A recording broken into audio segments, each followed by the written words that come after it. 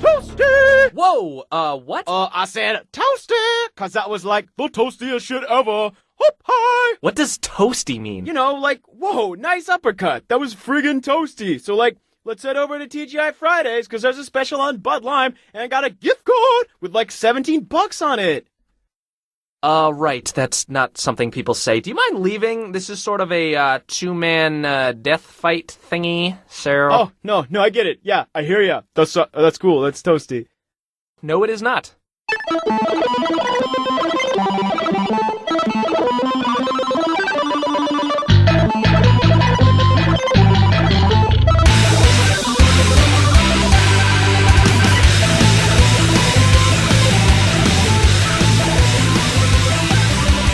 Hello and welcome to another episode of the Rolling 20s. We are the show that heard that Minecraft is getting a whole new game. There is no Goat Simulator 3.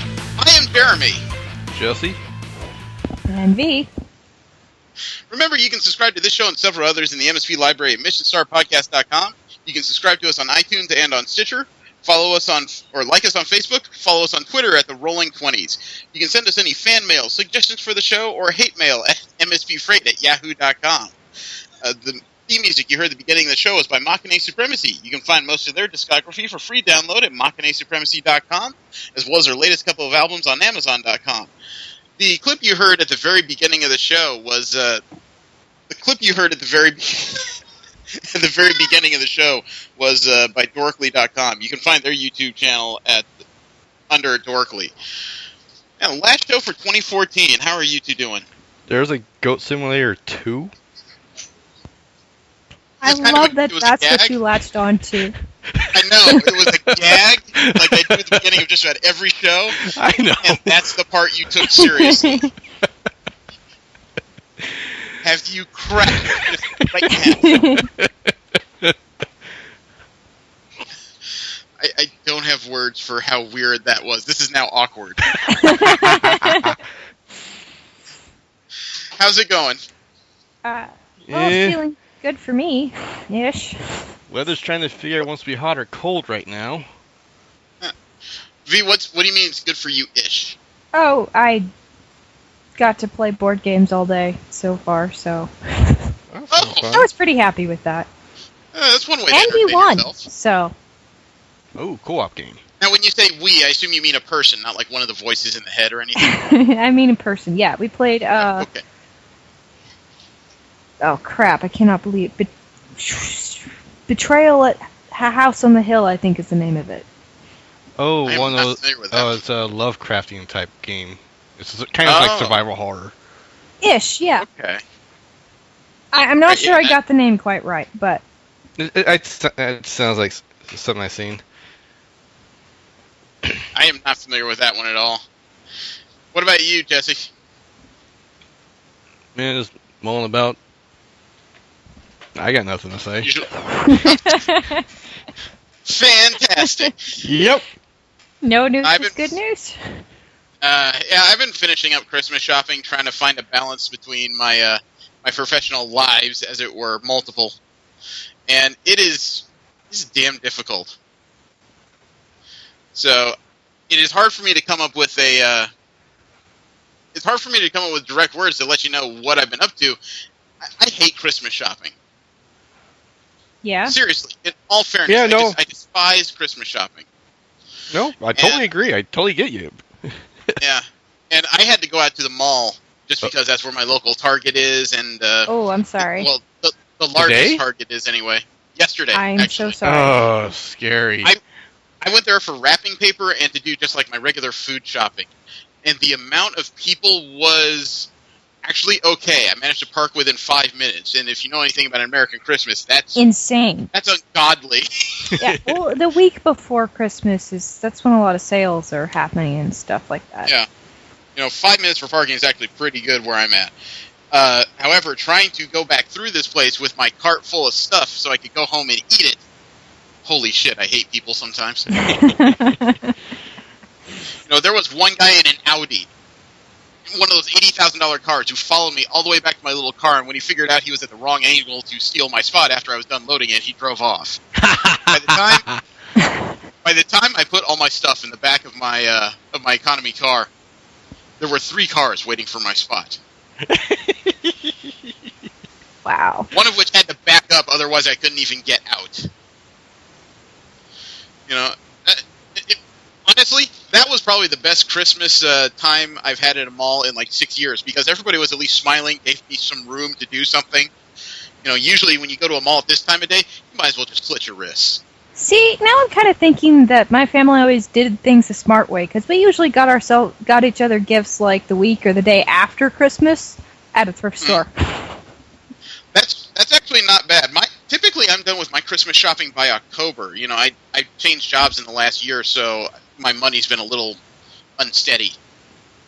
You know, that and with my wife getting ready to take my kids to a different part of the state so she can finish her schooling, you know, my outlook is even more uncertain. Not terrible. She's not leaving me or anything. She just wants to go to a school where she can finish her classes in 1 year instead of 4. Ooh. That would be nice. Yeah. And because she's usually the one spending time with the kids, and she's already built an infrastructure of people to watch them during the day, you know, they're going with her. Which means I'm going to be here by myself, which means probably somewhere around February, my living area is going to be completely clean. It's going to be bizarre. Jesse and Steve can tell you from the times I've stayed with them, you know, when I have nothing to do, for some reason, I start cleaning. Yeah, I totally get that, actually. Like, especially if I'm in a good mood, then I just put on music and start cleaning. Or in a really bad mood and don't want to do anything, then I put on music and start cleaning. No, I just usually have to get fed up with the sloppiness, and that takes anywhere from 3 to 8 months. Which is why I usually clean it. This is our last show of the year, and we are just going to discuss some of the best and worst things we've seen in 2014, as well as one subject that's come up in the last week that's going to beg some conversation. Before we get into that, we'll get into our usual. We'll start with the Kickstarter corner and the one thing we have left in it. And this, if something doesn't change soon, this may be the last week I talk about this. Cosplay 24, Beyond the Mask by Chase Lawrence. He's one of these people that started a Kickstarter for a cosplay coffee table book. Not the first one we've heard of, probably not the last. He has several notable cosplayers, including Misayu, Kitsune Kid, Cinnabunny, and Ashlyn Day in it. This project will end on January 31st. It has 40 days to go, currently has 9 backers. Goal to get this started is $27,000. He currently has $276. I'm pretty certain that in the 3 weeks we discussed this, it's the exact same amount every time. How much was it again? $25,000. It is a little high for a book publication. I'm not quite sure where that money's going. I don't see any description in here. Oh, wait. It says that all donations will be used to pay for travel, accommodations, Acosta rewards, publication, and all expenses. So he's basically estimated what it would cost to get these people together. In other words, he probably doesn't even have a prototype of the book yet. Which is a little sad, considering cosplayers, photography, and technology what it is. You could probably have a book ready for print by now. If you just have a little bit of collaboration with a couple other entities, I would say. You know, whether that be people to do the special effects in the photos, people to take the photos, the cosplayers, you wouldn't have to fly them around. This could be just a regional gig. Or maybe I have that backwards. Maybe this is his plan to fly around the country and take the photos. But either way, it is awfully high for a project of this nature, now that it was finally poked through the Kickstarter a bit. But, is what it is. That was the only Kickstarter we have, so we'll move directly into the video game news. The first play video of Street Fighter V is already out. Really? It actually was at... Yeah, you didn't hear that they debuted the first match at the Capcom Cup last weekend. I didn't realize there was such a thing. Yeah. Man, Anthony's been posting about it. He was there all last weekend. You want to see the video of how it looks? Sure. Even got it queued to a good place. There you are. Ooh. You know, personally, I'm not going to let whoever loses live it down. Well, as you can see from the beginning of the video there, the graphics are pretty intense. This is supposed to be a PS4 exclusive. PS4 PC. The Xbox will not see this game. Let's go! Alright, Ryu, That's a big coup for Sony. I mean, among fighting fans, Street Fighter is near the pinnacle there, if it isn't already. I would say, yeah, it's the pinnacle. Now, did they get another storm with the Mortal Kombat franchise? Did they get what? I'm sorry? Mortal Kombat. I wouldn't say Mortal Kombat is the peak. It's one of the more well-known ones, but I think Street Fighter was what? I was saying that Microsoft, get their hands on Mortal Kombat. Well, all the Mortal Kombat versions thus far have been multi-platform, no exclusivity that I know of. Ah, okay. I mean, looking at this video, I'm kind of amazed. I'm a little distracted by the background and how tiered it is. You notice the perspective, the signs change according to a 3D perspective, not just a flat one. Well, it looks like it's a fully 3D rendered arena. So that's why we're getting that perspective. Yeah, but it's not a 360 axis game. It's still on single axis. I like how he blew her into the Chinese restaurant. Yeah. So like you can't do any of those wall juggling thing. You probably can, but I imagine a super would be enough to blow somebody through it. There's still end walls here, I can see. Yep, there it is. There's one. The kitchen. Yeah. Mm-hmm. Yep. It doesn't look like it's going to be as fast as Street Fighter 2 or 3, but it does look like it's going to be more strategic. Yeah. One thing I kind of missed about the earlier versions was that single jumps could carry you 3/4 of the screen, and later versions, about a quarter, I would guess. Oh. Yeah, I've never actually played Street Fighter. I never got good at it. I've seen people play it. You know, Street Fighter is kind of like board games, V. It's one of those things where by yourself, you can build some skill and some strategy. It's really more fun when you're in a room full of people that know half of what they're doing and they just start screaming, "Oh my god, stop it!" Yeah. Cool. It's very... What? I find fighting games are great for parties. Yeah. Usually, yeah. Especially They're Smash quick Brothers. to start, quick to finish.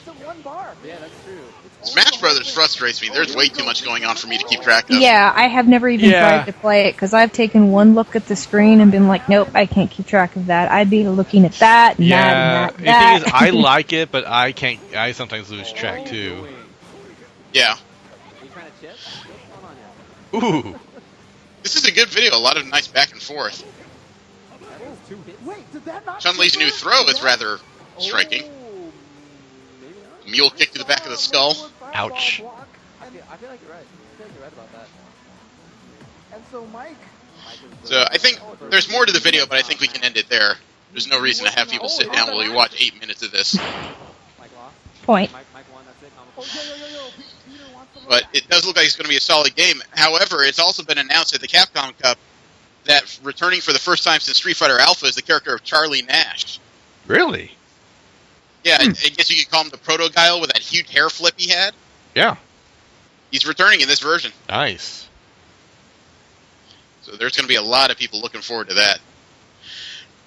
Do you remember, I think it was 2 weeks ago, when Square Enix announced that they were going to bring out a new role-playing game? Yeah, that I think you sounds mentioned familiar. something about it. It was supposed to be a console game, but they didn't give us any other details, and some people were worried that the announcement was the fact that they were bringing out a straight port of Final Fantasy VII for the PlayStation 4. Yeah, keep dreaming, guys. Yeah. No, they are bringing over a port. It's not an HD port, though. It's a straight port. I already have it on Steam. Yeah. Okay. Well, here's the funny part. They did announce last week, as of actually the 14th, Square Enix announced Saga 15 for the PlayStation Vita. Saga 15. Yeah, they're going back to the Saga series. The Saga series has been a long-standing series in RPGs. Not familiar Never with heard of it. I'm trying to remember. The last one I remember was Saga Frontier. That was probably a while ago. But this was an announcement to celebrate Square Enix's 25th anniversary. There's no details about what the game is about or what style of play it is, though. So, for all I know, it could be their version of a mobile game translated to consoles. But it was announced that the next game based on the Naruto series, Ultimate Ninja Storm, is coming to the PS4 and Xbox One. That's going to be some wild graphics. If they want to make this game truly great, though, I think they should make it a battle arena. Have 4 players just duke it out. There'd be shuriken flying everywhere. That actually sounds fun. Now that would be a party game. Holy crap, that's a clone! Are you sure? Not anymore.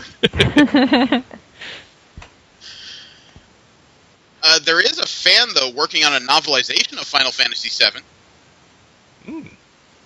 The author, M.J. Gallagher, is working on an unofficial novelization of the game. Cool. I think they actually have a digital version that you can grab on, let me see, xtelerae.org. I don't know anything about the website, but they did say that the book is not done yet. So if you start reading it, you'll probably finish it before they put out the next chapter. That wasn't the only Final Fantasy news. There was some further news that came out on Final Fantasy 15, the latest in this long-running series. Mm-hmm.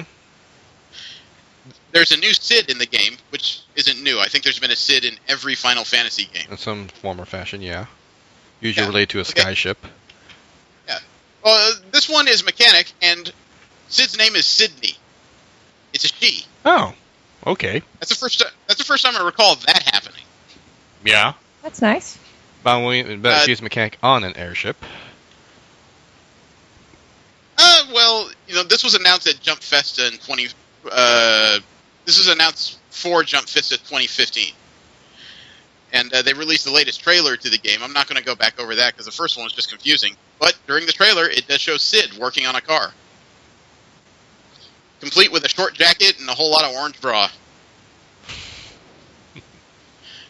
Hello, Japan.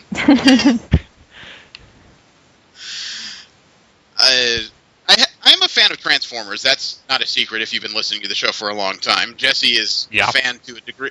I knew Jesse was a fan. I didn't know he'd drop unbelievable amounts of money at Kamikaze just to get Transformers. That shocked me a little bit. One of them broke as soon as I pulled it out of the packaging. You're shitting me. Oh, I'm not shitting you, but the damn thing was like 5 years old, so... Which one was it? The Wreck-Gar. The handlebars just broke off. Aw. Wow. Did you glue them back together? I tried. He does not have that particular form of kung fu. Fair. Well, maybe it was a port into the future. There's been a game that worked on by Jagex International called Transformers Universe. Yeah, that's getting canceled, right? It was an MMO based on the Transformers Prime universe. It was in open beta, and it recently was canceled without much of a reason. It was going to be an FTP game, too, so there should have been a decent way to get it monetized. I can only guess that probably a combination of the work put into the game as well as not much plan on how to monetize it came about. The cost probably just overarched or overreached for what they could afford without a full release. So the game is not coming to light in any official format. Not unless somebody buys it. Yeah. It looked like they were on their way to something good. Oh yeah, I was kind of looking forward to it. I didn't buy into the beta, but I was really looking forward to coming out and trying it out. Yeah.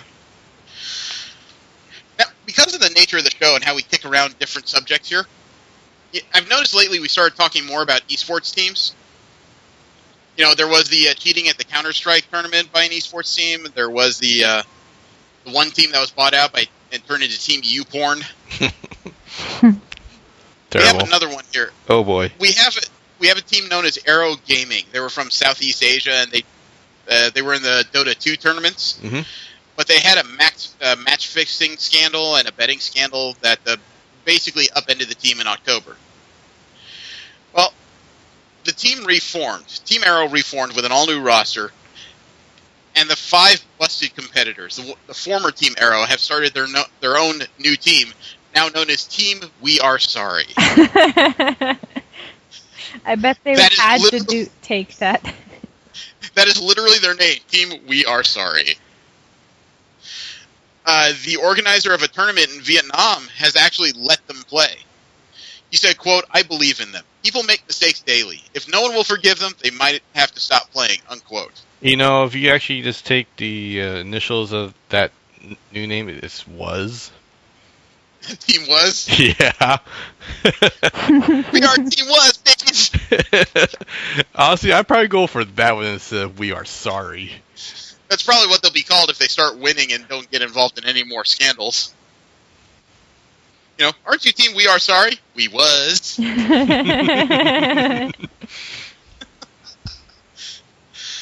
And I wasn't kidding when I laid up that joke at the beginning of the show. Minecraft is getting a new game. Yeah, I heard something. I heard Microsoft was doing something with that about that since they bought it. Microsoft isn't doing it, though. Really? Yeah, the new game is called Minecraft Story Mode and is being done by Telltale Games. Ooh. Is it still gonna have that blocky thing going on still? I don't know. I don't know a lot of the details because I'm not a Minecraft fan.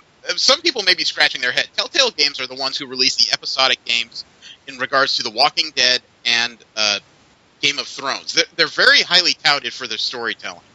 There was another one, but Wolf Among Us. That was. You are right. Now they appear to be taking that to the world of Minecraft, and Minecraft Story Mode is in development and set to premiere in 2015 already. According to a press release that I have via Newsarama, and the announcement came out of San Rafael, California, and Stockholm, Sweden. Quote, Minecraft Story Mode will be an all-new narrative-driven episodic game series developed by Telltale in collaboration with Mojang and members of the Minecraft community. Set in the world of Minecraft, the game series will introduce new characters and familiar themes, but will be an entirely original Minecraft experience inspired by the game that continues to inspire a generation. Cool. Unquote. There's a lot more here in the press release, but that's the basics of the game. So it almost sounds like a bunch of guys just sat down and started watching game videos and came up with a story, frankly. It's usually where it starts. You know what? That's not the worst way to go, though, because the legend always had it that the Record of the Lotus Wars anime started from a bunch of guys sitting down playing D&D, and someone started writing this shit down. Well, I can't tell if you guys are astonished or just bored stupid by that little fact. I'm just thinking of all the success they're going to have. I'm like nodding my head. Unfortunately, that doesn't convey over the microphone, so. No, it doesn't. Yeah. So, who knows? Maybe Record of the Lotus War should be on our list of things to go back and revisit. But, it's not the only bit of good news Minecraft has. The creator of Minecraft recently bought. Okay, I know it's Christmas, but that was not a gift I'm giving anybody. The creator of Minecraft recently bought the most expensive house available in Beverly Hills at $70 million. I really want to learn programming now. Yeah. Marcus Persson, a.k.a. Notch, sold Mojang and Minecraft to Microsoft, and part of that money he used to buy a house. You want to see what this house looks like? Shoot. Yes. This is... it was one of those things where I was going over the story, and my wife suddenly heard me say into the air, all of a sudden, I hate Minecraft. Is that Tony Stark's house? Yeah, I say hate Minecraft, it is nothing more than jealousy. I'm jealous of this guy that created this weird little game that looks to me like shit, and has created this empire out of it. And if you think that looks awesome, I mean, it looks like a nice little house in the hills of Beverly Hills. Take a look at the backyard when it's nighttime. I am fucking jealous of this dude. Oh, that's a nice panoramic, right? Nice yeah. panoramic. You open up the back No, of the that is house. not panoramic. That's actually straight up a still shot. Yeah, that's the back of the house. Makes me insanely jealous, and that's 2 out of 3 things when I was reviewing this story that made me jealous. Here's the third thing. Oh. Take a look at this rack. See what he's installed in the house? Oh, really? I want Dude one. has his own candy dispenser in the house. I would totally use it for like granola and healthy things, but I want one. Trick or treat at his house. When the zombie apocalypse starts, I'm headed to his house first. Yeah, what's this guy's name? Marcus, I think, Persson? Persson. Marcus Persson. I mean, he's earned everything he has, but at the same time, I fucking hate him. Yeah. I'm there with you. Yeah. Well, Nintendo had to issue a warning to parents this week in a rare turn. Nintendo had to warn parents. About what? They had to warn parents about kids spending their money. Okay. Really? Okay. Yeah, Nintendo Japan's website had a page titled A Sincere Request to Guardians from Nintendo. What they did was address parental locks on the 3DS and Wii U features. In other words, watch your kids. They might be spending your credit card money. That's I'm actually taking pretty responsible, Nintendo. Yeah, I bet they've had a huge influx of people. That's usually the first reason why these issues or these pressers are put out in this format is because more than a few people have abused the system, and now they have to go out and say, look, stop abusing the system. So, Yeah. you know, I mean, kids, unfortunately, are very savvy when it comes to workarounds. We keep taking the tablets in the house and making it so you can't go to YouTube. The kids found that through links, they can still get to YouTube. Yep. They will And once figure they it get to out. YouTube, I they know start I tried. selecting videos, yeah. I tried and did. Really? Sorry, I was about to go into something that will bring the mood down. Let's go. Okay. Well, this actually brought my mood down as soon as I read it, because part of my video game history is about to disappear. What? Marvel vs. Capcom Origins is going to be removed from the online stores of the PS3 and the Xbox 360 as of the 31st of January. How come? Probably just the licenses wore out. Ever since Disney took over Marvel, they have not been very giving with the licenses to these characters. Oh. I don't think it's an argument thing. I think Disney just wants to put out their own games and not beholden to other companies. You know, the original Marvel vs. Capcom, and I think Marvel vs. Capcom 2 disappeared pretty quickly after those licenses expired. Damn. So did Deadpool. And in this case, the PSN loses Marvel vs. Capcom Origins on December 23rd. Xbox Live loses it on December 31st. Marvel vs. Capcom Origins is a collection of 90s arcade games, including Marvel Superheroes and the original Marvel vs. Capcom. Wow. So I may have to go through my Xbox Live network very soon, because that's something I would want to save. That would be another game that Jesse, Steve, and I would just start yelling at each other about shit.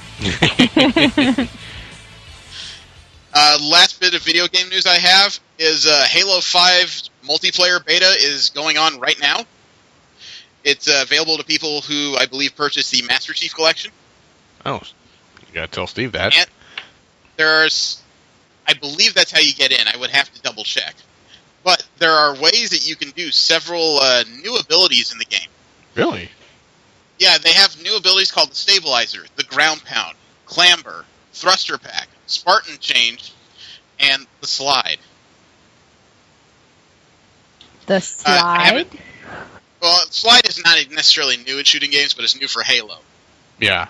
Halo, you're playing the Master Chief. You're basically a walking, talking tank. So all this mobility stuff is kind of new. Let me see. The Stabilizer, you press the L trigger for increased accuracy and stabilization while in the air. Ooh. So those jumpers are going to have a new weapon. The Ground Pound, you hold down the R stick and then release when jumping from a high enough to charge up and execute a Ground Pound. Oh. That sounds familiar. Yeah, doesn't it? The Clamber, you press the A button near a ledge to climb up on top of it. So you can scramble up ledges now. Nice. Thruster Pack, press the B button and use the L stick to suddenly burst move in a specific direction. Strafe. Wonder if you can do that in air. Spartan Charge, after reaching top sprinting speed, press the R bumper to barrel through an opponent. Shoulder charge. Yeah, and then the Slide, after reaching top sprinting speed, press the R stick to slide to a stop. Basically, it sounds like the Master Chief is invading the world of Destiny. Yeah, that's what most of these sound like. Yeah. Let me see. I have a video here that is 2 minutes long of the multiplayer, and it does all 7 abilities. Shoot. Okay. There it is. After Halo Fest, we have got brand new gameplay on Halo 5 Guardians. Wow. Brand new maps and Spartan abilities. This 7 game of looks which incredible. that we're going to talk about today. These are the abilities coming Just in to the Halo 5. 10 seconds I've seen, All I'm really Spartans glad I put in a begin with pre-order. this, and the balance is back. The first one is Thruster Pack. And this It gives actually you looks a lot speed more boost frantic in while you're multiplayer running. than Thrusters Destiny also does. allow you to go side by side. Ground Pound. Okay, allows you to so slam down on I haven't really enemies from air. And then played Halo in a while. gives you the ability to mount up on edges you would otherwise what slip in off. particular is And then enticing? slide. Once you reach terminal velocity, The graphics are really nice, you can and go into Destiny's crouch multiplayer and is fun, slide. but what they put together here for Halo looks to be a much faster experience. The first thing I see is that when you're aiming down the reticle, the character doesn't appear to slow down at all. And then, of course, the infamous looks like he's still going at top speed. Sprint as long as you want. Most games, when you do that, you slow down a little bit. It's a movement penalty when you do a fine aim. Something to balance out the game. Sprint is quite a controversial thing in Halo. Now they've got all these new movement abilities. It's going to make this even more frenetic and fast-paced and probably frustrating. Everyone can sprint and charge into someone at full speed, which will pop off their shields. And then lastly, the most controversial thing about Halo 5 Guardians so far, ADS, is actually called Smart Scope. Every weapon in the game in Halo 5 Guardians has a zoom-in view, but you can also be de-scoped out of it by an enemy. So this is super interesting, guys. Okay, so you can scope in and it zooms in on an enemy automatically, but if somebody hits you, it de-scopes you. That's kind of cool. Guardians launches December 29th with 3 different making it harder on those guys that like to camp in one spot and just plunk you with a rifle. Continue coverage all day long, See now, all week, and all year long. Of course, in 2015 as well, up to the very last. I like the idea about shield recharge when you're sprinting. Why not? Further than yeah. And a question Unfortunately, this game is going to make me lose hours of my life and probably gain pounds, frankly. What, Destiny didn't already do that?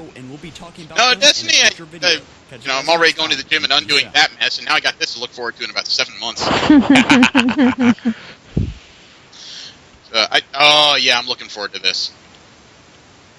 This is directly in my wheelhouse, unfortunately. From there, we'll move on to Marvel Media News, where we talk about Marvel projects that don't end up on the comic book page. First off is a bit of news I guess was kind of inevitable at some point. Marvel's delayed the opening of Doctor Strange to November 4th, 2016. It was originally scheduled to come out in July of 2016. I imagine the extra time it took for them to find the lead actor in it, Benedict Cumberbatch, probably attributed to this. Yeah.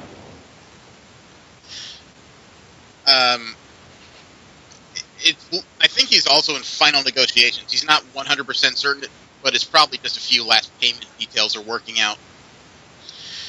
You can't keep running a cohesive continuity of movies like this without some delay creeping in sooner or later. Yeah. At least the movie's still coming. Indeed. Now, we've gone back and forth a little bit about the hack of Sony by the GOP, the Guardians of Peace. Mm-hmm. Uh-huh. And some of the documents that have come out are kind of interesting because there was a few emails that seem to detail that James Gunn, Edgar Wright, and more people wanted to reboot Spider-Man. Again? Sony is actually, according to the leak anyway, Sony's considering rebooting Spider-Man with the help of Marvel this time. Oh. Is that better, I guess? Well, in other words, not only will Spider-Man be rebooted, but possibly be brought into the larger Marvel universe if this is allowed. Marvel would be directly working with Sony to expand on the property. But now, this is an email from Jeff Robinov, the head of Studio 8, who's working on the Spider-Man pictures, to the co-chairman of Sony Pictures, Amy Pascal. Quote, to argue that there's plenty of other superhero movies with levity in the marketplace, so why make more Spider-Man movies would be akin to saying there's no room for James Bond films because all the espionage films and franchises that have come out over the years. There will always be room for this beloved, iconic hero. In the next Spider-Man movies, we can't go back to his origin story. Think of the 25 films in the James Bond franchise. Just because a new creative team comes on board and breathes new life into classic property doesn't mean the origin story has to be retold, unquote. And then Robinov goes on to list several directors he'd like to consider for the reboot. The list is Brad Bird, Edgar Wright, David Yates, Damien Chazelle, Glenn Ficarra and John Requa, Phil Lord and Chris Miller, Colin Trevorrow, James Gunn, Chris Buck and Jennifer Lee, Joe Cornish, Don Hall and Chris Williams, and Joachim Ronning and Espen Sandberg. I didn't recognize 2 of those names. I didn't recognize most of them. I don't pay a whole lot of attention to directors unless they've already proved their stuff. Oh, James Gunn I heard, but we've seen him with Guardians of the Galaxy, and Brad Bird I've heard with Incredibles. Well, Edgar Wright is the guy who wrote the first Ant-Man script, if you remember, and he left Marvel over creative differences. So that leads to a lot of possibilities, but still, it's all about the hack. So you got to take all that with a serious grain of salt. I mean, International Business Times says that a Spider-Man cameo in Captain America Civil War is already a done deal, but again, this is from hacked documents, and I don't know if I trust the International Business Times when it comes to media news. It'd be kind of like going to, I don't know, Target's newsletter and asking about race relations. There are some images that have come out of what seems to be a new toy, I think via Hot Toys. It's a Hong Kong company that works with Sideshow to produce like some really, really good-looking figures of different properties. This appears to be something that I don't know if they wanted this out yet. Let me see. The Mark 43 Iron Man armor. Oh. There's already a toy version of it. Check this out. It looks a lot like the Mark 42 from Iron Man 3 with less gold. Bigger shoulders, though. Well, this was the modular one that can just go to pieces, wasn't it? That was the 42. This is the next step. All I know is it's pretty. He's got big shoulder pads. He looks like he's ready to play wide receiver. Well, that's probably not a bad thing in a superhero. I suppose not. Yeah, it's not bad looking. Although, stuff like this, you never know what it's going to be like until you see it in motion.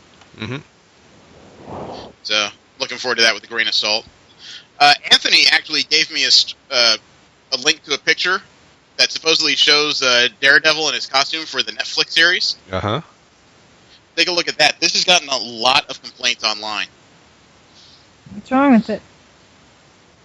Well, Daredevil usually wears red. This is black. Daredevil's costume is also a single unitard, and this appears to be several pieces. Gloves, shirt, pants, and some kind of luchador-style mask. I don't know. For some reason, I'm thinking Iron Fist with the setup, and not Daredevil. Well, the online community did start freaking out. Some people compared him to the Dread Pirate Roberts from The Princess Bride. Yeah, I can see that. Other people said he looks like a reject ninja, and this series is going to suck. I did a little looking backwards, and people need to calm down. Because it turns out Frank Miller did an origin story for Daredevil a while ago. Uh-huh. I sent you a copy of the picture of what Frank Miller drew as Daredevil's origin story costume from 1993. What does that look like? Oh, looks like Batman when he started out. But that looks like the picture we saw prior. Yeah. Pretty close, too. So this is probably before he made an outfit for himself, so. I'm guessing so. A lot of people seem to just... I think a lot of people who complain about, this doesn't look like X, Y, and Z, they make that mistake of guessing that whomever decided to be a superhero must have already had spandex waiting for them in the closet for some reason. Right? Sometimes they build up to that perfect look. It's just the way some stories go. Didn't we see that inspiration go through in the first Amazing Spider-Man? When he was refusing to wear spandex? Not to mention, we've seen this happen with Arrow already, and to a lesser degree, The Flash, so... Yeah, and also, a lot of people don't know this, but red was not Daredevil's first costume. He started in yellow and brown. Yeah. God-awful colors. So, yeah, there's a whole bunch of people out there spewing opinions without any good information. Wait, here we are. But, let me see, Stephen K. DeKnight, he's the showrunner for Daredevil, and he did an interview with Entertainment Weekly where he did say that the Daredevil series will be the exact opposite of the movie, and he is going to get his red costume. Okay. Quote, there aren't going to be people flying through the skies. There are no magic hammers, according to Marvel's TV chief Jeff Loeb. We've always approached this as a crime drama first, superhero show second. It's a little grittier and edgier than Marvel has gone before, but we're not looking to push it to extreme violence or gratuitous nudity. Unquote. All right. The second quote was by DeKnight himself. That's about where the show needs to go, frankly. There hasn't been a really grounded they're going, series within everything yet.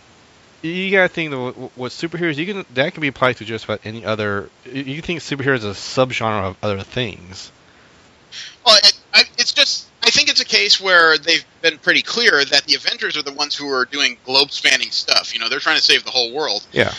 When it comes down to it, Daredevil, Jones, Iron Fist, and Luke Cage, the Defenders, they don't have that kind of budget. They're going to be just a group of people trying to protect their neighborhoods for a little while. Yeah. You know, they're going to be working out in New York specifically. They may be brought up eventually to the larger stage, but this is where they are right now.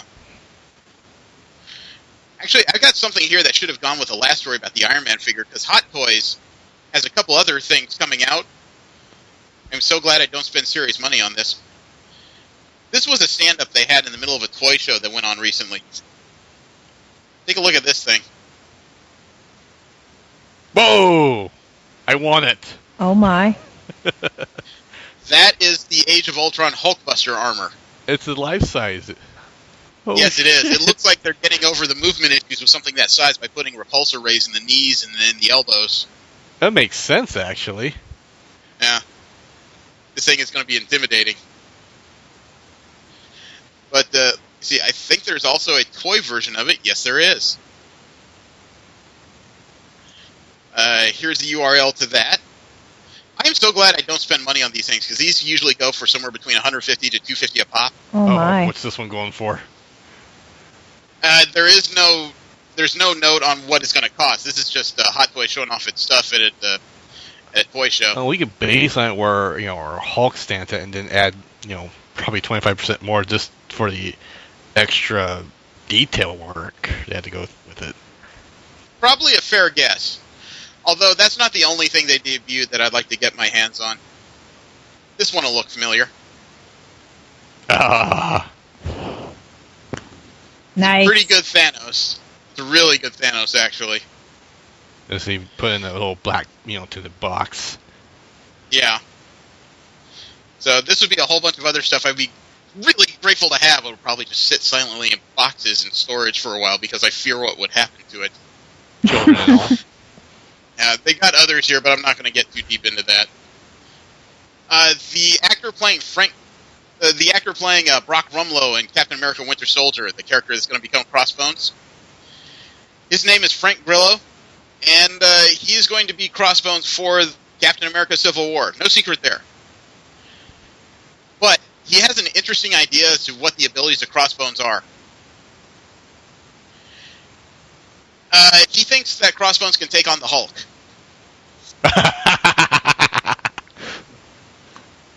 I'm going to guess Mr. Grillo does not read comic books generally. He says, quote, "Here's the deal about Crossbones. The Hulk is just a big thug who comes at you. He comes out swinging. Crossbones is much smarter than that. Plus he's got weapons. The Hulk has no weapons. He's an idiot. And he's green. Crossbones doesn't lose to people who are green. I'll fight any of those guys. Any of them." Unquote. Oh my. He doesn't do any research. I'm guessing not. Not saying anything about his acting, not saying he's a bad guy. I'm just really guessing he doesn't read comic books. Yeah. But Grillo did go on, and he praised Chris Evans as an actor. Quote, "There were a couple times in that elevator scene where Evans said, 'Dude, you're hitting me.' I go, 'We're in an elevator. My stunt guy's not coming in here. They won't be able to shoot your face. We got to do this.' And we just start punching each other. We did that scene for 6 days. We were literally covered in blacks and blues. That's why I love it." Nice. Now I want to go back and watch that scene. They're actually punching each other? Shoot, no wonder I like that scene so much. It was a pretty good scene. Yeah. Anyone else last want to bit get of on Marvel- first? That's when Grillo just says, "Me, I'm tired." The last bit of Marvel media news I have is that Tim Burton weighed in on the Marvel media universe, or the Marvel movie universe, I should say. He doesn't think their success can last. What does he define? What does he mean by last? Well, he told Yahoo, quote, "Marvel, they have their thing, and there's a certain formula to it all which seems to still be working. But how many times can you say you're wearing a funny costume with the tights and stuff? That's been going on for 20 years now. Yes, we all know that superheroes are damaged individuals. Maybe we need to see a happy superhero," unquote. You mean something that's boring? Well, I mean, As I for think there's- tights, who has been wearing tights besides Black Widow? And no one wants her to stop wearing tights. Yes. Not a person. No. I don't know. I mean, Tim Burton. Now he's not uneducated in this realm. This is the guy who did the 1987 Batman film that was very well loved. Mm-hmm. But I also wonder if he's just looking through things at his own little lens, because Iron Man, when I saw that movie, I saw a guy who, yes, he went through some personal tragedy, but he didn't hate being himself. Right. He was just adjusting to being a superhero. He had a new life mission, but he didn't actually go around saying, "Oh my God, my dad was such a dick for creating weapons." Yeah. He changed his life. Thor has gone through some shit, but I never heard him hating his life either. No. He made some mistakes he owned up to, but he didn't go around like moping forever. He tried to find a new life on Earth even before he got his powers back. In Captain America, shit happened to that brother forever. He didn't do the Spider-Man thing and said, "That's it, I can't do it anymore." He picked that shield back up and started whacking people in the face with it. So I'm not quite sure where he gets this whole thing. Yes, they're all damaged individuals. Stop it with, their unhappiness in the tights. Maybe he watched the Green Lantern movie a few too many times. Oh, low blow. I watched that movie. That was a low blow inflicted on me.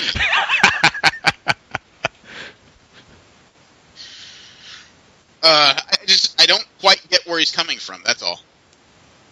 I wonder if he's just looking at box offices and going, "Well, they're just doing the same formula I started." Maybe. Really? I don't know where else to go with that, I man. don't think It's he had a strange plan freaking going when story. he made that first Batman film. I would argue with that. I enjoyed that movie very much. The only problem with it is it doesn't hold up at all. There's That would I'm not saying explain it's it. terrible or awful. I'm saying is that I don't think he had a plan, in the future for making a series.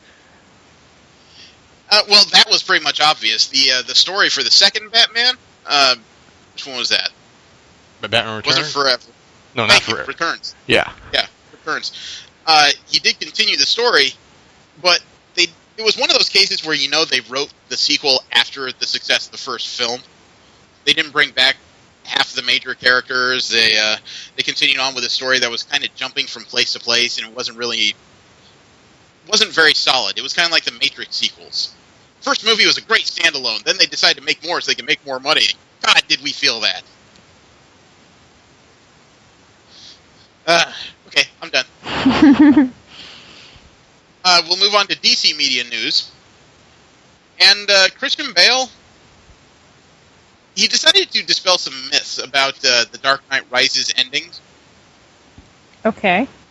A lot of people say that because it's a Christopher Nolan film, the ending to that movie was probably some kind of bizarre dream or something. Mm-hmm. And the ending of that movie was where Alfred was mourning the loss of his master and friend, and he went drinking at a bar in, I think, Belize. Somewhere in France. Was it France? Okay. And then he looked over and he sees Selena Kyle and Bruce Wayne drinking. They acknowledge each other, and that's the ending of the movie. Now, the internet has come up with a theory that was a dream for some reason. Christian Bale said to Entertainment Weekly, quote, "My personal opinion is that, no, it was not a dream. That was for real." It's just Bale's opinion on the ending. He didn't write it or anything, but I would consider Bale a little more knowledgeable in the direction of the film than the internet. And Yeah. the internet does tend to reach quite a bit. Yeah. Yeah, here we sit, reaching. But, it amazes me how people can pick up a couple rumors on the internet and all of a sudden they turn into factoids, and then they turn to canon Bible chatter, and a bunch of movie studios are going, "What the fuck happened?" So I'll take Bale's word. That probably wasn't a dream sequence. That was just the end of Nolan's trilogy, the end of his story, and suddenly Batman's back in Batman v Superman, and none of that happened in reality anymore. So fuck it. Other universe, multiverse, Yeah. BS. Yeah. Anybody watch the Arrow mid-season finale? No, unfortunately, I've been behind. Yes, I did. Okay, now, I noticed when I was editing last week's show, I missed this. So, if you don't like spoilers, you're going to need to put down your headphones. La la la la la. 3, 2, 1. Wow, she's quick. So, at the end of the mid-season finale there, Oliver Queen was stabbed through the chest by Ra's al Ghul. He lost a blood match. Mm-hmm. He fell off a cliff, and a lot of people were wondering what happened to the character. He must be dead. No.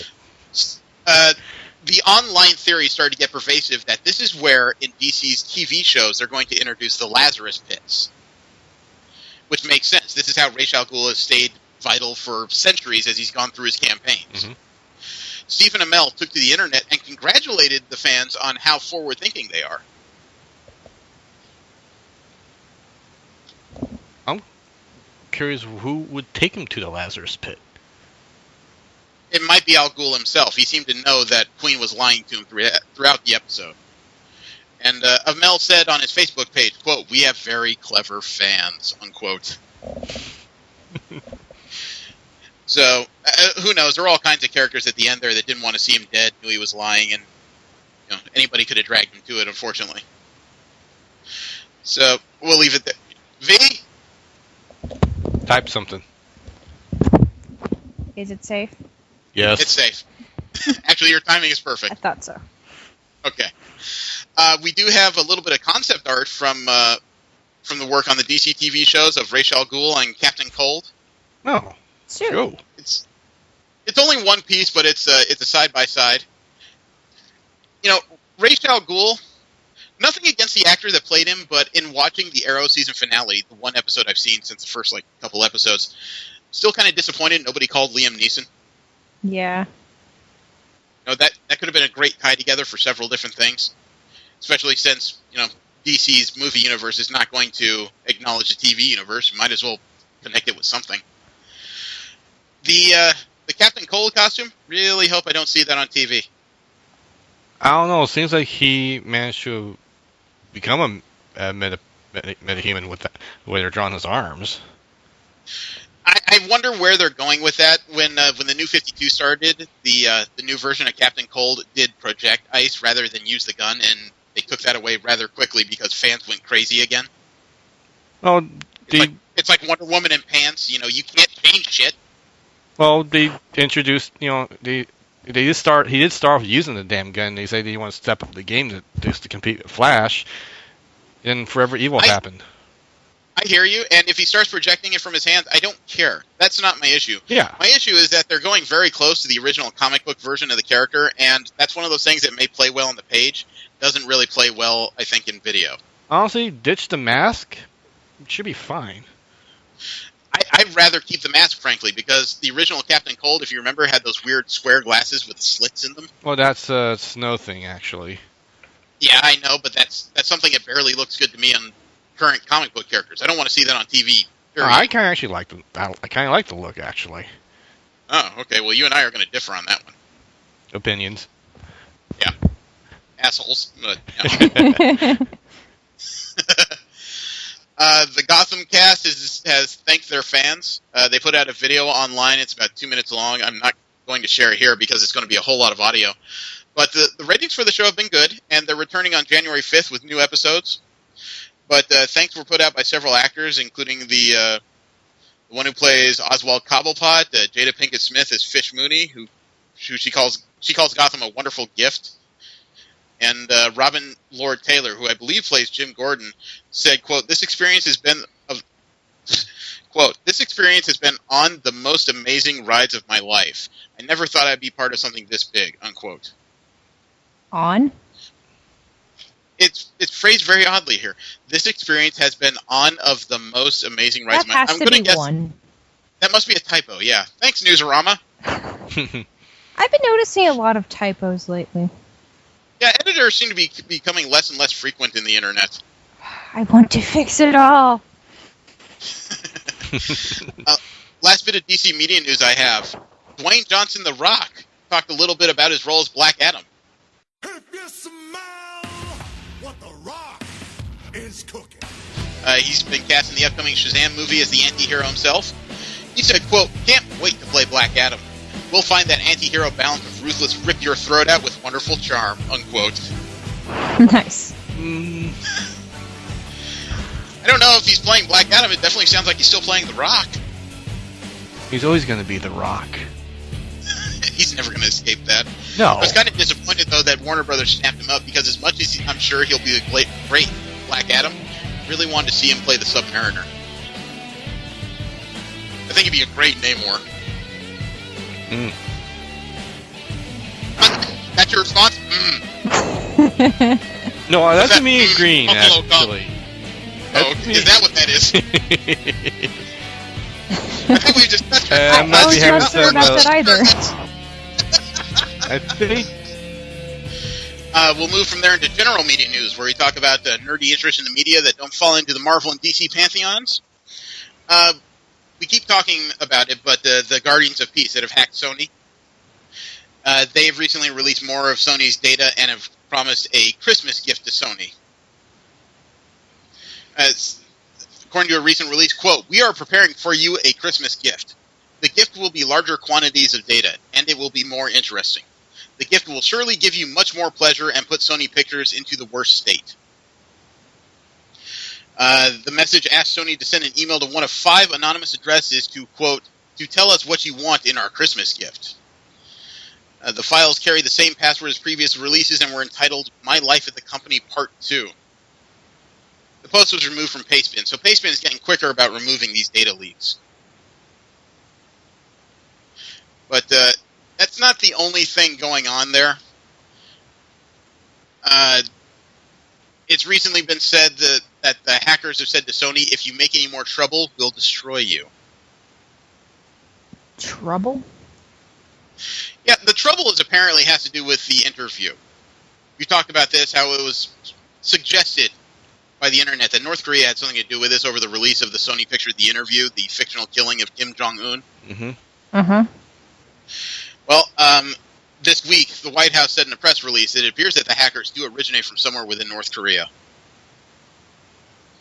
And I will say that kind of narrows down what's happening here, simply because there were several people who've gone to North Korea recently and asked several kids about what they do on the internet. And the kids look back quizzically asking what the internet is.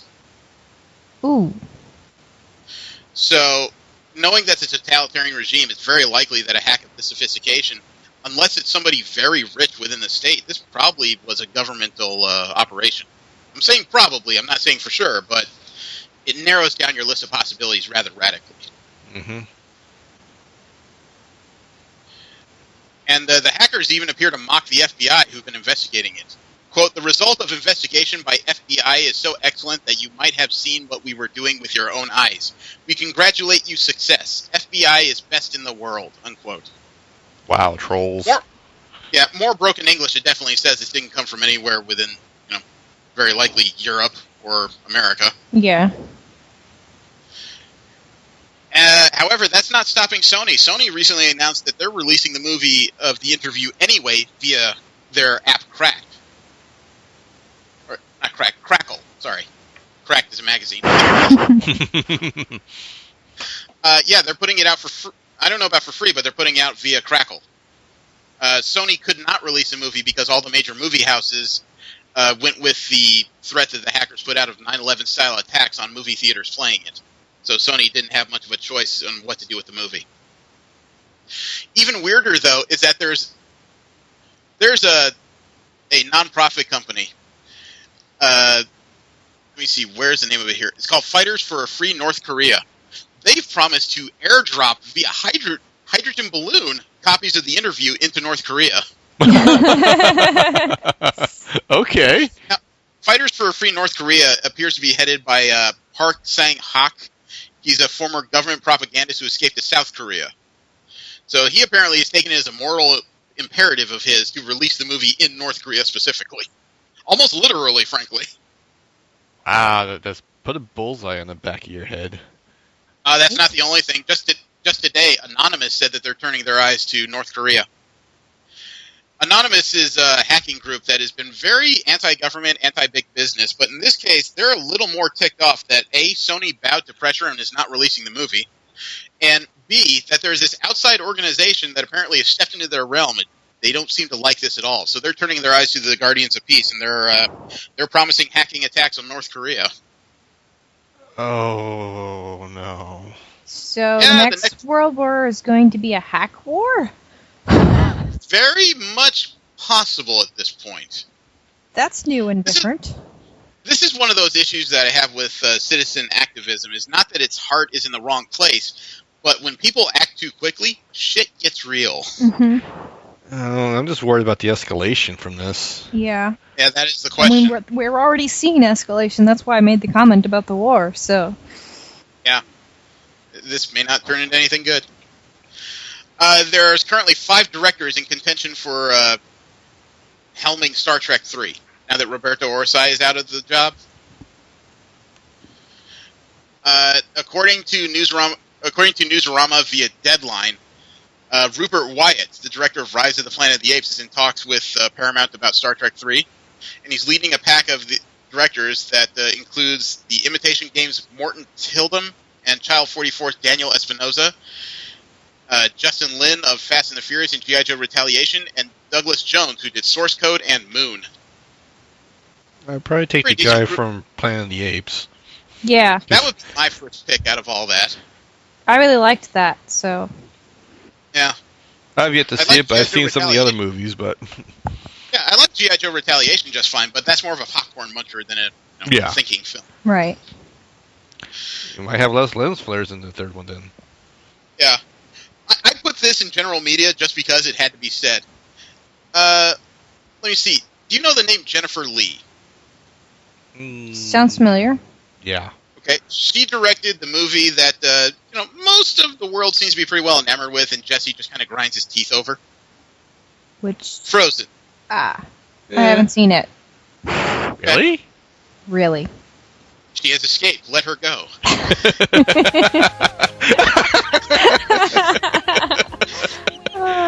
You know, the worst part is, the She Has Escaped was part of the joke. The Let It Go was an unintentional part of the joke. Best joke ever, Jeremy. You're never going to stop that. Yeah, I might as well just turn off the recorder right now. I think the show's over. Okay, well, here's the thing. Jennifer Lee recently went to the Hollywood Reporter for a Women in Entertainment issue, and she put out an apology. For what? Believe it or not, for Let It Go. What? Why? Really? Quote, a year ago, I'd meet people who, when they found out who I was, they say, oh, we love the songs. We sing them all the time. Now parents tell her that they're still singing them. I've gone from thank you to sorry, she said. Unquote.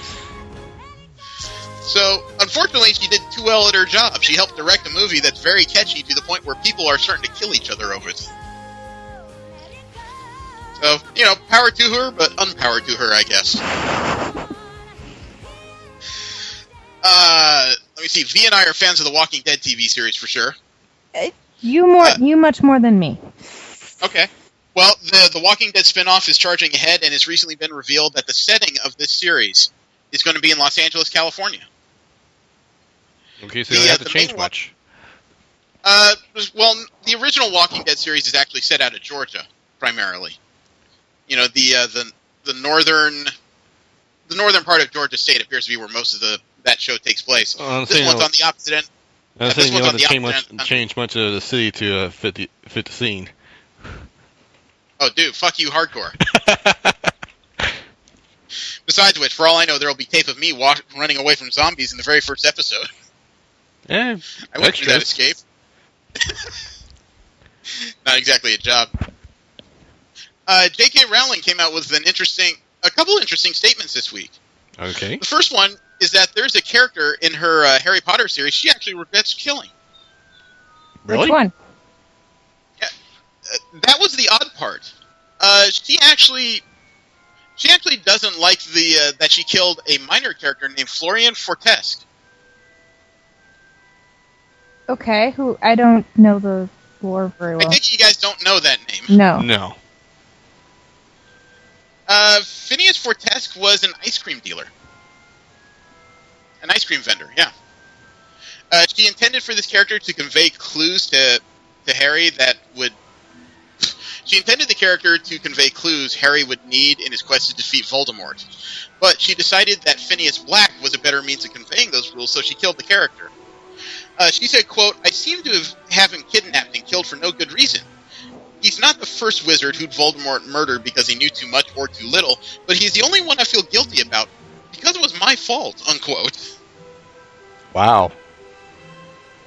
So she swapped out the characters. She swapped out the characters by killing one, basically. That, I don't quite know where to go from there because it's one of those revelations that's both interesting, but a little bit of what the fuck a dude. Yeah. Yeah, I think she should regret more her having paired up the wrong main characters. Yeah, she has said that she regrets Hermione going to Ron instead of Harry. That was also a very strange but interesting revelation. But she also responded to a tweet today by somebody who calls herself Tiny Gay Toddy, T-A-T-I. The tweet was, do you think there are a lot of LGBT students in modern-age Hogwarts? I'd like to imagine they formed an LGBT club. Rowling responded with a single graphic meme that has a rainbow underneath, and it says, quote, if Harry Potter taught us anything, it's that no one should have to live in a closet, unquote. Nice. Ha, nice. I like it. So, there it is. Even Rowling says there's probably LGBT students at Hogwarts. IO9 decided to put together a 2014 year in review of the 10 best and 10 worst science fiction and fantasy movies. Ooh. Of the year. Of the year, okay. Yeah, I have the list here. I'll tell you what, I will go through the list. If you find something you want me to stop and read the paragraph description, let me know. Okay. Otherwise, I will just go through the titles. That works. Of the 10 best of 2014, number 10 on that list is Edge of Tomorrow. Oh, that was fun. I haven't watched it yet, but I've wanted to. Number 9 is The Tale of Princess Kaguya, the animated movie we talked about. Studio Ghibli release. Oh, haven't seen it. Okay. Haven't seen it. Number 8, I don't know. It's called The Babadook. Huh? The Babadook. It came out via Sundance. Yeah, I haven't heard of it. Number 7, Captain America: Winter Soldier. Really? That's sci-fi? Yeah, I guess. it's fantasy. Sci-fi. It's more fantasy than. Dude, It's in the comic umbrella. book. Superheroes are definitely fantastical Yeah. and says here, or quote, science fiction-y. Absolutely. It says here, quote, there were a lot of superhero movies this year, and most of them were pretty good. But this Captain America film still stood apart because of its gutsy storyline and its slick-as-hell action. The first full-length movie starring Steve Rogers in the 21st century manages to make his 1940s fish-out-of-water shtick brand new and totally relevant by confronting him with the worst aspects of postmodern cynicism. Plus, this movie is a masterclass in using action to develop character and theme, unquote. I agree with that. It's what IO9 put up. Number 6 on their list of 2014's best sci-fi and fantasy movies is The One I Love. I don't know that one. Me neither. Not familiar. Okay. Number 5 is a movie I've heard of but have not seen, Snowpiercer. That's really good. That is deserved. Oh my god, yes, you have to see that. You saw it? Yes. Okay. Been curious, but I have not done it. Number 4 is Only Lovers Left Alive. Haven't heard of it. Mm-mm. Quote, here's another really weird relationship story featuring Swinton and Tom Hiddleston as two vampires who have been in love for hundreds of years and are still devoted to each other. Instead of chasing drama or packing in plot twists, director Jim Jarmusch creates a sweet, weird character study of two creative people whose love is changed by depression, sadness, and the difficulty of finding clean blood to drink, unquote. Huh. And you haven't seen this yet, V? I really need to see this. I can never let my wife know this exists. She's a fan of Tom Hiddleston. She's a fan of vampires. She will see this movie and divorce me. She listens to the show, right? Thank God, no. Okay, I gotta let her know. I'm going to see you at divorce court, dude. Wait, you're divorcing him? I'm going to drag him in there as my exhibit A. Is why I didn't say movie. This dick did it, not me.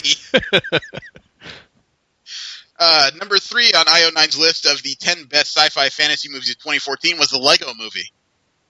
I've yet to see it, and I really don't want to. It's not bad. It's pretty good for a watch. My problem is I have 3 kids, so I've seen this movie incessantly, and I want to kill it. Number 2 is a movie called Under the Skin with Scarlett Johansson. I've seen that on Netflix, but obviously I haven't checked it out. I may watch it. The story, the quick synopsis is Scarlett Johansson is playing an alien who's driving around Scotland picking up men so she can steal their life essence. Funny, That's why I thought it was interesting. I developed some weird story idea like that when I was 10. Weird. We're going to talk about your issues with women later. Number 1 on their list of the top 10 best sci-fi fantasy movies of 2014, believe it or not, The Guardians of the Galaxy. I believe it. Surprise. Quote, this movie and Lego Movie, both starring Chris Pratt, feel sort of like bookends. They're both gleefully creative and funny, playing with heroic tropes and glorious silliness. What makes Guardians of the Galaxy such a standout isn't just its retro 80s seat-of-your-pants space fun, though. It's the way director James Gunn uses details like Rocket Raccoon's cringing posture and Star-Lord's cheesy 1970s mixtape to convey a sense of loss and deep emotional wounds that makes the movie's zany romp that much more fantastic. In a year where tons of famous heroes failed to capture our imagination, this movie showed how it was done, unquote. And they gave an honorable mention for this list of Birdman. Birdman? It's a Michael Keaton movie. Quote, we all agree this movie was one of the year's best, but we only disagreed about whether it belonged on a list of 10 science fiction and fantasy movies. Birdman has a lot of trenchant things to say about our current obsession with escapist superhero narratives, and also delves into magical realism territory through some of its weird fantasy sequences. But whether you include it in the genre movie camp, this story of an ex-superhero movie star trying to do legitimate theater is definitely both hilarious and gut-punching, unquote. So it's not exactly a sci-fi movie, it's about actors who were in a sci-fi movie. Okay. Their top 10 worst sci-fi and fantasy movies of 2014. Number 10 was Legends of Oz, Dorothy's Return. That was that weird CG animated Oz sequel. I didn't even hear about it. Okay. Number 9, I'm not familiar. It's something called The Giver. It's based on a young adult it's based on a young adult book, like so many things are these days. Number 8 kind of surprised me. They put Maleficent here. That's bad? Yeah. Quote, Angelina Jolie's quite good performance wasn't enough to salvage this awful mess of an origin story for Sleeping Beauty's main villain. As an exploration of one of the all-time great animated villains, this film chose to declaw Maleficent and make her the victim of King Stefan's roofies and mutilation. And almost every element in this movie is a mess, from its inconsistent tone to its overuse of computerized cheese whiz to its plotting, supporting performances. Dark fairy tales and villain origin stories are in fashion right now, but this movie is more like a how-not-to guide of those subgenres, unquote. I can see that, to be honest. I haven't seen it, so... I enjoyed it, but yeah, I do feel like the switching, some of the characters is kind of flipping like that is kind of weird. Okay, I haven't seen it either. I wasn't interested. Number 7 on their list of top 10 worst sci-fi and fantasy movies of 2014 was The Legend of Hercules, the one without The Rock. I haven't seen it. I think I have heard of it. Nope. But I didn't try. Number 6 is a title I'm familiar with, but I haven't seen it. Winter's Tale. Nope. It's another young adult novel, I believe. Number 5 is a current movie, actually, Exodus: Gods and Kings. I'm really not interested in any of the movies they're doing from the Bible. You know, movies like that can be really inspirational if done well, and then you have, movies that can really just make you wonder what's wrong with us, like The Passion of the Christ. When I first saw the commercials for it, I realized, why...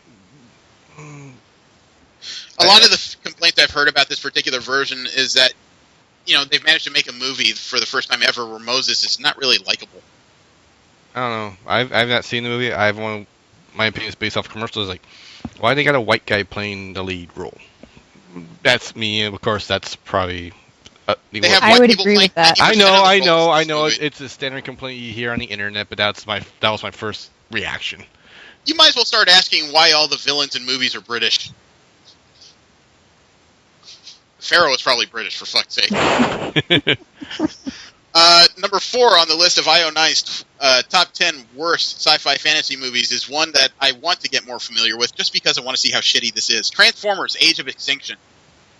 Oh. That came out? You know what? Yeah. I watched that, and I realized. Remember the 5-parters from Generation 1? That Yep. told a better story.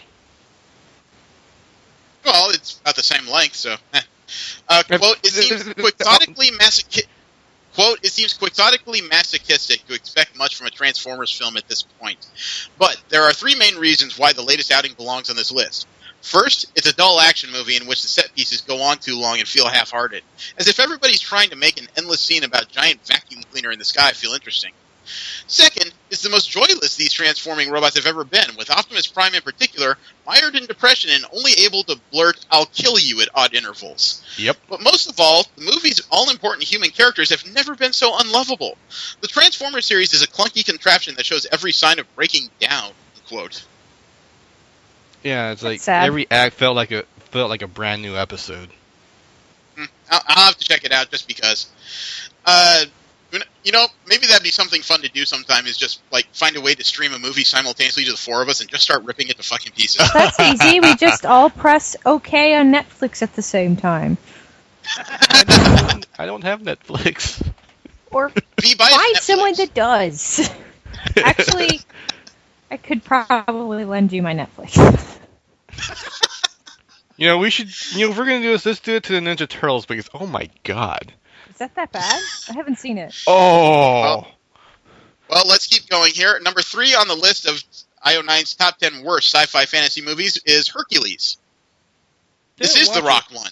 I didn't watch it. I wanted to. I was more curious about this than the other one.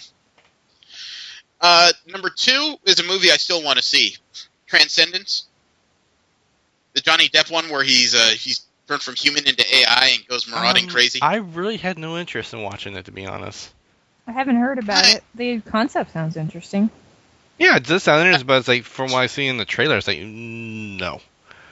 Yeah. Opinions vary. Number 1 on this list of IO9's top 10 worst sci-fi fantasy movies of 2014. Teenage Mutant Ninja Turtles. Hey! Quote, and finally, here's a movie that combines a lot of the problems of the other movies on this list, but with less charm or sense of fun. The big sewer-dwelling turtle dudes with their love of pizza and their mastery of Japanese assassin techniques are back, and this time, they're stuck in a movie that appears to be pasted together from 4 or 5 different scripts. Megan Fox's character is an aspiring journalist who wants to get the scoop on the turtles. Or maybe she's their surrogate mom when they were the turtle babies, or maybe she's their girlfriend. The action in this movie is almost impossible to follow a lot of the time, and the turtles are both grotesque and boring. Even in a year where a lot of big tentpoles felt confused and ill-formed, this was an unusually slapdash effort, unquote. Yeah, I kind of felt that there was some kind of script there, and then he said, okay, now let's make it interesting. Let's add Ninja Turtles to it. That's what I felt about the whole damn thing. Maybe they'll have a chance to fix it. They made enough to make a sequel. How about this? Kitty Pryde is going to play Han Solo. Wait, what? Really? What? Yeah. I knew that would make you guys stop and actually break your mainspring for a second. Ellen Page has been cast in Shadowcat in the Fox X-Men films that have had the character in it. Jason Reitman's doing a Thursday night live stage reading of The Empire Strikes Back, and Ellen Page has been picked to play the role of Han Solo for it, opposite Jessica Alba reading the role of Princess Leia. Now this happened last Thursday, and my only question is, did they kiss? Oh my. Let me see. Reitman said to Entertainment Weekly, quote, the Han Solo character is fascinating in that the approach to every character in Star Wars is earnest and kind of sweet and old-fashioned. The heroes are heroes, and the villains are villains. And within this world, we're introduced to one human being who looks at it all with irony. He's the guy who doesn't give a crap, unquote. I'm sure he's talking about Han Solo there. Mm-hmm. And he said, quote, in casting Han, the most important thing is who has the most interesting, ironic approach to life. And when I think of that, I think of Ellen Page. She's a small human being who has the energy to fill Madison Square Garden, unquote. And then he talked about Alba's Leia's chemistry with Page's Han Solo, and he said, quote, chemistry is chemistry, whether it be between a man and a woman, 2 women, or 2 men. I have no doubt that Ellen Page could have chemistry with anybody, unquote. So this would have been. apparently he's a I big was, Ellen Page fan. dude, I wish I was in New York when this went down because with Page and Alba, Aaron Paul from Breaking Bad was Luke Skywalker. J.K. Simmons, who played J. Jonah Jameson in And the among Spider-Man others. movies, was Darth Vader. Stephen Merchant was C-3PO. Dennis Haysbert was Lando Calrissian. Kevin Pollak played Yoda. Where? Ooh. I would have been down like a I clown don't for know who this that story. is. Kevin Pollak is a pretty notorious actor, comedian, and he does a pretty good Columbo impersonation. I would have gone to see that story. Just the actors in these various roles is enough Yeah. to get me curious. Did you guys hear about the Instagram rapture? No. Now, Instagram is one of those social media sites like Twitter where you can gauge how famous someone is by the amount of followers they have, right? Mm-hmm. Oh. A lot of people have millions of followers on Instagram, but Instagram has discovered that a lot of those accounts are fake. They're made by companies who will sell these accounts, and people will pay a monthly stipend so that all these hundreds of thousands, if not millions, of accounts just like your Instagram pages. Really? Yeah. Ugh. I shit you not. There are companies who make a lot of money doing this. Well, Instagram decided to start rooting out these things due to a prior promise, and as a result, 300 million accounts have now been negated and deleted. Wow. That's a lot of accounts. Are you kidding? There were so many accounts deleted that Justin Bieber, the most followed person on Instagram, lost 3.5 million followers in this Instagram rapture. Damn. It brought him to a total of 20 million, so he's no longer the most followed person on Instagram. That is now Kim Kardashian, who only lost 1.3 million followers during this, and left her with a total of 22.2 million followers. Other celebrities who compensating for something? There appears to be a big problem with bullshit celebrities and music personalities. Akon lost 2.5 million. Ariana Grande lost 1.5 million. Rihanna lost 1.2 million. Selena Gomez 1.1 million. Sean Puff Daddy Combs 1 million. Kendall Jenner 907,000. Bruno Mars 881,000. Beyonce 832,000. Kylie Jenner 827,000, and Harry Styles lost 820,000. That tells me that not only do these people have a lot of followers, they spend a lot of money to get a lot of fake fucking followers. A bunch of fucking posers. Are you sure it's them and not their Managers? people that own them? It's probably the people No. that own them, but It's a combination of things. I mean, it's the people that own them who are selling them to these celebrities who are paying people to follow the Instagram. well, I It's mean, a bunch of that bullshit. I thought was thinking the people that owned the celebrities. Yeah. Oh, Yeah, they're... I don't give a shit. prote- I barely give a shit about the story. It was just Yeah. one of those general media things where we found some of the layers of crap that people will put on these things. 300 million accounts. Wow, that's the entire population of the United States. That many fictional people. Maybe now we can secure the borders. Sorry, I had to throw that in there. There's a Hong Kong star named Daniel Wu. This man has become my hero. What did he do? He was born in Northern California, and he wants to put together a new AMC, or he's already starring and executive producing AMC's 6-part martial arts drama, tentatively called Badlands. It's the first martial arts-centric TV show in the U.S. since Sammo Hung's martial law show back in 2000. According to Deadline, Mr. Wu wants to bring back martial arts as a TV genre. I'm down for that. Shit. Absolutely, man. Bring me more.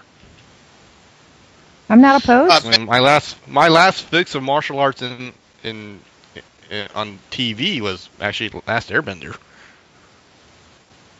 I'm sorry. What? Never No, mind. The story of Badlands is, quote, in a land controlled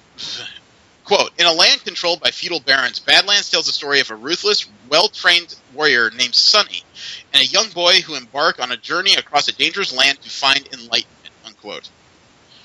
It's an awfully threadbare story. I hope there's something good in there. But, Jesse, I actually have something that goes into what you just said. Oh.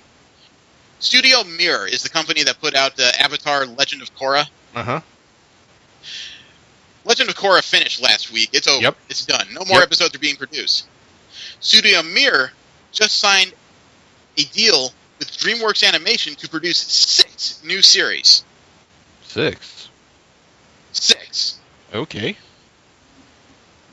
Each series, they're going to produce. I'm sorry, I have that wrong. They'll co-develop and co-produce 4 new series over 4 years, and each series will be comprised of 78 episodes. Nice. Studio Mir is going to be in business for quite a while. Nice. Hopefully there'll be some good shows and not, the crap that's been put up lately. Well, it still confuses me how Legend of Korra went web release when Nickelodeon lost their stones on the show. The premiere of Legend of Korra averaged 4.5 million viewers. It's their most watched animated show in 3 years. Wow. So, take that for what you will. We will move on to Marvel comic book news. We're actually getting into the comic books for once. And if you ask, I put in a couple extra stories simply because it's our last show of the year. People are going to need to be able to listen to this for a little while. The biggest story I found in Marvel Comics news is one that I actually put out a couple tweets and a Facebook post on. Spider-Woman was created way back in 1977, the character of Jessica Drew. Mm-hmm. Since then, she's gone through a few changes. She was a Hydra agent, she was a double agent, she was a S.H.I.E.L.D. agent, she was a spy, she was an Avenger. She's a secret Avenger currently. Out of all those character changes in almost 4 decades, she never had a new costume. Until now. Spider-Woman is actually getting a brand new costume for once. Okay. Oh, nice. Go. Want to see what it looked like? Shoot. Yes. Here is the first view. It's a big picture, but I managed to pull it out of a story that there was on.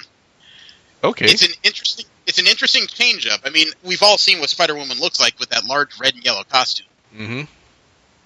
All right. This one goes for a lot darker colors. It also goes for a much more conventional look, I guess you could say. Yeah. And here's another view by a different artist. It kind of expands a little bit on that bizarre mask she's wearing. According to this artist's rendition, the mask is hidden as a pair of sunglasses that's collapsible. That's kind of neat. I don't know if that's supposed to be nanotech or some kind of folding thing or what, but that's the idea. I have seen some backlash against this costume by a bunch of people saying that's not Spider-Woman, go back to the original look or something close to the original look. They're going to say that forever. Yeah, for a character who makes her bones as a spy, I think this is a decent compromise, actually. Yeah. And as some of the pictures show, it's something that when you unzip the main jacket, you can get away with that walking around. Mm-hmm. I also wonder, well, I'll expand on that later, but as a single look, I'm mixed on it. I miss the original look, but at the same time, I don't hate this.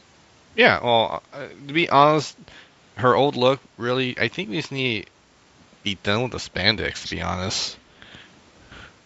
Could be. I mean, we've gotten smart enough to realize that just because somebody puts on spandex doesn't mean they're very well protected. This looks like it has better intentions. Of course, I'm really iffy on the whole wing setup. There's got to be some nanotech in there to help make that work right. Well, that's the one thing that actually is a carryover from her original costume. Originally, she didn't fly; she glided like some spiders do. Yeah, no, I have no issue with it being there. I have the issue how it's deployed. Oh, I see. Yeah, well, it's one of those things I'm sure will make sense in comic books. I don't guess. think it'll translate well through the real world. One thing I did consider, though, is that when it comes to real-world costumes, maybe somebody's angling to put Spider-Woman on TV or movies, because this costume would be much easier to make. And cosplay. Shit. Oh, God, I'm looking forward to seeing that. Oh, yeah. I mean, I think the guys that redid Batgirl's costume kind of hit a real interesting mark. Yeah. Well, we'll move forward a little bit here, but believe me, we'll circle back around to this. The writer of the current Miss Marvel, G. Willow Wilson. She's written the current Miss Marvel, the Pakistani-born character who originally was derided as just, racial equality, but seems to have found its own mark as a pretty popular fan series. Marvel signed her last week to an exclusive deal. They're not letting her go. Awesome. Good. So Honestly, she's going to stick around for quite a while. To all those people saying you're racially clean, screw you. As long as the character's interesting, I don't care what part of the world they came from.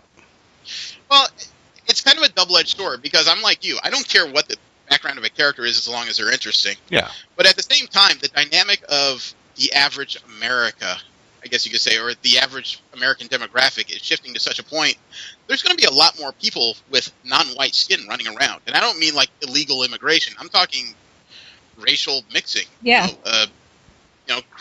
Cross-race children like myself. And me. Yeah. It's just going to become a norm, I think. I think that's a good thing. Oh, there's nothing bad about it. It's just, it is what it is. Progressive. Well, I think it's good as in, I think it's good we're finally becoming a little less... Xenophobic? Yeah, that's the word I was looking for. I would still stress it's only a little. If you read some of the comments about some of these characters who are non-white. We're way not out of the woods yet, but... Yeah. It's the first step. Yeah. Well, we discussed months ago how Marvel is getting the licenses back for the Star Wars comics, now that Disney owns both Marvel and Star Wars. Mm-hmm. So they didn't have to bid for the licenses. Basically, Disney just said, we'll wait. But at the same time, Disney is not resting on its laurels when it comes to putting out these comic books. They're taking the original 1970s Marvel comic books of Star Wars and they're remastering them to be put back out. Ooh. They're going to put them out in oversized graphic novels, and they're redoing all the coloring. I'm going to give you guys a URL to an example of this. It is unbelievable how different these things look. And fortunately, Newsarama was smart enough to put it up in a side-by-side. Nice. Check this out and marvel at the differences that a little digital coloring can bring. Ooh. Wow. That's a lot better. Isn't it? And it looks like they didn't change the pencils at all. They just softened the lines and added some more color gradations. You know what? I found the original Star Wars comics terribly interesting, but re-released like this, I'd read it. Oh, it looks too wordy, though. So is Star Wars. Eh. Still kind of an action film. Well, I got one last bit of Marvel comic news for you. We've talked about the Black Vortex, a story that's going to cross over the X-Men and the Guardians of the Galaxy in comic books. Uh-huh. And I have some images from variant covers for this series that are both interesting but led me to ask a question. I'm going to send you the URL to the whole story here. Okay. What's done is these variants are various Marvel characters cosmically powered. You know, their powers turned up to past 11 to somewhere around 38. Oh, boy. The first image, I'm not entirely sure what that is. It's weird. Looks like a weird amalgamation of... Is that Almost, Goblin? I don't know. With the Corona, I'd almost guess it's Cyclops. But I don't entirely know. Go down past that one to the first one that you can actually recognize Oh, as Storm. shit. That's Storm? Yeah, Oh. again, part of the story. These are just cosmic versions of characters, right? Actually, with that black silhouette, I almost thought it was Loki.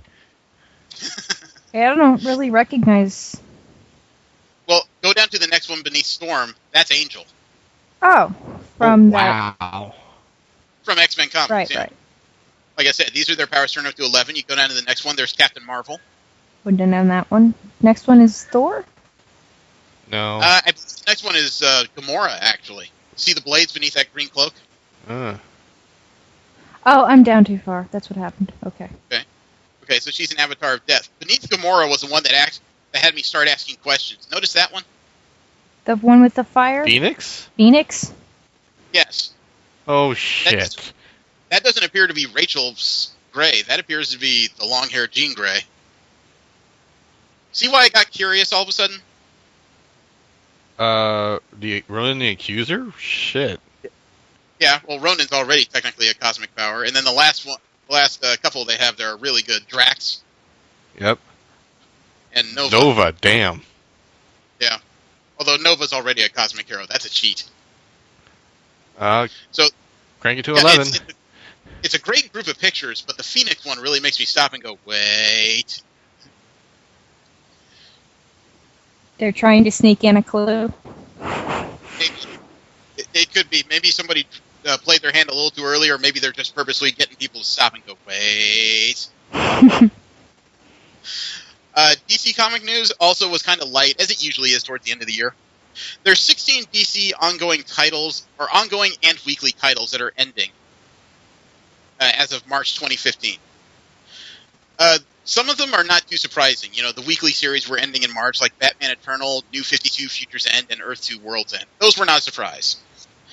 The regular series, though, some of them are a surprise, some of them are not. One is downright confusing. Aquaman and the Others is ending in March 2015. Much as I like Aquaman, that series was not very sustainable. Clarion is ending. That's a book about one of their villains that never really seemed to catch on. Trinity of Sin didn't catch on. World's Finest was kind of meh. Arkham Manor is already ending in March 2015. The story where Batman's using his house as a new Arkham Asylum. Oh. Yeah, 2 Green Lantern series are ending. The Red Lantern, Swamp Thing, Infinity Man, and the Forever People. Here's the one that really kind of turned my head in this list. It's the only one.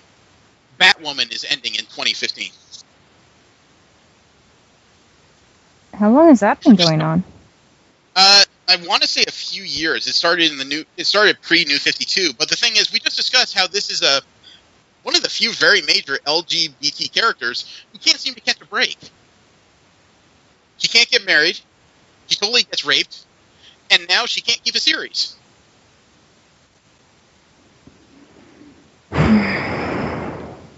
There's just no win on this character. So, and that's not the only thing DC did that's kind of pissed off the community. Although the second part of the LGBT stories here, I think is a bit of an overreach as far as fan outcry. And it comes from Batgirl, believe it or not. Huh. Batgirl has recently been dealing with somebody who copied her costume, seemingly bedazzled it in rhinestones, and has been running around like brutally punishing criminals.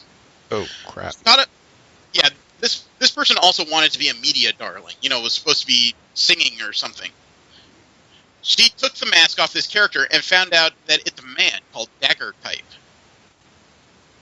It's not a woman in this other costume, it's a man. Okay. And when this guy decided to debut on stage without the mask, there was a lot of people upset in the comic book and started throwing drinks, and he freaked out, pulled a gun on him. The LGBT community took offense to this particular storyline. Okay.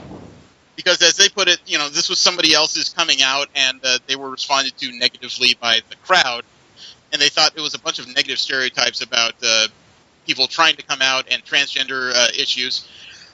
I have not read the issue yet. I've been low on time when it comes to my comic reading the last couple of weeks. But here's a question I have. When people are going to a show expecting to see a woman and then they find out that it's a man, don't you think they'd be kind of confused and a little upset themselves? Yeah, I mean... Yeah. And I'm not saying that as a portent of fear, you know, punish them, boo, hiss, but you're literally promising them one thing and then they get something else. They would probably be upset. Yeah. So I think the fan response in the comic books, as far as the people who went to this made-up show, I think that's within the realm of believability. Yeah, that seems pretty accurate. Yeah, but the writer and artist on Batgirl did issue an apology to the LGBT community. Probably had to. More than likely. There are some people who are never going to be happy with something like that. I'm not saying punish transgenders or anything. I'm just saying I do think that the writing was in the realm of where it should be. Yeah. They're not saying there's anything wrong with being transgender. It's just, you know, mobs are stupid. And this particular person made a series of choices that were not ideal. Yes. I'll agree to that, yeah. So, people need to calm down a little bit. Stop taking shit so personally. Last bit of DC comic news I have is that we've had previews coming out for a while that says that Wonder Woman is going to be challenged by the new Queen of the Amazons. Somebody that rivals her power and has a chance to kill her. At the end of Wonder Woman 37, we actually found out who that character is very likely to be. There are some insectoid characters who were gathered around a cauldron, something they were seemingly cooking. And as the storyline goes, something came out of this cauldron. And it kind of shocked a lot of long-term DC Comics fans because the thing that came out of this was Donna Troy. Oh, damn. Donna Troy, in the original writing of DC Comics, was Wonder Girl. She was Wonder Woman's first sidekick. The character died a couple times, was rebirthed, has gone through a bunch of different mutations, but has been largely a mainstay in the DC universe for a long time. Since the New 52, no one has seen her, and it appears that we just saw the New 52 origin of Donna Troy. She's a Trojan horse to take over the Amazons. Nice playing the name. Right? Actually, I didn't catch that. That's funny. I Wow. honestly didn't get that. It never occurred to me. Wow, really? I was thinking literally of Donna Troy. I didn't think about the connotations of the city of Troy. No way. That's 2 unintentional jokes I've got today.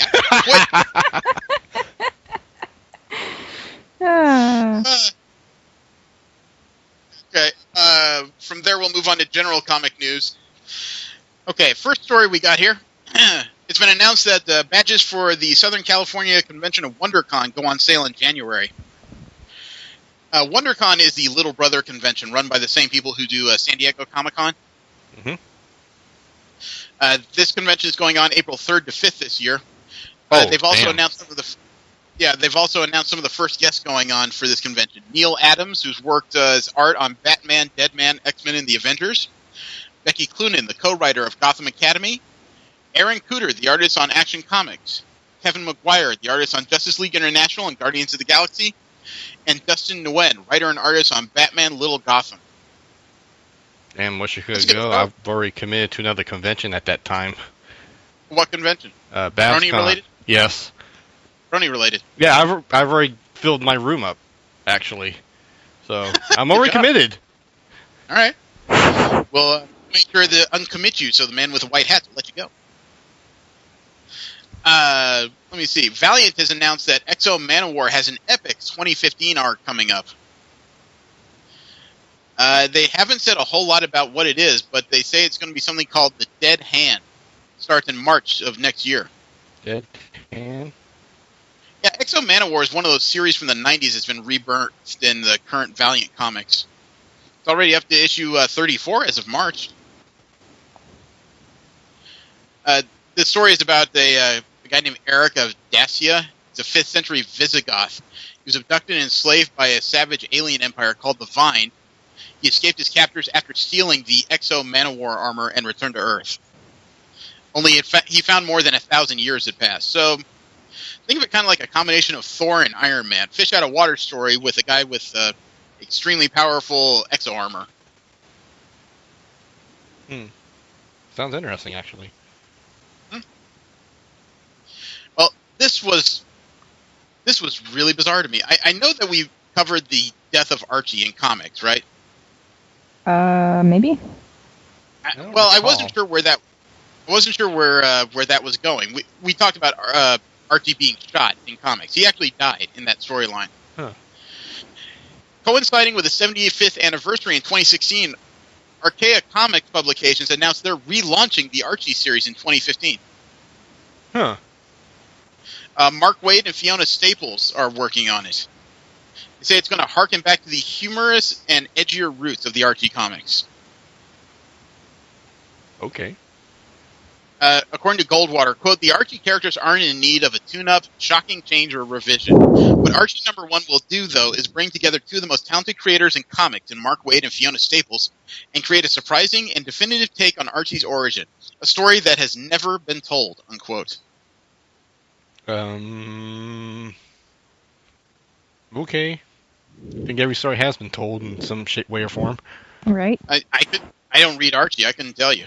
You know, the guy that had the obsession with hamburgers kind of tuned me out. I just thought it was a cheap ripoff of Popeye. Shows what I know, right? Yeah. And last week, we also talked a little bit about the redesign of Gem and the Holograms. Yeah? Uh-huh. That's gone one step further. There was a new cover released this week that actually shows the redesign of their arch nemesis group, the Misfits. Okay. They look like a punk glam rock band. I sent you guys the URL already. Huh. Okay. Huh. I don't remember there being 4 of them there, though. I actually remember the show. I think you're right. I think it was a 3-person thing, but I don't believe they ever had a drummer before. I don't think they had a black character on their team either. That I'm positive of, but I don't remember the series terribly well. I remember enough. I remember the colors and the bad songs. Yeah, that's highly memorable. But, again, I don't know if I'd ever read it, but I got to give the artist a lot of credit. He's done some interesting redesigns of all these characters that have been stuck in the 80s forever. I like the one's hair, the green. That's the leader of them, but I could not tell you what her name is. I barely remember the fact that this crew is called the Misfits. Yeah, I got nothing here. Let me see. Are you guys aware of a series called Bee and Puppy Cat? Huh? Nope. No. This is a news story coming out by somebody who is working with, I think, Boom Studios. There's a Kickstarter going on right now that's raised $872,000 to turn into a full-fledged series. It's a YouTube series. It's from Federator Studios, and it's the story of Bee, an often unemployed young woman whose life takes an unusual turn when she meets a species non-specific puppy cat. A cranky creature whose access to interdimensional temp jobs gives the two of them a chance to make some extra cash and encounter fantastic beings between hanging out and enjoying the mundanities of everyday life. That sounds pretty interesting, actually. That sounds like a ripoff of Time Cat by Lord Alexander. I don't know anything about that. It goes on here and says the series combines observational humor, homages to anime and 8-bit video game music, and plenty of colorful drawings and vivid characters. Sounds interesting. Yeah. This is honestly the first I've heard of it, other than a few people mentioning it online in reference to Anime Los Angeles. It sounds like it could be cool, or it could be very, very frickin' wrong. Last bit of general comic news I have. For some reason, that is beyond me, eBay's Deals blog put together an infographic showing the net worth of 21 comic book characters. They tried to find the richest character in comic books. Merchandise-wise, or...? No, as in measuring their lifestyle, their likely income... Oh. And what kind of organizations they run. They tried to measure who was the richest character in comic books. This actually sounds fun. Yeah. Okay. I'll tell you what. I'll give you each 2 guesses to guess who the richest character in comic book is. You're Batman. Bruce Wayne or Tony Stark. Yeah, those were my guesses too. Okay. Do you have any other guesses, just to be sure? Maybe Reed Richards. I can't think of people. Okay. Well, I'll tell you what. Then Jesse, take one more stab at it. Charles Xavier. Charles Xavier. Okay. Okay, that's a good one. All right. Well, let me see. Tony Stark made number 7 on this list at an estimated $12.4 billion worth. Okay. Bruce Wayne landed at number 9 on this list at Really? $9.2 billion estimated So Tony worth. Stark is wealthier than Bruce Wayne. According to eBay's Deals blog, yes. I find it hard to believe, considering he also funds the Justice League. Well, Iron Man funds the Avengers. Yeah, but they don't have a space station. Yes, they do. Well, He just doesn't talk how about much money does Tony Stark waste on, like, fun? And how many armors does he have? And yeah, there's that. Yeah. Charles Xavier actually landed on this list, too, at number 13 on the list at $3.5 billion. I thought he was less wealthy than them. Oh, actually, I was counting the wrong direction. I'm sorry. Professor X landed number 21 on this list at $3.5 billion. Whoa, okay. There's a few characters on this list I didn't know had riches. Actually, Mr. Fantastic landed at number 19 at $5 billion. He was the same as Angel at number 20. Okay. Angel? Iron Fist, yeah. Angel Warren Worthington from the X-Men. Okay. Iron Fist from the Avengers was number 18, also at $5 billion. Blue Beetle, Ted Kord, also $5 billion.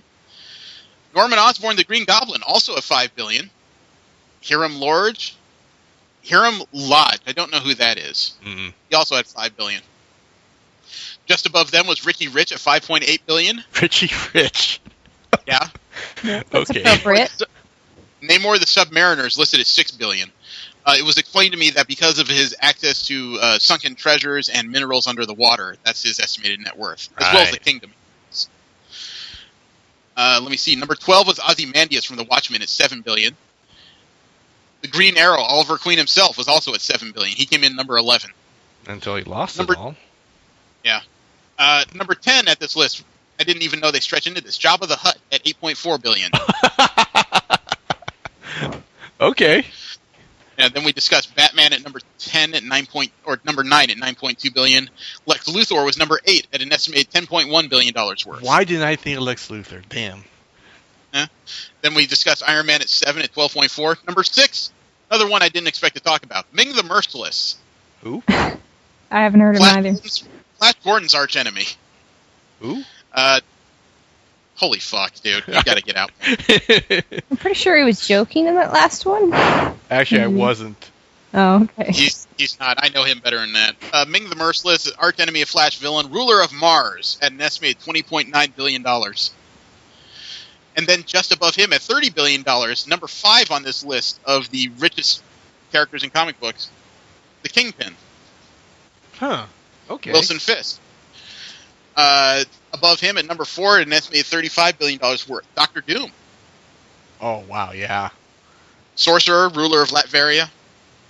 And more armors than Tony Stark. Yep. Number 3 on this list was Annie's foster father, Daddy Warbucks. Estimated $32.6 billion worth. Now, there's only 2 left on this list that eBay Deals page has put together as the richest characters in comic books. Number 2, nobody would have ever guessed this, including myself, even though I've read a few of the comics. $65.4 billion is the estimated worth of Scrooge McDuck.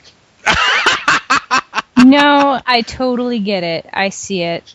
Yeah. I see it, but I just never would have guessed it. Not ever. I wouldn't have thought of it, no, but that's funny because that was the only comic book I read growing up. That and The Thing from the Swamp. Yeah.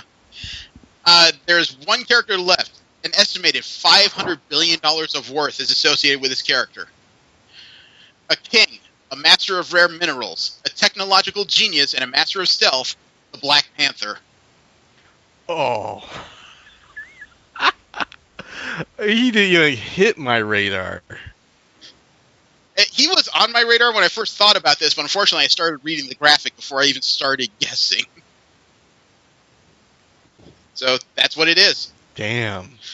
The other thing that was kind of interesting was they decided to break down the list of the abilities that these combined characters have. Mm-hmm. The most prevalent among them were 2. At 52% of characters had both of these attributes. Either super strength or super genius. Makes sense. One or the other. Yeah. It goes down from there from combat, technology, ability, healing. The least prevalent among this list of the richest people in comic books, immortality. Which one's immortal? I guess technically the immortal Iron Fist, but I don't think any of them is functionally immortal except for... Oh, Ozymandias would be. That's what I was thinking. Oh, good. Yeah. Okay. Also morphing, teleportation, and telekinesis. I would think Don't ask teleportation me. would be super... Well, I guess that's more of a fantasy thing. Super fantasy thing. Bankball to make yourself rich. From there, we'll move into anime Japan news. The people Kickstarter the Clannad English adaptation for the game. They're doing another one. They are now doing a Kickstarter for an English adaptation of Grisara no Kaijutsu. It's a visual novel. It's another one of those types of series that they're looking to translate. I don't know the series myself. I'm not very big on visual novels. But they have some interesting rewards. This is a definition I'm not familiar with. What is a visual novel? I always thought of originally as a video game, but according to some people's definition, a visual novel is not quite as interactive as a video game. It's more like a point-and-click video series, as some people seem to describe it. Oh, okay. I mean, technically, I read comic books. Those are visual novels every fucking day, but, you know. But the Grisaya is a trilogy of visual novels for the PC. The Kickstarter by this Sakai Project group needed $160,000 to get this project rolling. I don't know how long this has been going on, but they already have 1,811 backers. 41 days to go. This ends on January 31st. They've already raised $272,826. Nice. Damn. They get a lot of attention for their projects. Sounds like there's already an anime adaptation running in Japan, but I don't know this one. It's also been announced that there will be a movie about another idol series called Wake Up Girls. I have no idea. I don't watch idol series. I have a trailer, but something tells me you guys just don't give a shit. Yep, you're right. There's a new poster associated with the Attack on Titan movie. The live-action adaptation. Oh no, this is actually kind of interesting. Simply because, according to this movie adaptation, these things are going to be bigger than they've ever been in the anime. Take a look at this.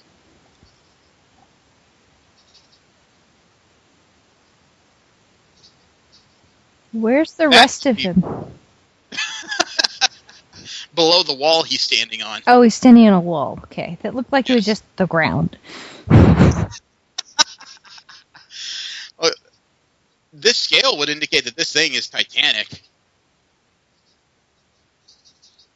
I'm not interested in seeing it, but, I can't argue that it is one of the most popular things out there in anime these days. I have another video. Okay. And believe it or not, it's from Space Battleship Yamato 2199. Okay. I don't know that. Okay, there was an original Space Battleship Yamato anime from the 70s. When it was ported to the US, it was called Star Blazers. In the last year, there's been an updated version of this series called 2199. The original Space Battleship Yamato was kind of the first one to develop a super weapon in it called the Wave Motion Gun. It was attached to the front of the Yamato ship. There's actually a new weapon that's supposed to be more devastating than that. Let me see. There was a name of it, and I can't. The Flame Direct Attack Cannon, and it's said to be able to transcend space.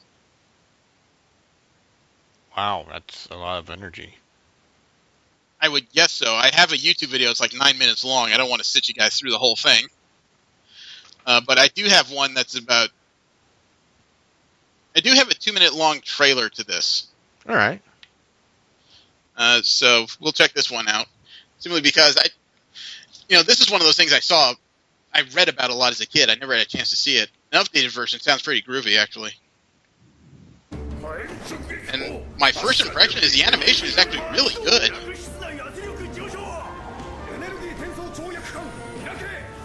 Actually, I don't know much good. about animation, but it looks pretty. Yeah. Whoa. I love good space operas.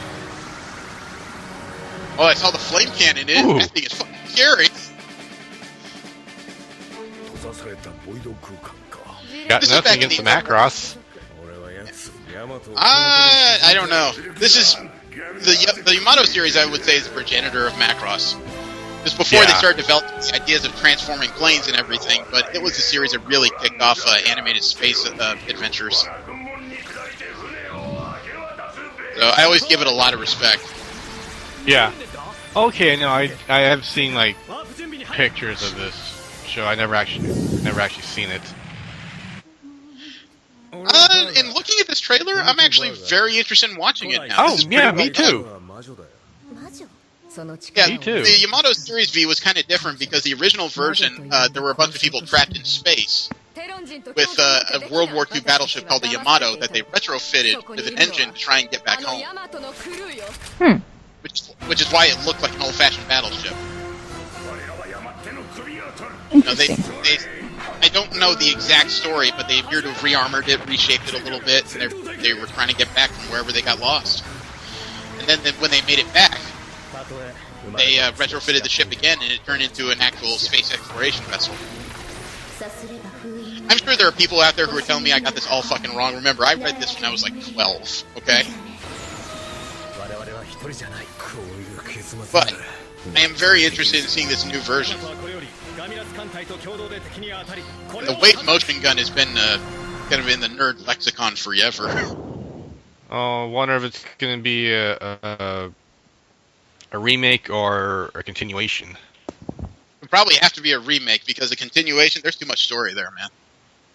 You got to be able to give it back to people. You know how Japan it is. has a tendency just to continue the story. Yeah, you have a point there. I got something good for you. There is a Naruto musical. No. Yes. No. Yes. Kodai Matsuoka is starring in as Naruto, Ryuji Sato as Sasuke, Yui Ito as Sakura, Kenta Suga is Gaara. It's going to start its run in March in Tokyo before moving to Fukuoka, Miyagi, Singapore, Malaysia, and Macau. Kotaku East got their hands on some promo pictures from this thing. I will give you the URL because there's 4 pictures here. Here's the thing. They actually look really good. These look like movie-worthy outfits and pictures, frankly. Oh, wow. So you can shut your fucking face, dude. But in all seriousness, they do actually look really good. Yeah. They don't just look like bad cosplay. They look like they're an actual ready-for-production group of people. So, you know, as much as I'm sure I would come in with a smile on my face, I sit down and watch this with an open eye. I guess I have to now. It's a stage show, though. Not the only Naruto news there is, though. The new Naruto movie is going to be released in the U.S. on February 20th, 2015. It's called The Last, Naruto the Movie. It's going to be released in 20 cities, including New York, Boston, Houston, Dallas, Los Angeles, San Diego, San Francisco, and Seattle. Tickets are going to go on sale in mid-January 2015.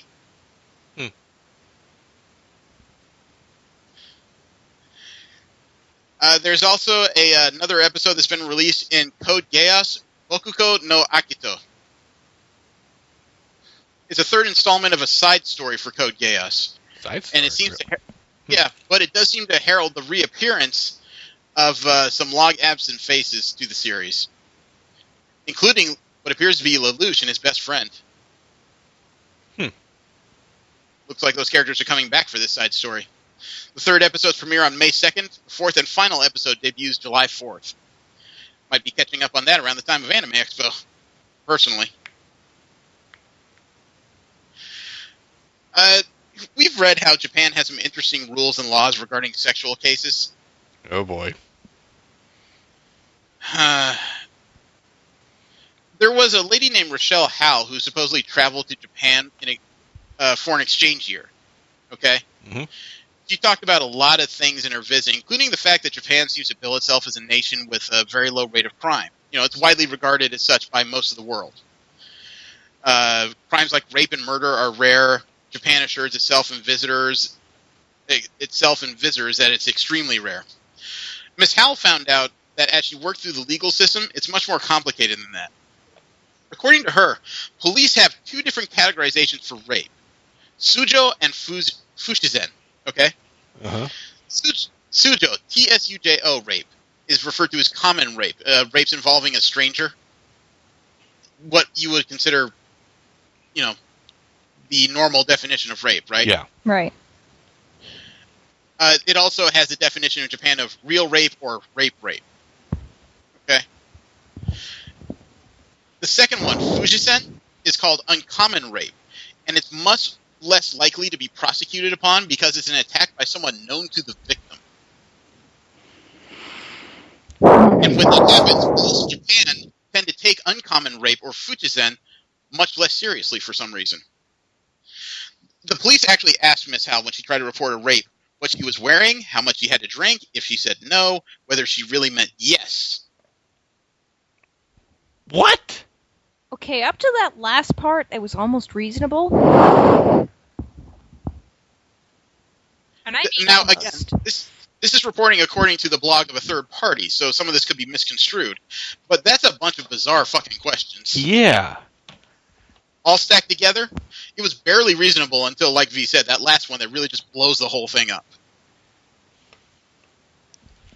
In 2000, Japan researchers estimated that 11% of rapes were reported. 11%. Probably because most rapes that occur are by somebody that's known to them, therefore police won't give a shit. Right. So. Well, okay, so if this is true, then why hasn't this been... I would think that we would be more aware of it if that were so.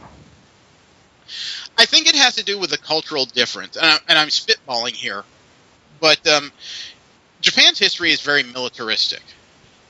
That's not a secret. You know, it's gone through several emperors and shogunates and a couple other things. But Japan also has a general cultural issue of...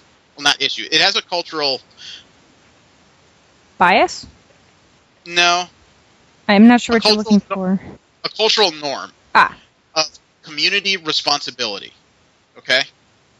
When something happens to you that... Or when you do something that makes you look bad, it can also make your parents look bad, it can make your friends look bad, it can make people in your neighborhood look bad.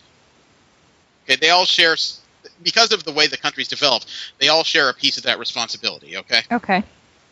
Now, if you follow me to that point, because this was done by someone known to them, it's not exactly a way to share shame if one of the people you know, one of those people in that circle that would have this shame, is the one performing this shame upon you. Okay. In other words, as Americans, we generally have our responsibilities limited as individuals. Right. Probably because of the way we populated the country. Because of the way Japan goes, and because of this group responsibility type of item, it's one of those things that needs to be, I don't want to say taken care of by the group, but because the entirety of the group doesn't share that shame, they may not consider it as big of a deal. In other words, the group is performing this shame upon itself. So probably if punishment is to be dished out, it should probably be handled internally. Not ideally, because Japan has rules against vigilantism, same as most other countries, but because the authorities don't seem to see this as such a bad act when the rapist is known to the individual, there's not much place to go. I feel like I'm rambling and I'm not making much sense. No, you're making sense. I had a question and you answered it. We're just kind of at A odds loss. with the cultural differences here. Yeah, it's a theory I have based on what I've read in a few books about how the culture responds to things, but it's the best one I've got as to how this could ever be acceptable. I mean, I understand that a large amount of rapes are people who don't know the individual they're attacking, but I would think that a roughly equal amount, frankly, are rapes by people who know the victim. Because you have to be able to get into their lives to figure out the opening in the schedule to perform this type of an action. At least if you're planning it out. You know, in those moments of passion, who knows? But this whole thing is freaky to me. To be fair, I think our own judicial system isn't very efficient in that regard either, but... Too many loopholes. Well, no, yeah. It's not just too many loopholes. We're also a very much patriarchal system. Well, that, and we all know what the accuser is going to have to go through. The court procedure. We've all seen Law and Order. Yeah, and well, we've also seen that our lawmakers are so dirty that they write these loopholes not to protect people or criminals, but to protect themselves from doing something stupid later. Yeah. So it's one of those things. I don't want to spend a whole lot of time on it, but it was one of those things where, as I read the story, I just went, "Fuck no." Let's see. I have a list of the 20 most wanted anime reruns according to anime fans in Japan. The list was provided by Sharapedia. I'll just go through the 10 on this list of what fans want sequels to. Number 10 is a basketball anime called Slam Dunk. Number 9 is a series that's getting a sequel, to Ra Ra Ra. Number 8, believe it or not, Digimon Adventure. Which, really? Okay. Yeah. Number 7 is depressing to me, Puella Magi Madoka Magica. The one with the little girls that all die throughout the series. Oh. Number 6 is an idol anime, Love Live. Number 5 is an anime I'm tired of hearing about, K-On! Number 4 is an anime I'd love to see a sequel of, Code Geass. Number 3 is Clannad. Number 2 is Gintama. Number 1 is actually kind of a surprise to me. On this list of what fans of Sharapedia would like to see a sequel of as far as animes, Cardcaptor Sakura. Really? Yeah. That was an interesting poll. I tried to watch that. I couldn't get into it. It's one of those series kind of like Sailor Moon. It's definitely geared towards little kids, but unfortunately it's probably watched in equal amounts by creepy old men. Wait, Sailor Moon is geared towards little kids? Relatively, yeah. It's geared toward girls in Japan, but it turns out a lot of males tend to watch the show. Yeah, because I haven't seen it, but the only things I've ever heard about it have been lewd comments. Well, it can be a very cute series, but we've were those by American fans or were they fans of the original run? I don't know. In general. I have to ask that question because the Americanized version is much softer than what the Japanese got. The Japanese got stuff that included blood, women being slammed into walls. You know, it was very much a more graphic, extreme series in Japan. Graphic is a better word. Thank you. Last bit of anime Japan news I have. There is a musician from ex-Japan who has been dead for 16 years. His name is Hide. Uh-huh. He died in 1988, or 1998, excuse me, at 33 years old. He was found dead in his apartment, hung by a towel attached to a doorknob. The man was dealing with severe depression. Before he died, he was working on the musical arrangement to a new original song of his own called Ko-Gyaru. I don't know what that translates to, and I know you guys are just blanking on me. Yep. Yeah. Here's the thing, though.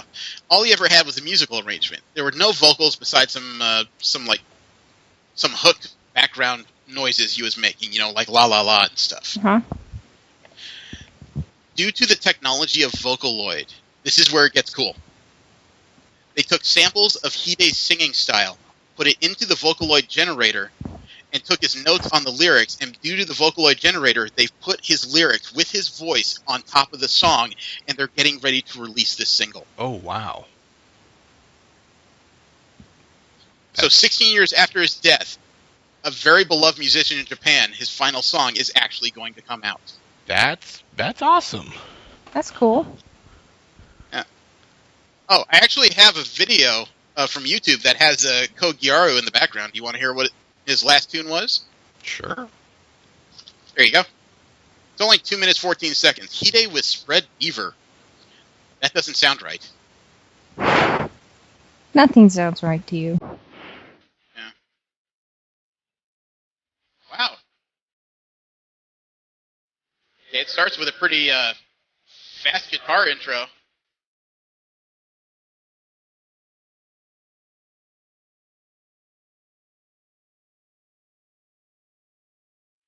Pretty vibrant tune.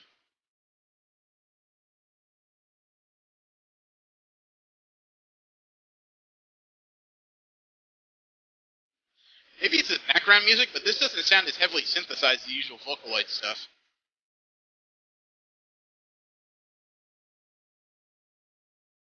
That sounds like something back from... Yeah, it is 50 year, actually. Yeah, I was about to say, you gotta remember, this song was being worked on in the 90s. Yeah, it's a... Actually, as a collaboration and a digital recreation, this is pretty good. Yeah. It does sound like he was in the studio. I gotta give him credit. They actually took Vocaloid and did something I like with it. Right? Clocks. That's pretty wrong awesome. clocks right twice a day annual. I That's butchered mine, that. apparently. I butchered that line so bad. Oh, but I know this isn't the official release, but I look forward to when it comes out. I might actually... I'm sure now. I'm going to pick up the single. I like it. Let's just hope this isn't going to be the start of a deluge of people like trying to recreate a bunch of dead artists and Oh, it take their will. final notes and put them on. It will. I don't need Elvis's last unreleased tune. You know, I can't rap today. Yeah, we'll probably suffer that through at least a year. Yeah. I wonder if this is going to create a backlash from people who think that unreleased music should stay unreleased. Wait, there's people that think that? There's Of always course people there's that think that. that when you do stuff like this, yeah, people that... There's always going to be people that think that stuff like this is tantamount to grave robbing. I don't know. I actually look forward to the release. I think that was really nice. And the guy went through crippling depression. For all we know, he wanted to release a song, but his depression got the best of him on that particular day. Okay, from here we're switching to nerd interest news, which is where we talk about geeky interests that don't quite fit into comic books. The first one I have is pretty interesting. There's an architectural wonder that's been put out in the desert of California. Out in Joshua Tree, actually. There's an architect named Ken Kellogg who put together a 10-acre plot and land of Joshua Tree in the 80s. And Kellogg designed his own home that was supposed to fit in with the aesthetic and the environment out there in the desert. Mm-hmm. Can't send you the picture URL, so I'm going to send you the story URL. Take a look at the first picture of the top of this building. This is a house. It looked like something straight out of a 70s Bond film. I like it. It's an Cool. interesting roof, at least. There it is. I wonder if you Nice. can collect rainwater That with is that. super cool. I know. I bet literally, it probably looks like it's really well ventilated. It kind of reminds me of a Love Trilobite. this. Scroll down Yeah, I about was half. just thinking that. Well, scroll down about halfway. You start to get to the interiors of the house. Uh-huh. You can see some of the night pictures. The way this looked lit up at night, it looked like something Tony Stark would own, frankly. But when you start getting into the interiors of the house, towards the bottom of the page, you start noticing that this has a lot of open space in it. I love open space. Well, good design includes lots of open space. Well, it looked like when they built it, they tried to let as many of the natural boulders remain intact as possible, so it was built into the landscape instead of vice versa. Nice. I love it. I want this. All you need to complete this is a guy in like a gray-on-gray suit stroking a white cat. Damn, It's really awesome. I'm thinking of a movie. I'm brain farting on the title. Please don't tell me Austin Powers. There it is. Damn it. No, but it lets in a lot of natural light. You see all the glass panes in between those ribs? Yeah. Can't. Still trying to load the damn page. You suck. Man, this is one of those cases where if I lived here, I would get everything mail ordered. You would have trouble getting me out of this house. I'm not saying that to be douchey or anything. It's just it has a lot of interesting views. It's private. You know, it's far, far away from a lot of the usual tropes of civilization. This would be a really cool place to live. I agree. And plus, this looks like a big enough place. You could hold some pretty decent parties out here without anybody else interfering. Or bothering anyone. Yeah. Let's see. Conservation scientists have signed a recent global treaty. The UN Convention on Migratory Species passed a resolution that recognizes animal culture. Really? Okay. Yeah. They signed a treaty that says they're going to recognize the ways that the animals get together, congregate as an actual culture. Here are some passages from the resolution. Quote, recognizing that a number of socially complex mammalian species, such as several species of cetaceans, great apes, and elephants, show evidence of having non-human culture, hereafter identified as culture. Concerned that highly social species face unique conservation challenges. Aware that the social transmission of knowledge between individuals may increase population viability and provide opportunities for the rapid spread of innovations and thus adaptation to environmental change. Aware that this transmission of knowledge may also increase the impact of anthropogenic threats or can operate synergistically with anthropogenic threats to compound their impact on a specific social group or more widely. Recognizing that the impact of removal of individuals from populations of socially complex species may have consequences beyond simply a reduction in absolute numbers. Also recognizing that populations of some species are better delineated by cultural behavior rather than genetic diversity or geographic isolation. Conscious that the scientific investigation of culture and social complexity in mammals is a rapidly evolving field in which is increasingly important for conservation management, unquote.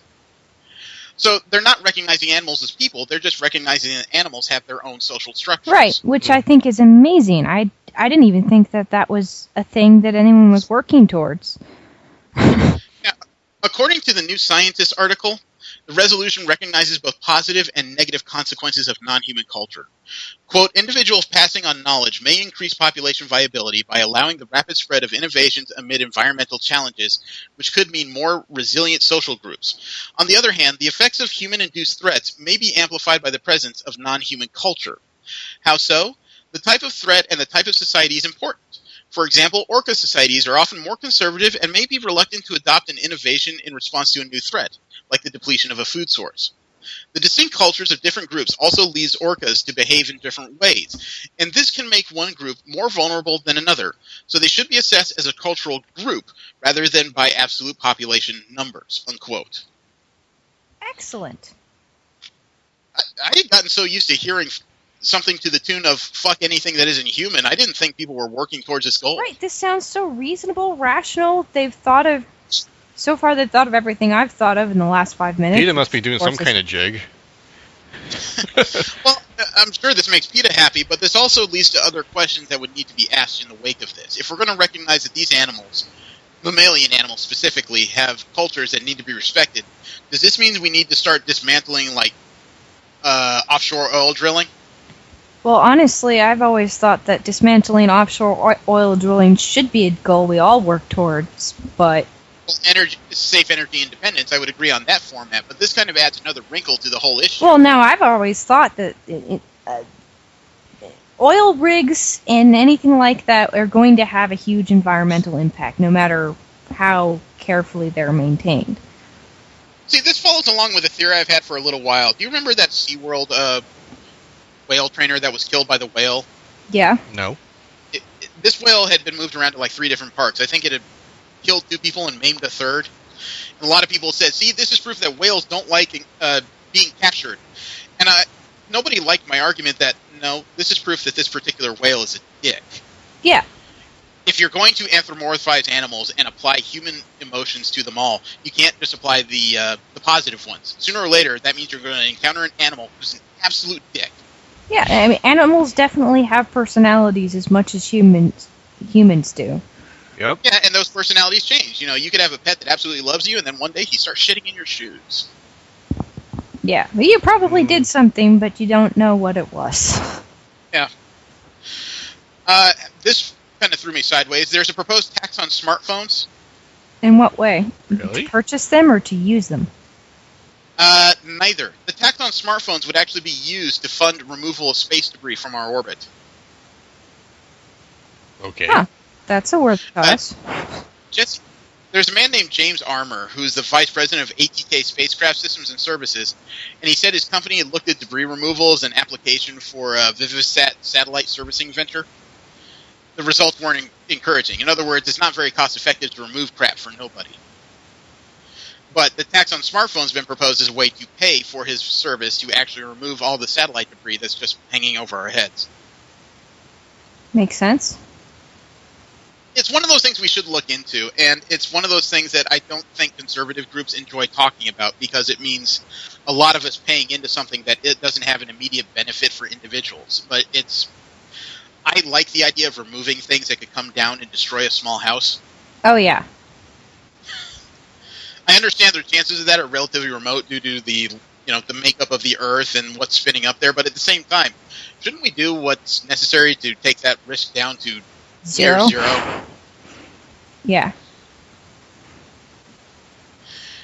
Well, have you ever heard of a bubble feed?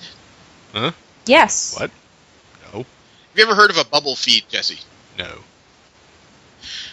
What pods of whales do sometimes is they will circle around schools of fish. Oh, I know what you're talking about. Yeah. Yeah, they'll start blowing air out of their blowholes as they circle them to force the fish into one region, and then the humpbacks will, or whatever whales, will swirl up into the bubbles and capture mouthfuls of food. There's a drone that actually seems to have caught this as it was occurring. Nice. Pictures. Yes. No pictures. It was done by X Pro. They used a drone to capture this footage. There's a GIF at the beginning of the story on IO9 of the bubble feed. You can even see a bunch of birds swirling around going, fuck, that was mine. Man, I would not want to get anywhere near that when it occurs. That would be the accidental downing of your boat. Because humpbacks may be gentle, but they're powerful damn creatures. Mm-hmm. They just don't This know occurred their own out in strength. Yeah, or they just don't care that little schooner's in its way. This was taped out in Alaska's Prince William Sound. It's pretty nifty. It's another show of animal culture, I guess. Yep. IO9 has a list of the most terrible ideas for holiday gifts on the internet. This shall be Okay. good. Yeah. Let's see. Number 1 on this list, buy a spot in heaven. What? That's a thing. Of course it's a thing. That's Quote, an awesome salesman. Yeah, really. Yeah, right. Quote, reserve a spot in heaven is for reals. No, it's really, really. Plus, it's not associated with any religion, so everyone is invited. For the right price, you can even bring your pets. This online site that's handing out tickets to heaven is so generous, I'm willing they even let you bring some rotten terrarium you forgot you owned years ago for an additional small fee. Buy one for every member of your family except your holier-than-thou aunt. She can get in on her own, unquote. Fuck, that's a brilliantly evil idea. Right? Let's see, there's the... I want to hate it, but I can't but admire it. I know. There's the naked Santa shower curtain. Ew! No. Ew! There's the Avox t-shirt. I don't know what What? that is. An Avox is a person from the Hunger Games whose tongue was ripped out by the Capitol and then forced into servitude. The shirt says, "Are you an Avox or do I just leave you speechless?" That's actually kind of cool. Boo. There's a take what you need bucket. This is from the list of the most terrible ideas for holiday gifts on the internet, according to IO9. It's a wooden box full of little chips that say things like luck, love, strength, inspiration, hope. Take what you need. Oh, fuck. It says on the story, quote, a wooden box full of things that look like money that aren't money. Here, down on your luck friend who just needs a little luck or love or strength, instead of giving you this emotional support, here is a box of garbage, unquote. Cheapskate. Yeah. There's Borg panties. What? What's wrong with Borg panties? I don't know. It's a white thong that says on the front, resistance is futile. What's wrong with that? It's just the idea. I'm not. So for those of you listening, unless you use your girlfriend, this may not be the best thing to buy.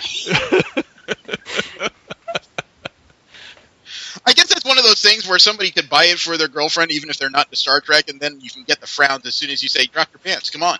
Take a look at this schlong. Resistance is futile. Ah. There's the bald eagle room divider. That would have been really great if Stephen Colbert hadn't canceled his show. Decorative jars of famous fictional characters' shits. Ew.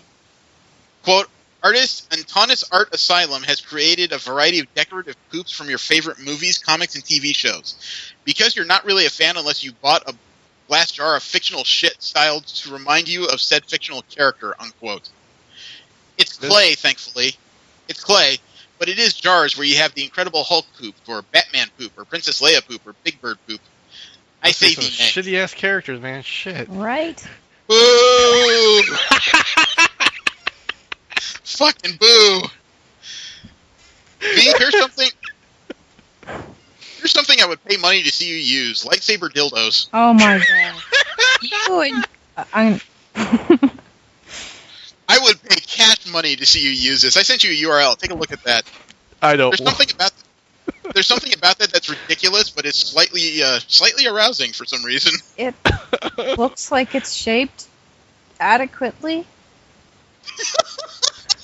Do you think it burns? I wouldn't be insulted if someone gave this to me, but yeah, this would not be for everybody. For those of you wondering where to send this to V, you can email me my at god. Oh my god. We'll drop ship. We promise. I hate you.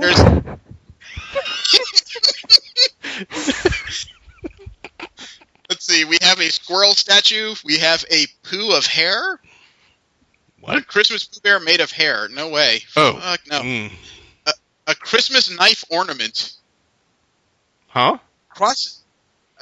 A Christmas knife ornament. A family Christmas knife ornament. No fucking way. Pictures. It's like it's a butter knife you jam in a tree. I shit you not. Look at this thing. It's a butter knife. Yeah, that's not very imaginative. That looks like something someone just made up. How about this? You can get this via Etsy for somebody you really hate at Christmas. Cross-stitched unicorn sex instructions. That's different. It's actually a cross-stitch that has this weak unicorn's head, and it says on it, lick it, suck it, fuck it.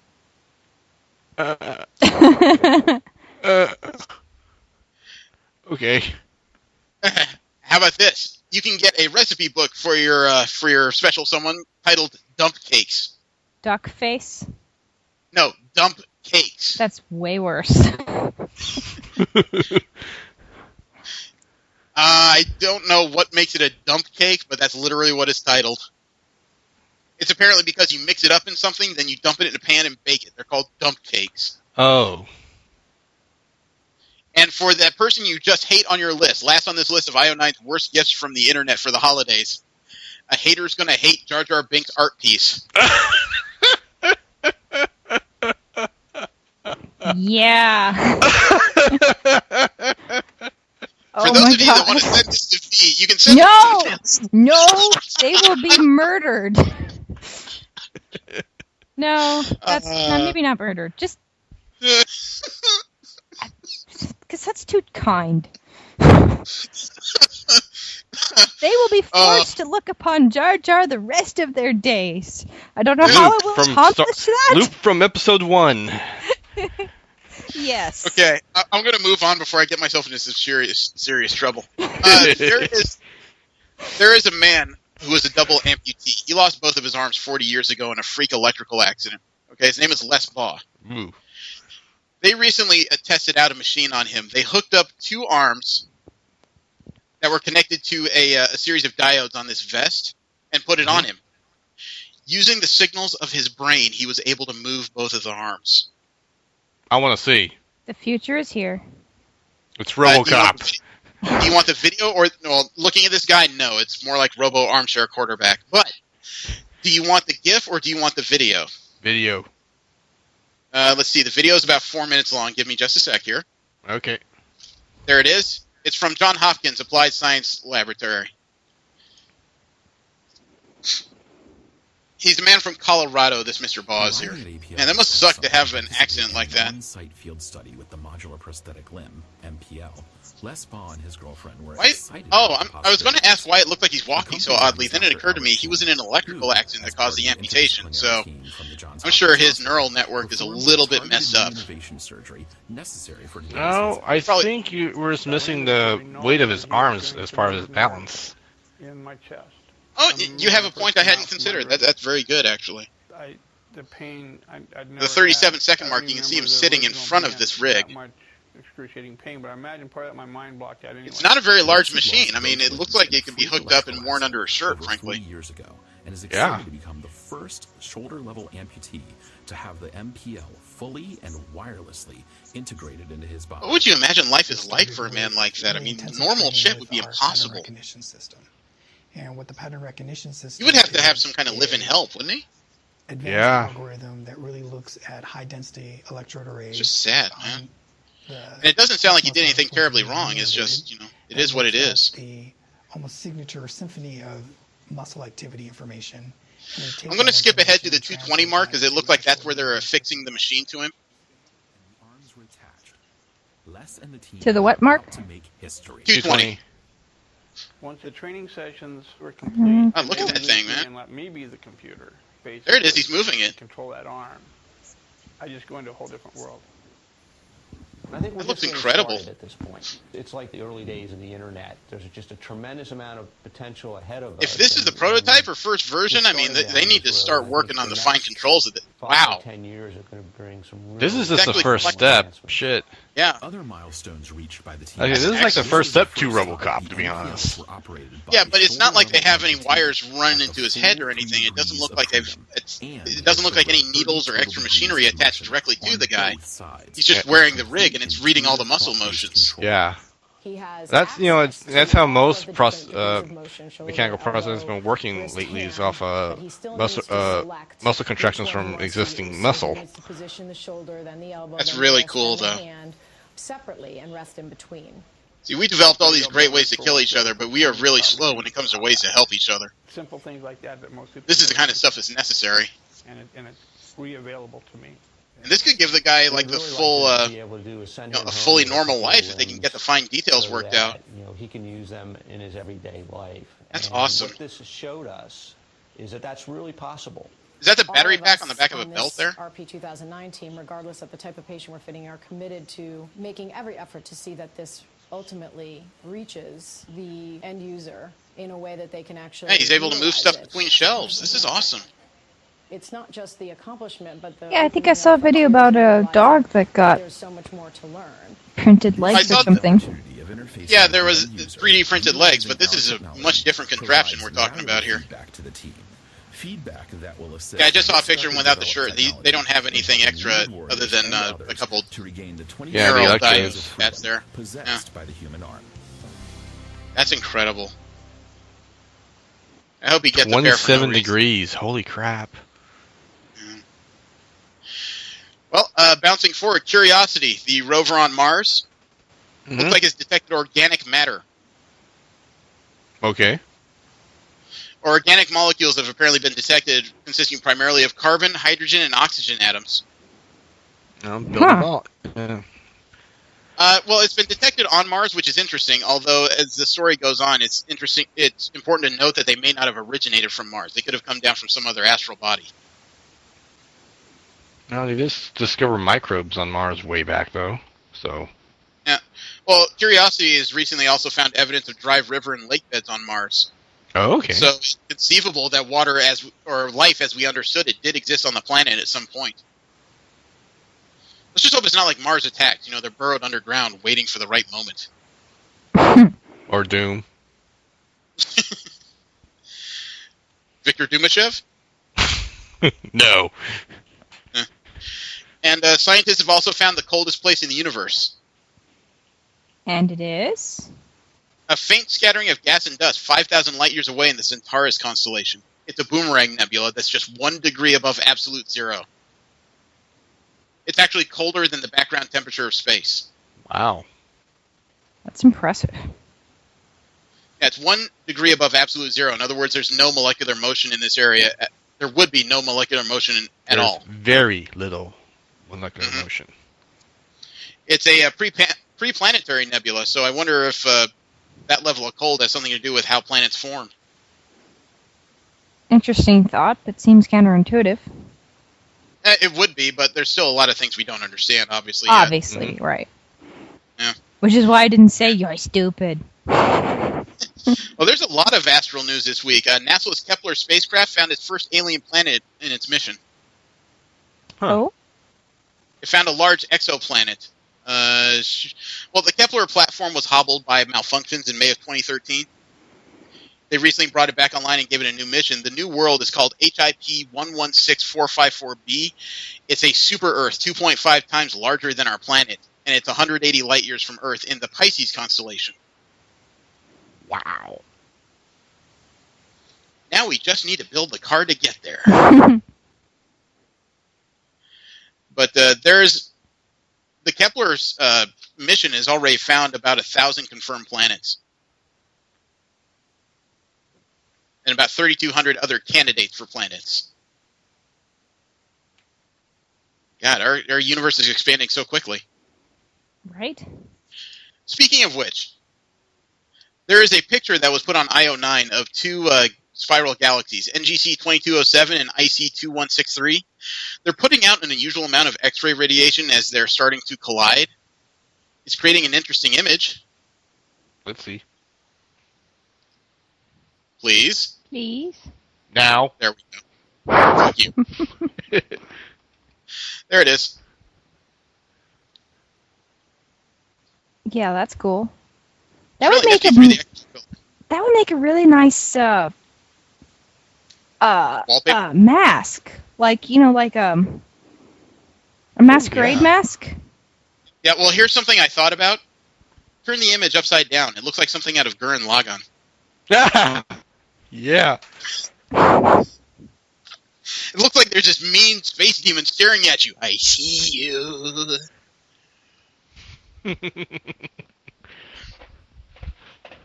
I know, I'm just being stupid, but hey, it does look like there's something getting ready to just fucking kill you. Would you like to see a video of what somebody considered an epic cosplay video, or an epic X-Men cosplay video from Detractortron? Sure. Okay. It was shot at Dragon Con this year, actually. What would you do if Dragon- we said no? I go on with my day, and it's not like I kill myself. You make it sound like it's just... Inside. I die a little inside for everything I do. We all know this. No, for fuck's sake, I am not the most brilliant person. Oh, there you go. Give me a 5 second. Yeah. You know, Dragon Con is one of those cons I always want to visit. It always sounds really groovy. Nice. That is a lot of X-Men. I like the magma, actually. Nice cable. Silver Samurai. That sounds like you were watching gay porn. Nice cable. No. I'm not recognizing some of these characters. Unfortunately, I recognize all of them, and I think I don't know if that's to my betterment or detriment. I like the anti-mutant processors. Yep.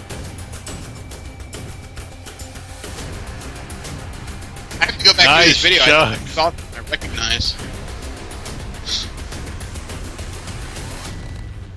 Oh wow, even nice prop of the chair. Yeah.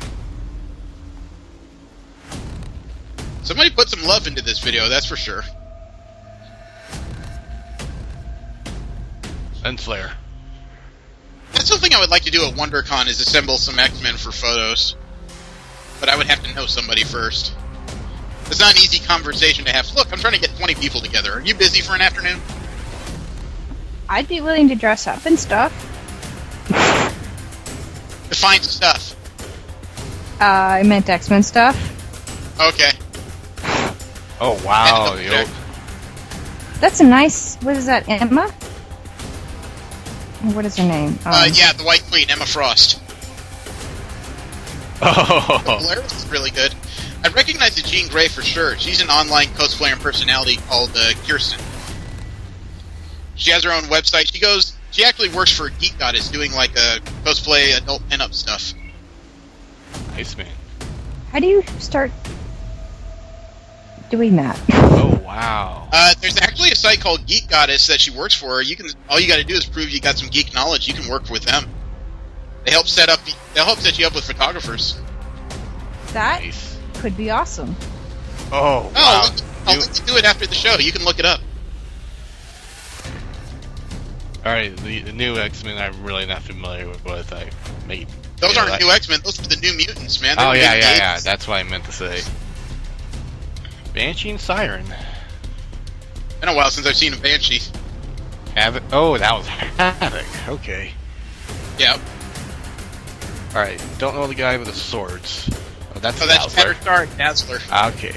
Yeah. Rachel. Yep. Nice Phoenix. A little X-Force, a little Quicksilver and Scarlet Witch. Apocalypse and the Horseman of Death. Yeah. Yep. The only thing that's kind of rough when it comes to these cosplay gatherings is that as much work as people put in, there's some stuff that's hard to make lifelike, like Archangel's wings. That would take more than one person working on that to make that look great. That would take some pretty good CG, probably. Yeah. Last bit of nerd interest news I have is that IO9's Ed Grabianowski. He said the new Dungeon Master's Guide for D&D is like a hacker's manual. Oh? He said, quote, the first installment of the core D&D books has arrived, and it's really a hell of a book. I would even argue that this is the best Dungeon Master's Guide of any edition of D&D ever. This is mainly because they finally figured out what the DMG is. It's the Hacker's Guide to D&D. Here are some of the things you can do with the 5th edition Dungeon Master's Guide. Build your own world. Invent your own magic spells. Tinker with the rules of the game. Learn how to be a better DM. Write your own D&D adventures. Create a random dungeon by rolling dice. For that reason, this isn't a book that's going to be useful to everyone. If you're only casually into D&D, don't really plan on being a DM, or are content to run published adventures using the core rules, the DMG doesn't have a lot to offer you. And that's not a value judgment. You don't have to be up to your eyebrows in rules minutiae or world building to enjoy D&D. But if you're into those things, you're going to spend a lot of quality time with these 300 plus pages. So, yeah, I should look into that. Yeah, the story is fairly long here. I could spend about probably 8 minutes reading the whole thing.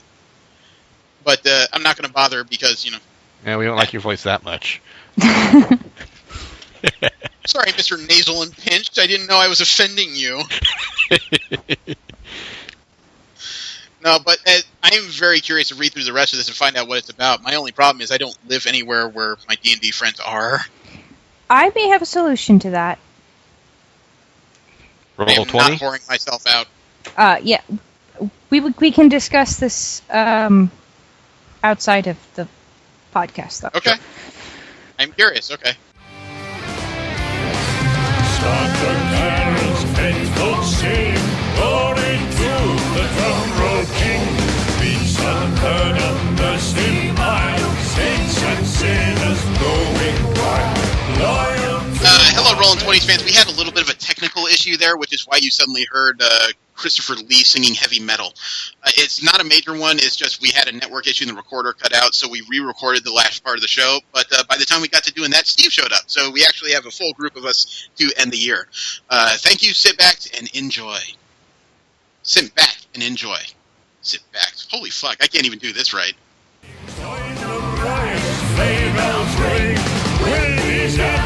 No sustain. Christ, his neighbors don't complain. Last we have our What the Fuck Corner, where we talk about those stories that just make us question how life has progressed on this planet, given that we're still involved in it.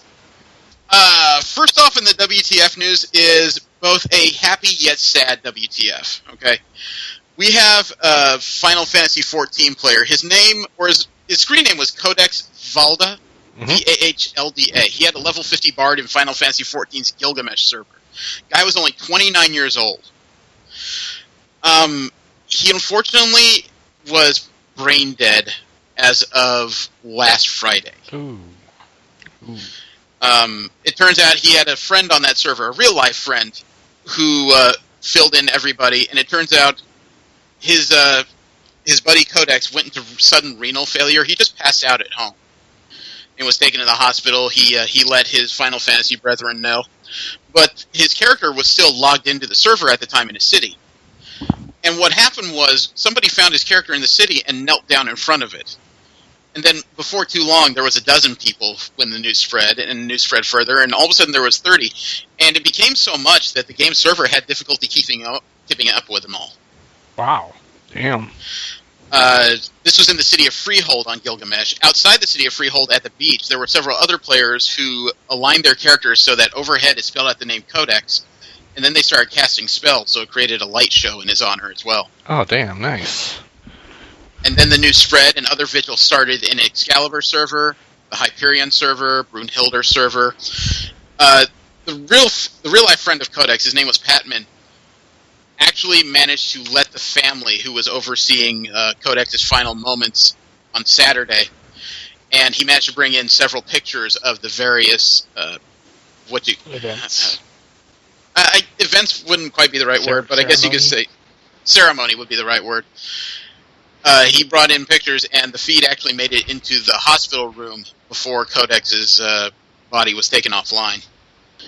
So it goes to show that it's true that the internet is very much user-driven. 90% of us use it for dickish means, but there's still some people out there who can genuinely put on a good show of what kind of people we are. Yeah. It beats the hell out of that guy that died, and they were holding a funeral for him online in WoW. Oh, the Warcraft, they bloody came funeral. in and raided the funeral. Yeah, that was. Yeah. That That was better. another Much nice better this sentiment time. that was interrupted by internet dicks. But this was a really nice show by the Final Fantasy XIV community, and that's a moment to be proud of, really. Mhm. Yep. You know, it's relatively small gesture, but it's a good one nonetheless. We can go from the sad and sublime over to the ridiculous. So, how familiar are you guys with the Inca and Nazca lines out in Peru? Yeah. Fairly. Sounds They're important. familiar. And they're ancient. They are ancient. They're the lines that are meant to be seen from the viewpoint of the gods of all these vague shapes that look like birds, animals, and a few other glyphs. Oh, those things. Yeah, they've been out there for centuries. Oh, I thought you were talking about like trains or something. I was like, what the? No, the Peruvians have not been pulling trains for thousands of years. That would just get sticky and uncomfortable. Yeah. Well, the UN decided to have an ecology summit, talking about the environment, and part of it, they flew a drone over the Nazca lines out in Peru. Well, in addition to the lines, they found these large yellow cellophane letters that basically spell out, time for change, the future is renewable, it's signed Greenpeace. I sent you a URL so you could take a look. They're in big letters. The particular picture, I'm sure, has been photoshopped a bit to bring up the letters and make them more visible. I doubt they glow like this. Yeah, that definitely looks a bit photoshopped. Yeah. However, I think those are people standing near the letters. I'm going to assume that's the Greenpeace people who put it down. So that would make these things, if my judge of distance is correct, somewhere around, I want to say 40 yards long, maybe 45. Yeah, that's huge. Not 100% on that. Here's the thing, though. Several members of Greenpeace right now, Peru's trying to figure out what charges to bring them up on. The land surrounding the Nazca lines is very delicate. It's full of lime, which is how the lines have endured all these centuries. The problem is that footprints also endure for centuries out in this area. You need specialized footwear just to walk around and special permission by the government to even approach this area. However, somebody from Greenpeace decided to make a statement, and which they did. However, the statement that Peru is sending back is, you bunch of schmucks. Well, it seems deserved.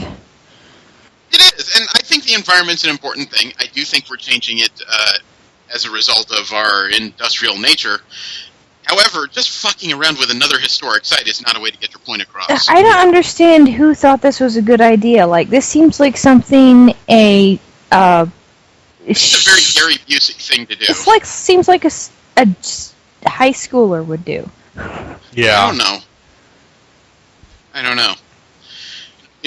Greenpeace says it's working with the government to determine what kind of punishment is necessary. I don't know how far that work goes. It's just so damn odd to me. Out of the myriad of ways to communicate with people, this was way too radical for me. It makes no sense. I mean, I suppose they're trying to talk to people that have satellite. I mean, there's no other reason to do this. It's not like somebody's going to be walking out, oh, yellow cellophane. Well, I think they did because they had information on where this particular UN drone was going to fly over with a camera. I think this was for this particular summit. I seriously doubt this is them trying to talk to the average persons. Well, yeah, but I mean, it just seems odd. An odd way to go about it. Yeah. And this definitely required more thought before they went forward, and they didn't do that. Okay. Does anybody here have subordinates? Do you work somewhere where somebody works underneath you? Not really. I've never had that experience. Wow, okay. So that puts me in the lone category here. Okay. Now, imagine you're somebody's supervisor. Would you ever fire them over nuts? Nuts? Depends on what kinds of nuts. Maybe not. Depends on the context of how it's involved, but I'd say lean toward no. I mean, we have had people written up at our place of work because they're eating pistachios and spitting the shells all over the production floor, but... Okay, would you fire somebody over macadamia nuts? I don't know. Are they spitting them at me? What are they doing? Here's the thing. There was a Korean air flight, okay? The steward decided to serve nuts out of the bag rather than on a decorative plate. One of his supervisors saw this, berated him, forced the plane to turn around at the gate so they could throw the steward off the plane. Whoa. Yes. Force the plane to turn around? Force the plane to turn around, go back to the gate. I don't think they were in the area yet, but force them to get back to the gate so they could throw off this particular steward. Now, it turns out the supervisor in question who did this is the daughter of the CEO of Korean Air. Oh, he must be embarrassed. Well, the chairman, his name is Cho Yang-ho. He bowed deeply on television and asked to take the blame. He showed contrition in the traditional South Korean format, and his daughter has been stripped of all titles within the company. Ouch. Yeah. Well deserved. Yeah. Yeah. The chairman said, quote, "I failed to raise her properly," unquote. I don't know if I'd go that far, but at least he's definitely honest to say, okay, she fucked this up. I understand his mentality, considering I've lived with one for a better part of my life. Yeah, the steward who was thrown off the plane said, quote, "You can't imagine the humiliation I felt unless you experienced it yourself," unquote. I don't know, there's probably about 100 people in that plane who are feeling it for you. I don't think it's embarrassment they're feeling.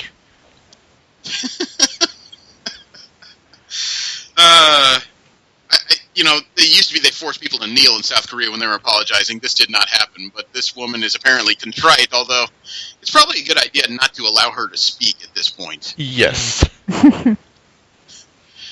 Goodness knows, she might throw the reporters out for not asking the right questions. She could try. Okay, let's move this to the other side of the what the fuck coin. The ones that just make you confused and wonder how we got to where we are. Oh, boy. Did you know that Pokemon at one point were considered satanic? I remember that coming up. Yeah, my mother. I do. There was a section of the Christian community who thought that Pokemon were satanic due to correlations, as some people pointed out, to ancient texts on demonologies and creatures pulled from pagan religions. Dude, they pull shit from everywhere in that game. Well, there's an episode their of Did You Know? Yeah, there was an episode of Did You Know Gaming that followed this rather significantly, including to the point that some Christian groups thought that the Pokemon theme song, "Gotta Catch 'Em All," if you played it backwards, it said, "I love you, Satan." I just watched the game theory on that. The Vatican actually had to weigh in and declared the game free of, quote, harmful moral side effects, unquote. Well, if The Simpsons can get it past, I'm pretty sure Pokemon can. Oh, it's deeper than you think, man. For a while there, Pokemon were even, by some Christians, were considered both part of a Jewish conspiracy and anti-Semitic. How the fuck does that work? I don't know. I love you, Jewish overlords. Now give me your gold. That's the stupidest thing I've ever heard. My head hurts. Does that mean when the apocalypse comes that the Pikachu is the horseman of death? I don't know what to say. I consider him far more fitting for war. Okay, maybe Squirtle is death. Some of those Pokemon could make very good horsemen, though. They can ride themselves.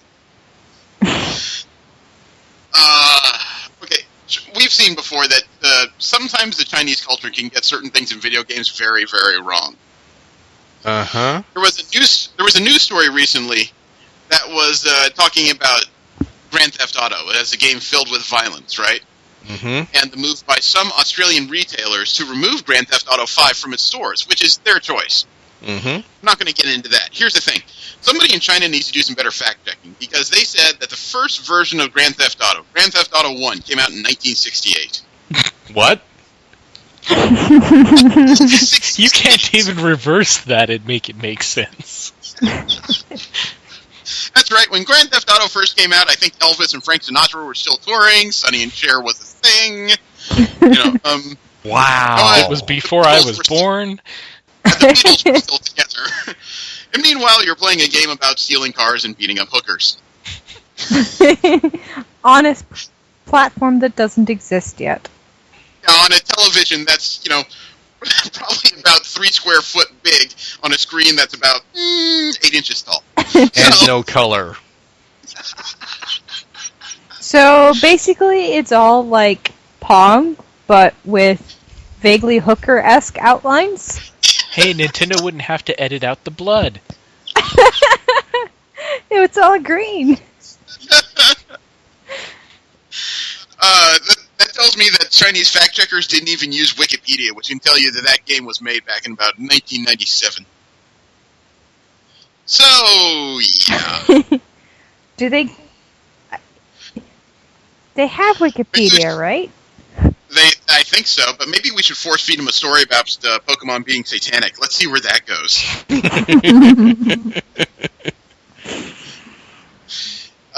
You know what? I like the holiday season. It's usually a time of goodwill, a bunch of fun traditions and everything. Uh-huh. However, some traditions, when you mix them with modern technology, are very, very dangerous. As in a TGI Friday in Brooklyn. They are trying out a new item. They take a 4-propeller drone and they hook a piece of mistletoe to it and fly it around the store, with I assume with a small camera. Think of it like their version of a holiday kiss cam, right? Uh-huh. Mm-hmm. There was one photographer who sat down in a TGI Fridays in Brooklyn and lost the tip of her nose. Ooh. In Sheepshead Bay, it turns out that somebody was flying this drone a little too close to a couple, including a woman with a rather hard-to-pronounce name. Not gonna try? Georgine Benvenuto. It's a very Italian name, frankly. So, this thing came down in between Miss Benvenuto and her significant other, and it had uncovered spinning blades, and it literally chipped off the tip of her nose, she said in a statement. Ooh. That's freaky. Yeah. She has a bit of a sense of humor about it, though. She said, quote, "Thank God it didn't go anywhere under my eye. That's my livelihood," unquote. Wait, what's her livelihood? Photographer. Oh, that's right. Yeah. I can't even imagine sitting there trying to enjoy some potato skins, and next thing you know, your nose is in it. Right? What is that like? Prosciutto? I don't know. Ew. It's a fun idea. However, the implication of it leaves much to be desired, including viability issues. Yeah. Okay. Steve, Jesse, I know you guys live in an area where you have funny billboards. Occasionally, you guys have billboards telling you not to beat your wife. Yeah, my personal favorite was the anti-incest billboard. I can't believe that even needs a billboard in this country. I don't know. I blame Winton. I blame Winton. What did it say? I don't even remember. I just remember that it was there. I'm trying to imagine driving down the highway and all of a sudden seeing that billboard that says, "Your sister's cute, but she's not that cute." Don't do it. Or that's assuming I can understand it. Half the time it's all in Spanish. Okay, well, this is close to that. South Dakota decided to start a new ad campaign because they determined there to be a safety issue when it comes to driving in snowy weather. People pulling the wheel too hard when you start a skid, and it creates a spin, and it creates a mess if there's too many cars around you when it happens. Yeah. Okay? However, the person that wrote this particular campaign needs to be fired, and the person that approved this particular campaign needs to be sent to a different place for training. South Dakota's official campaign for safety is "Don't jerk and drive." What? They have an actual campaign. There's several billboards. One says, "Stay the course, let off gas, re-enter traffic, don't jerk and drive. Think before you jerk." What are you doing to stop people from jerking? Share an image and remind your friends and family why do not jerk the wheel. And the last one I love, it shows a car in a snowy embankment that says, "Jerking isn't a joke." There's no way you can't pervert any of that. I don't see how someone didn't do that intentionally for that. I know, and I heard that South Dakota actually pulled the ad. The Secretary of Department, Trevor Jones, said, quote, "I decided to pull the ad. This is an important safety message, and I don't want innuendo to distract from our goal to save lives on the road," unquote. Wow, dude, that's not innuendo. That's in your face, rubbing it in your nose in it. South Dakota legislator Mike Verico said, quote, "I think the intent clearly was, when you start to go off the road, you should take your foot off the gas and gently go back on. But it wasn't defended very well that way. When they say, yeah, there's some double meaning there, I think that was a terrible error in judgment," unquote. You think? The funny thing is, there was one person on Twitter, Matteo Fiorio, he was great. He actually said, quote, anti-masturbatory car air freshener, sunflower scented to reduce urges. Hashtag don't jerk and drive. He showed a picture. It's called Hands Off, anti-masturbatory car air freshener. Masturbating while driving is dangerous. Please keep both hands on the wheel. Don't jerk and drive.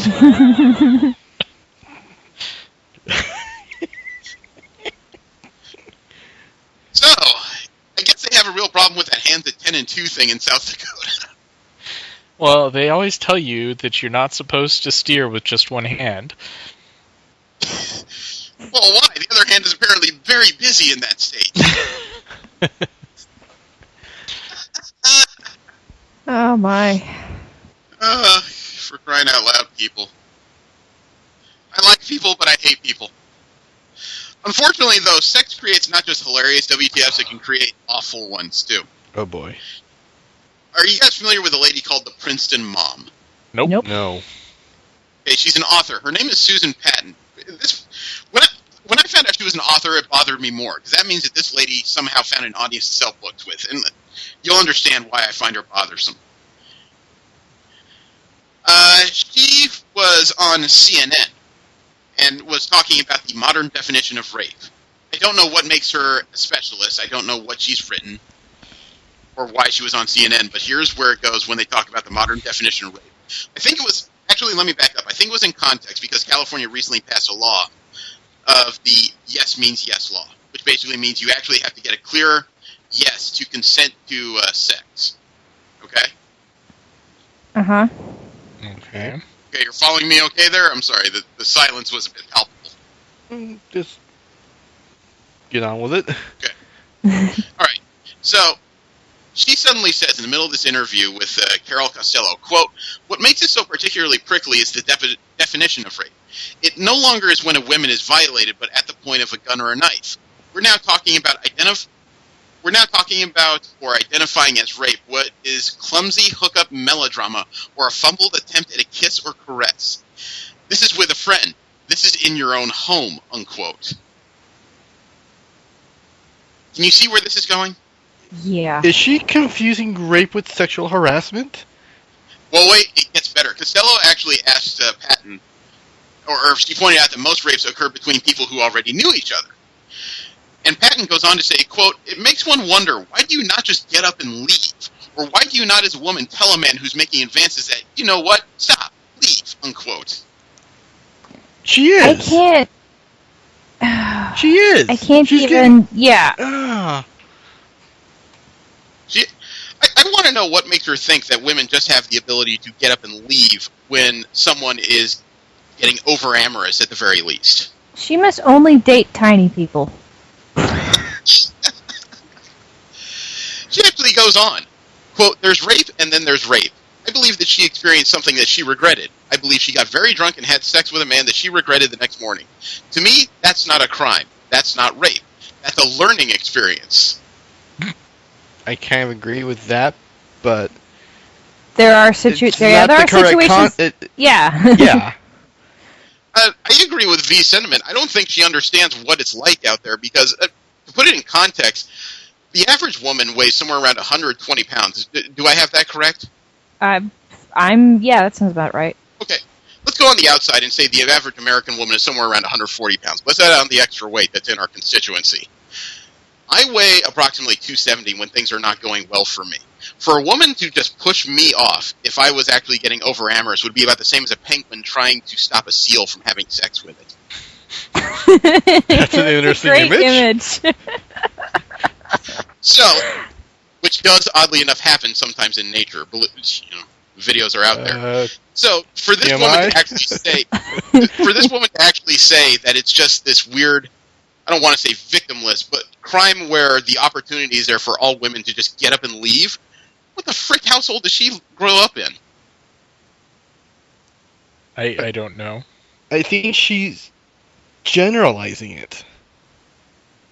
Yeah. She is, but she's just making it sound like at all times women just have the ability to say, you know what, stop, bad, get back on the paper, and pull up your pants. Yeah. You know, she also acts like all rape is a sexual thing. A lot of times it's not a sexual thing, it's a power trip. Right. People out there doing wrong. It boggles my freaking mind. I would say that it's more often the power trip than someone just losing control. Yeah. Well, Costello, the CNN lady Costello, actually is a domestic abuse survivor and said she would never contact Patton. She needed support after experiencing assault in the future. Patton told her, quote, "You can probably come to me because I'm a sympathetic ear. But first I would tell you, be smarter next time. Exercise more self-control next time. Use better judgment next time in how you choose your friends." What? So this Patton lady is basically the one who would be sitting there saying, "Oh, how did you dress? What did you smell like? What did you say? How did you cause this?" Is she Japanese? No white woman. People across many races are guilty of that kind of. Well, I would say this in looking at her picture. I'm not motivated to have sex with her, so I'm not her problem. This whole thing is just freaky as all hell. Okay, fortunately for us, we have a what the fuck story that bounces us back into the funny side of sexual debauchery. Oh, thank you. Let's go. You make it sound like I did you a favor. There was a 29-year-old woman in China. Her name was Ting Su, okay? She started to believe that her husband was having an affair with her twin sister, of all people. Okay, so she used a phone app to triangulate the location of her husband's phone while he was out one day. She found the two of them in a parking lot, naked in a parked car. So she was correct. She was correct. Here's the part where it gets weird. The husband and the twin sister got out of the car naked for some reason. I guess they were figuring they either got caught or maybe they could explain this away somehow. You know, I was giving her the German. I was giving her the Austrian Heimlich, honey, I swear. That involved us taking off our pants. I don't know. Now, while the husband tried to explain this, Ting didn't say anything. She got in their car. And drove off. She found the keys, turned it over, and drove away, leaving her husband and her twin sister naked in the parking lot. When did this happen? Hopefully it wasn't in the middle of winter. Yeah. Well, thanks to Twitter, there are pictures, censored pictures of this woman, the twin sister, hiding her face, but doing nothing to hide her groin. Well, that would be kind of moot at that point. Yeah, while it is pixelated, I can tell you the woman needs to shave. But I can only imagine what the conversation was after Ting Su got in the car and her husband standing outside. Honey, I swear to God, I was just trying to help her. Why are you getting in the car?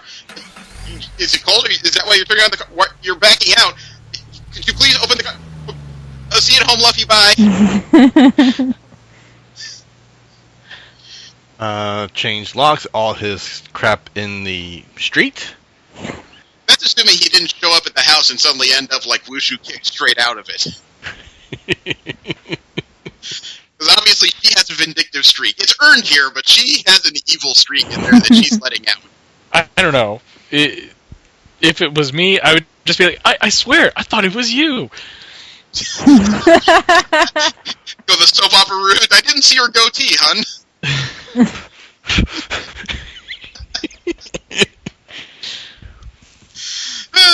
One of you needs to shave and the other one needs to let it grow. Then I can tell you apart. When the curtains match the drape in length. Oh, okay. What if I put it in twin tails? I can't tell you apart. Unfortunately, there's also WTFs that make me very sad. And I found another reason why I can't go to Missouri. What happened? There's a young man named Dakota Nasfinger. Wait. Okay, I almost said Dakota Nasfinger. His name is Dakota Napsinger. There's a bit of a difference in those words. Yes. Nasfinger. That sounds like the the worst Nazi sexual move ever. Okay. His name is Dakota Nafzinger. He has bilateral wow. Okay, I screwed that up too. He has bilateral anophthalma. It's a situation where he was born without eyes. Ooh. All right. Yeah, life is already sucking for this kid. He's 8 years old. He's going to elementary school. He has a cane that he uses to see. Oh God, this. I've seen this article. Yeah, one day he came home and he was humiliated, and he had a pool noodle. Wait, what? He had no cane. He had a pool noodle. Yeah. What's that? You know the those little have you ever played long in a pool floaty devices in the pool? Helps you float. Yeah, they're basically long pieces of tube foam. Oh, those things. You find them in like Walmart and a lot of discount places. They're pool noodles. I actually never knew that thing had a name. Of course it has a name. Well, this is what he had to use to see because the school took away his cane. Really? Yeah, as punishment. Apparently he lifted it up on a bus and hit somebody. Whether or not it was on purpose, I don't know. I can't say. But the school thought it was threatening, or the bus driver thought it was threatening enough. He reported to the school. The school responded by taking away his cane and giving this kid a pool noodle. And he was supposed to use it for the next 2 weeks. What? Yeah, someone tells me this kid was never trained how to see with a pool noodle. I mean, I'm surprised he made it home okay, to be honest. It's a little astonishing, frankly.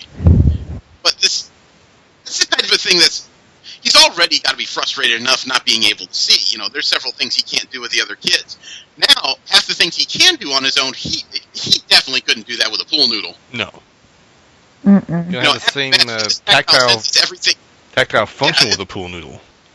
Right, canes are rigid for a reason. With a pool noodle, everything would probably look like he was staring through, an army of cellophane bags, frankly. It's fucked up beyond belief. I'll take it the extra step. Even if he was being violent with it, that's depriving someone of their sight. Yeah, that's not acceptable. You gotta find another solution to this problem. Yeah. I don't go to bars too often, but when I do, every once in a while, I see one of those one-punch test your strength machines. Have you seen those? Mm-hmm. Yeah. You're supposed to give it one good whack to test your strength, and it counts up to 3 nines. I tend to avoid them because when people start drinking, they really go overboard in testing their strength on these machines. And now there's a guy who's a member of something called the King of Connection. He decided to test his strength in an arcade with one of these things. This is an exact example of why I do not go near these things. I'll send you the YouTube. It's only 12 seconds. Oh dear. Take a look at this. There's a reason why I do not go near these machines. Really? And he delivers a scintillating double spinning back kick.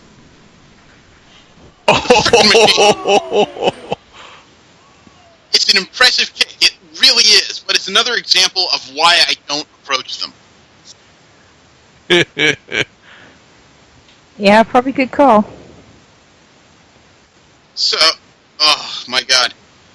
And now, unfortunately, this video is out there. Can you imagine how many falls people are going to have when they attempt to duplicate this little maneuver? Yeah. There's all kinds of idiocy out there. Darwinism in action? Well, there's us. We're idiots of a different caliber. We're better than that, I think. Yeah, we know we can attempt it. None of us can even come close to trying that one. Nope. Yeah, well, I mean, at least he wasn't drunk when he tried to do it. That probably helped matters a bit. No, the frightening part is he was dead sober and still did it. Obviously, he's had a bit of training, so, I hope so. He could just be a natural free runner. But let's push ahead, because that's the last bit of what the fuck I got. We're supposed to discuss some of the best and worst of 2014 we came across, but the Spider-Woman story caused me to ask another question. Do you guys think we're entering the age of the practical superhero costume? It's a story that was asked on Toy Box, and I started to re-examine the whole thing when I took a look at three female superheroes in particular who've had recent redesigns: Batgirl, Spider-Woman, and Mockingbird. And their costumes are so different from where they were even 10 years ago to what they are now. I can say I like to think so. It seems more practical and I'm using this term loosely, realistic. Okay, I can see that argument. It's something that's come up because of the redesign of Spider-Woman. Some people like it. Some people are spitting fire at it somehow. But I don't mind the redesigns. It just also caused me personally to ask if we're hitting a different era of costuming. Because I think we've gotten to the point where we're smart enough to realize that spandex will not save your life. No. And let alone, there's a lot of items super out there spandex. In the case of the Star Trek people, it's stinky spandex. But there's a lot of people out there who I think they assume that as soon as you get superheroics, you suddenly find the nearest spandex dealer and have a ready fab costume to go. And didn't we learn that from watching Amazing Spider-Man? Maybe from the Greatest American Hero. I don't know. No. That was his powers. But there's a lot of cases out there where costumes are hitting something a little more conventional. And it's not like it's a new phenomenon. Technically, the first time that happened was, the 2002 X-Men movie, I think it was? Yeah. Oh, no, I think it was 2000, actually, when that first came out. Something like that. But they didn't use spandex, they used black leather, because spandex looked kind of horrible when they did a few screen tests. and then it carried over to the comic books for a while. But I think there's a double-edged sword to this, because not only are superhero costumes getting more practical in comic books, they're much more protective now, but now Marvel in particular has to be very careful about how things will look on the big screen as well. Yeah. Mm-hmm. I sent you guys a graphic you can check out that I put together of comparisons of Mockingbird, Spider-Woman, and Batgirl of costumes from not too long ago to what they're wearing now, and it's quite a difference. Yeah, unfortunately, I can't see that. Yeah. Oh, okay. I can see it, but it's taking a bit. Well, it's a big graphic. I tried to put together something detailed so everybody could take a look. But Mockingbird there, God, talk about different, right? Her original costume with the pirate boots and the large sleeves and... One moment. It protected practically nothing. What? It's downloading. It's big, Jeremy. That's what she said? I wasn't going there specifically for that reason. She got there first. She totally got there first. Well, I sent you guys a website while you're waiting so you could take a look at what the original Mockingbird design was like. And while it's interesting, it plays a lot with motion, wouldn't save your life for anything. Not at all. No. Especially for a woman who had no powers. Yeah, I definitely... She fought in this with bare legs. I definitely like the upgrades here. Yeah. And her new costume is much more protective. It actually protects her legs, has these giant shin guards on it, so she can kick hard and not care. Mm-hmm. I imagine the materials have come a far way from spandex. We've talked a little bit about the original and the redesigned Spider-Woman, and the third part of this is Batgirl. Right, I remember the Batgirl redesign. The old Batgirl is not too impractical. Not terribly impractical, but it's also not something that can be... I think the original Batgirl was kind of designed with the aesthetic that DC had at the time. Every superhero has the ability to change in a phone booth. Oh, yeah. The other one is much more realistic and streamlined and not so boobalicious.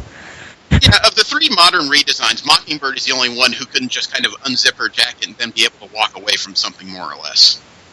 Yeah, but she looks like she's designed for super heavy combat. Yes. I don't think she was one of those heroes with a secret they she had to conceal. Mockingbird? Yeah.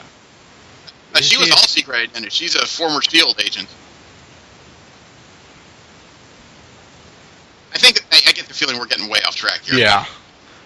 But I don't mind that things are changing as they are. I think it creates new possibilities for new stories. Hmm. Because now superheroes can be a bit more, perhaps clandestine is the word I'm looking for. Grounded. Not everyone can be that person standing in the middle of the street saying, "Stop, villain!" And it allows for more play in that direction. I think we're hitting an interesting point where things are shifting to a degree. How far, I'm not 100% certain. I like the shift so far. I don't see every hero making that shift, but I see a good percentage of them doing it. Yeah. There's a lot that can actually change in this format. But we can follow it further and see where it heads. I just thought that was an interesting question. As far as our 2014, have there been any comic book series that you guys read that were an interesting surprise this year? Well, like I said, I really enjoyed the Hawkeye. Oh, yeah, that was good. Oh, you like the Fraction book? That series is coming to an end pretty soon, but thankfully it looked like it's going to get a restart. Good. If I remember correctly, they're ending the Hawkeye series and they're going to start the Hawkeyes, plural, series. Kate Bishop is moving back into close proximity with Clint Barton, and they're going to start adventuring together again. So there will be a lot of interesting tension between the two, I'm sure. I don't even mean sexual, I just mean give me that arrow. No, give me that arrow, you bastard! What about you, Jesse? Oh, I'm trying to think. All New X-Men was good. You locked into that one? I didn't think that'd be in your particular circle there. Oh, I thought it was an interesting take when you introduce the originals into the modern time and see what's in their future and react to it. I've always liked the idea of taking the character and kind of pulling them out of their almost borderline out of character. So that was kind of good for me. I'm almost wondering if they're going too far with that concept, though. It seems to be getting a bit long.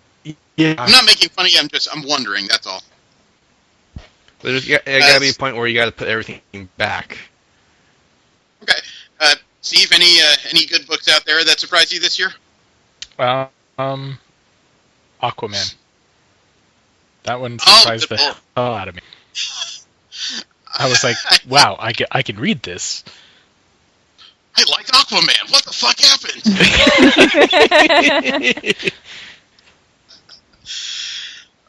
No, that's a fair pull, though. That actually was a really cool book. My biggest surprise of the year was actually a couple. I liked Uncanny Avengers way more than I would, especially in the last year with the whole Earth X storyline. I tried. I read it for as far as I did, and really couldn't get into it. It didn't gel with me. I really liked how it built up several big climaxes, and the heroes didn't win every fight in that one. Even though time travel played an element in it, I questioned who might come back and who might change, and there was a lot going on there. But if there was a really solid surprise last year, I'd have to say it was Miss Marvel. The new character, Kamala Khan. Oh, man, I haven't read that. I haven't looked into that yet. It created a lot of stir when it came out with a Pakistani. Oh, yeah, I know. But the writing is really good. It's a good coming-of-age tale, it's a good cultural tale, and it's a good superhero book. You know, the character's reactions to a lot of the things she's going through are pretty close to, I would say, what a teenager would go through, from surprise to injury to frickin' hero worship. She calls Wolverine her sidekick, for crying out loud. Oh, you know what? Nova was a good one. I enjoyed. That was a good surprise. They need to get somewhere with it, though. It's spending a bit too long of him just going, "Oh my god, I'm a superhero, and I have to go to school." Another Peter Parker syndrome. Almost, yeah. Let's see. Any disappointing comics this year? That last one we read. What was it? The Killing Joke. Yeah. Killing Joke? Really? Well, I was expecting more from it. It was just... Yeah, me too. It felt like they could have stretched it out a little longer and didn't make it so packed. Was it too much talking for you? Just not enough action? It's not even that. Yeah, it's that and a little more. It's because the way things were worded, it was intense. It seemed like it was intentionally trying to be vague and obtuse, which I feel personally doesn't really work very well in comics as much as it does in, say, film or maybe books, because at least for me personally, it's hard to tell whether they're being vague or I'm just missing something. So I reread it, trying to figure out what's going on. I guess that's fair. I just hadn't thought about it in that format. Actually, what? One thing for me was Superior Spider-Man actually toward the latter end. Because I was reading through it and it felt like it was repeating itself almost. The concept was a really good concept. It just went on too long. Yeah. You know, there was real potential for character growth there, but it seemed like every time Otto Octavius was about to learn something, he learned nothing. Yeah, he went right back to went right back to square one. Yeah. So that was his film failing there. Steve, anything in there stick out to you as a disappointment in comic books? I don't know. I tend not to dwell on the bad so much. I'm trying to think. I'm not asking you to dwell on the bad. Was there just anything you read that maybe either didn't live up to the hype or just didn't go quite everywhere you hoped it would? I can't really think of anything off the top of my head. Because, I mean, personally, my disappointment this year was Aquaman and the Others. Really? Yeah, it was an interesting concept for a team book. I really liked the idea of the others that were started in the Aquaman series. But the writing on this team book just never came together like it should have.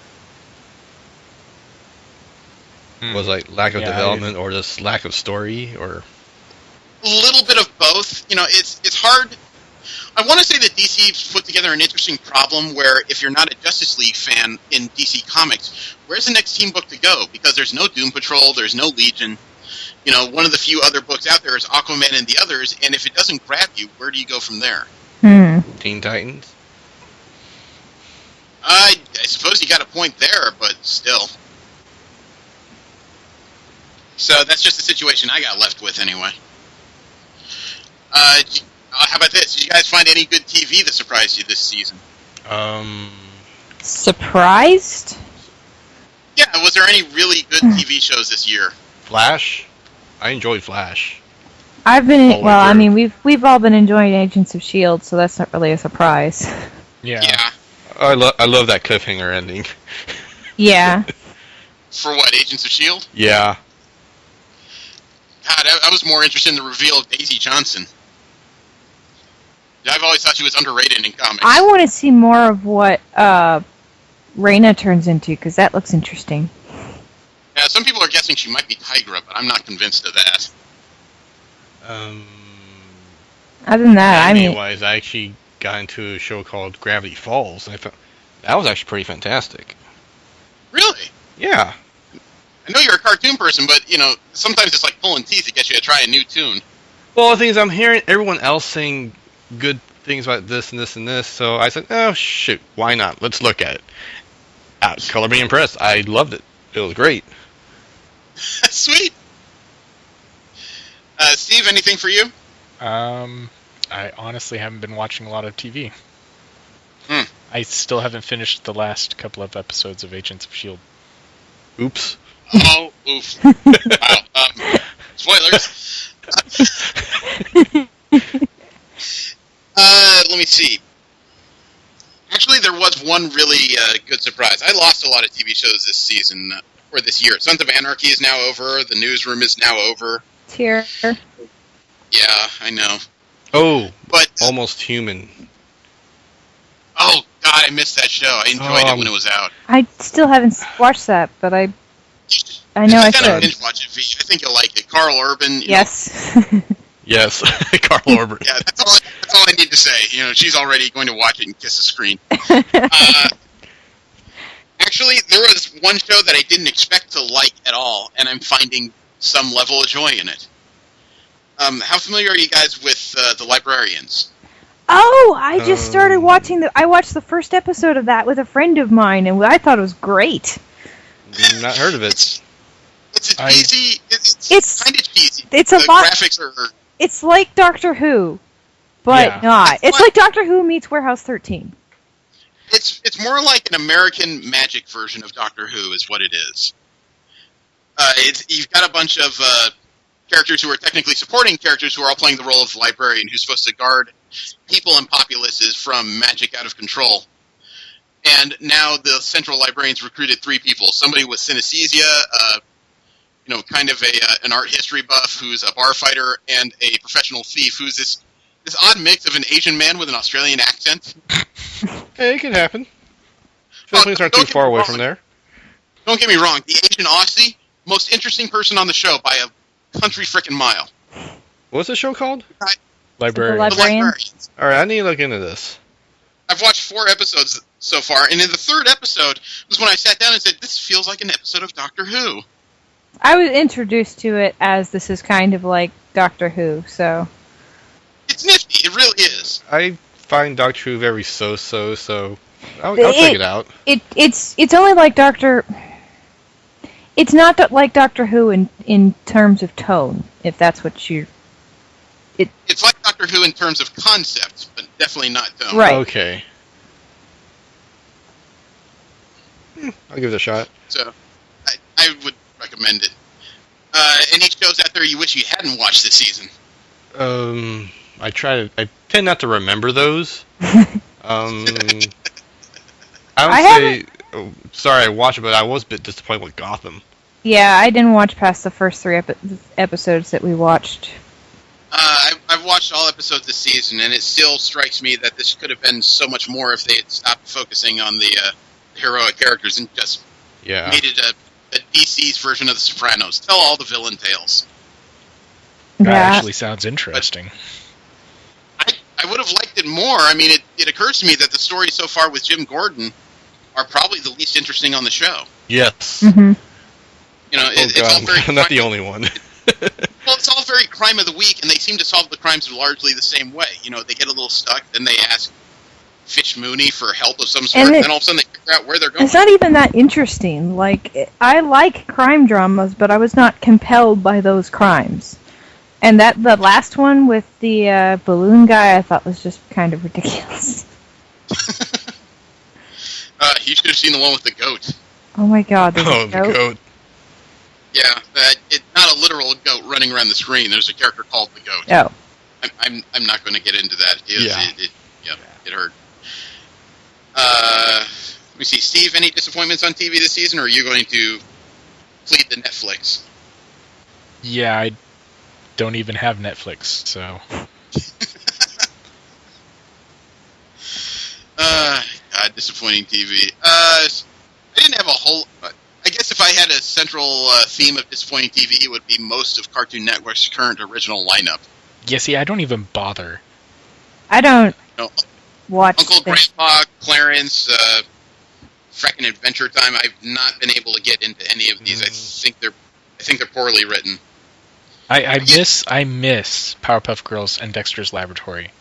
I'll vouch for Adventure Time's writing quality for the most part, but it's not my kind of show. I only watch Archer and Venture Brothers whenever there's, new episodes. You know what? I miss Megas XLR. Oh, that was awesome. That is truly a show that was killed by its overplay. No, not overplay. No. I actually learned why it got canceled. Why? Because they fast-tracked it. They actually skipped a few steps, which one includes merchandising. Oh, okay. So, by the time they were done, they had no money left to continue. Huh. That sucks. It was fast-tracked, so... They should restart that one. That was a fun show. Oh, they put it on DVD. It's gonna sell. Yeah. Wait, which show is this? I've been looking for it. Megas XLR. I can only find the occasional batch feed of them, but nobody seems to sell it anywhere. I'm guessing it's a cartoon? It's a cartoon that satirizes everything from the 80s. Yeah, a New Jersey grease monkey finds a headless giant robot in a junkyard and buys it for $1 and starts fixing it up. Okay. And uses hot rod muscle car for the cockpit. Yeah, he uses like an old Dodge Challenger for a head. And then he's got like every video game controller ever hooked up to this thing, and that's how he controls it. I still remember the one time he was supposed to fire a missile pod, some kind of ultimate weapon, and it turns out he ejected a fridge. He didn't know that this thing was a missile, and he just wanted cold snacks. Or how about when he fixed that fusion core that was going to go nuclear with duct tape? This show episode was when the faux Power Rangers showed up. Oh, the full Power Rangers, Voltron, and Battle Planets? Yeah, oh. Then he decided to combine with them by slipping the arms of the gloves and boots. It was weird to watch him take the foot of this giant robot and shove it in the ass of a robot lion like it was a giant sock. What? And it looked like the lion was actually trying to claw away, like, don't do it, hurts, fuck it, no! Okay. You have to see it.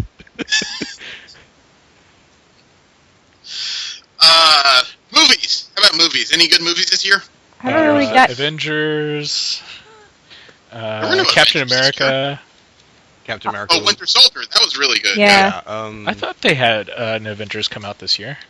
No, Avengers was last year. Yeah. And the next Avengers is next year. Yeah. Yeah, Big Hero 6 was fun. Captain America was fun. Big Hero 6 was really good. And So weeks ago, Big Hero 6 was it's surprisingly good. As much as we made fun of the city of San Francisco, which I'm still not quite convinced could exist. Yeah. There was little to no reason for this city in the movie itself. I don't know why they did this. Honestly, if Disney does not capitalize and at least make a show out of this damn thing, they are idiots. I think they're well positioned for a sequel. Oh, yeah, definitely. I want to... I mean, it was based off of something, wasn't it? It was based on the Big Hero 6 comic book from Marvel, which has never really caught on with people in any format. I was just kind of curious, because I was like... It just seems to me like it was based off of something, and... Yeah, the end of the movie had one major conceit I didn't quite follow, and that is they defeated the villain. They got him and everything, and then after everything was done was when they suddenly said, we didn't decide to be superheroes. It's like, you never decided to be superheroes, you just decided to catch the guy. When did the superhero come into it? That was my one complaint out of the whole thing. Yeah, well, I think it was meant to be a, they during the end credit scene, it kind of showed them getting recognition and this and that, and the fact that they didn't end what they were doing, and so I think it was more. It might be they've been branded as heroes by the media and public. Considering how you saw them bouncing around the rooftops afterwards, though they were still using the suits and doing their thing all of a sudden. Right. If there was one scene that I think crystallizes the whole movie, there was one scene that would take you from like happy to sad to joyful to sad again. It was that scene where they found out who the villain was. Hero took Baymax by himself, was getting ready to upgrade him, and he was just at the beginning of the scene he was out for revenge. By the end of it, he changed his tone and decided to capture the guy. Yeah. It was a heartfelt scene from beginning to end. Like the one scene that really captured me and might review about myself is the scene where Baymax went apeshit crazy. Oh, the one where he removed his medical drive? Yeah, it's turned to just a wrecking machine. And it's because they took out all of this, left the music and the visuals to hold the tone. They took out all of the sound out of it. I know. The other thing was, I saw that scene, and the one thing I remember was him in that giant red armor. I almost expected him to yell, "I'm the Juggernaut, bitch!" I would have hated it. I know. It was just, but you know how writers are. They're fucking weird. V, any good movies out there for you the last year? I finally saw Knights of Badassdom, and it was badass. I still haven't seen that. Me either. Damn it. It's not a good movie, but it's a fun sit down and make fun of shit movie. It's not bad though. I mean, it's not like it's got snappy dialogue, and it's well produced, and I didn't even know, but it has the a character from True Blood in it. Not a character, but an actor from True Blood in it. Who played that role? So Jason what's Stackhouse he playing? was True Blood character. Who did he play in Badassdom? He was the male lead. Really? Yes. I had never seen this guy before, so I didn't know anything else he'd been in. Well, let me verify and make sure it's not just like a look-alike, but... Okay. Actually, I saw that movie, and the biggest surprise to me in that was that I really liked the character of Ronnie Kwok by the time it was all ended. That guy had a great delivery, and he made everything seem so off the cuff and funny. I really liked him. Let me see. Actually, I'll go someplace I didn't expect to. I saw Transcendence last week, and I liked it. Huh? Really? I really didn't expect to, but I liked it a lot. It has almost no action in it. It's not a popcorn movie. And it does lead you by the nose a little bit. But it had some very interesting concepts about what would happen if the mix of man of machine and can man stay prevalent in the machine and things like that. So, and it was another one of those movies where I saw the point. I thought it was smart because it showed everybody has decent reasons for their points. Nobody's just, well, if you do that, then I kill you. Mm-hmm. You know, the movie that really surprised me, because I don't really like musicals, but I just went and saw Into the Woods. Oh, I really want to see that. I know I've liked and saw the play when I was a kid. I can't remember anything about it, of course. And I didn't even realize it was based off of a play. I just went into it going, okay, well, I'm probably not going to like this, but, you know, it makes the family happy. My mom and my sister wanted to see it. And talk about a moral. They were, especially like right towards the end. I mean, they just kind of rubbed your face in it, but yeah, definitely an amusing, fun movie. Huh. Well, how about we go the other direction? Were there any movies this year that made you want to claw your eyes out and forget? Nope, because I didn't see them. Everything that I didn't see. Not to that extent, but I would put Transformers and Turtles on there. The only thing I didn't see. I saw both of those last week, and you know, Transformers I can sort of live with as long as you take out every scene that involves Mark Wahlberg. It's okay. It's not great though. The story is very thin. Turtles was much harder to deal with. Transformers for me. You remember the 5-parters from the original show that actually told a better story? It told a better story than this entire movie. And as for Turtles, my opinion is they had some kind of story outside, and they said, okay, let's slap Turtles on top of that. I don't know. I talked about it with my daughter who saw it recently, and she said, you know what, Dad? I don't think they ever got rid of the alien story. Mer? And I sat down, originally the writing of this Ninja Turtles movie, the one produced by Michael Bay, said that the Turtles were not mutants, they were aliens. They came from another planet.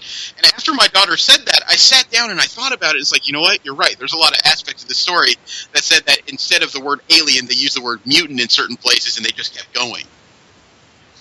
I think the story would have made moderately more sense if they had kept the alien angle. Not saying that would have made it a better movie, but at least the story would have been more cohesive. Yeah. And a bunch of Stark raving mad fans of the shows. Yeah. Cry bloody murder. What about you, Steve? Any bad movies this year? No, I did not watch any bad movies this year. I made it a point not to. Exactly. V, anything you regret? Nothing that came out this year, no. Okay. I saw movies both good and bad, but my biggest disappointment, and I'm going to get nasty letters for this, I know, X-Men Days of Futures Past. Really? I loved that. I actually liked that movie. There were several plot holes I couldn't wrap my head around. You know, when Wolverine told Shadowcat, what if a guy could heal his mind? And as soon as he said that, I thought, you have no reason to exist as Wolverine. What the fuck are you doing? Yeah, I can see that.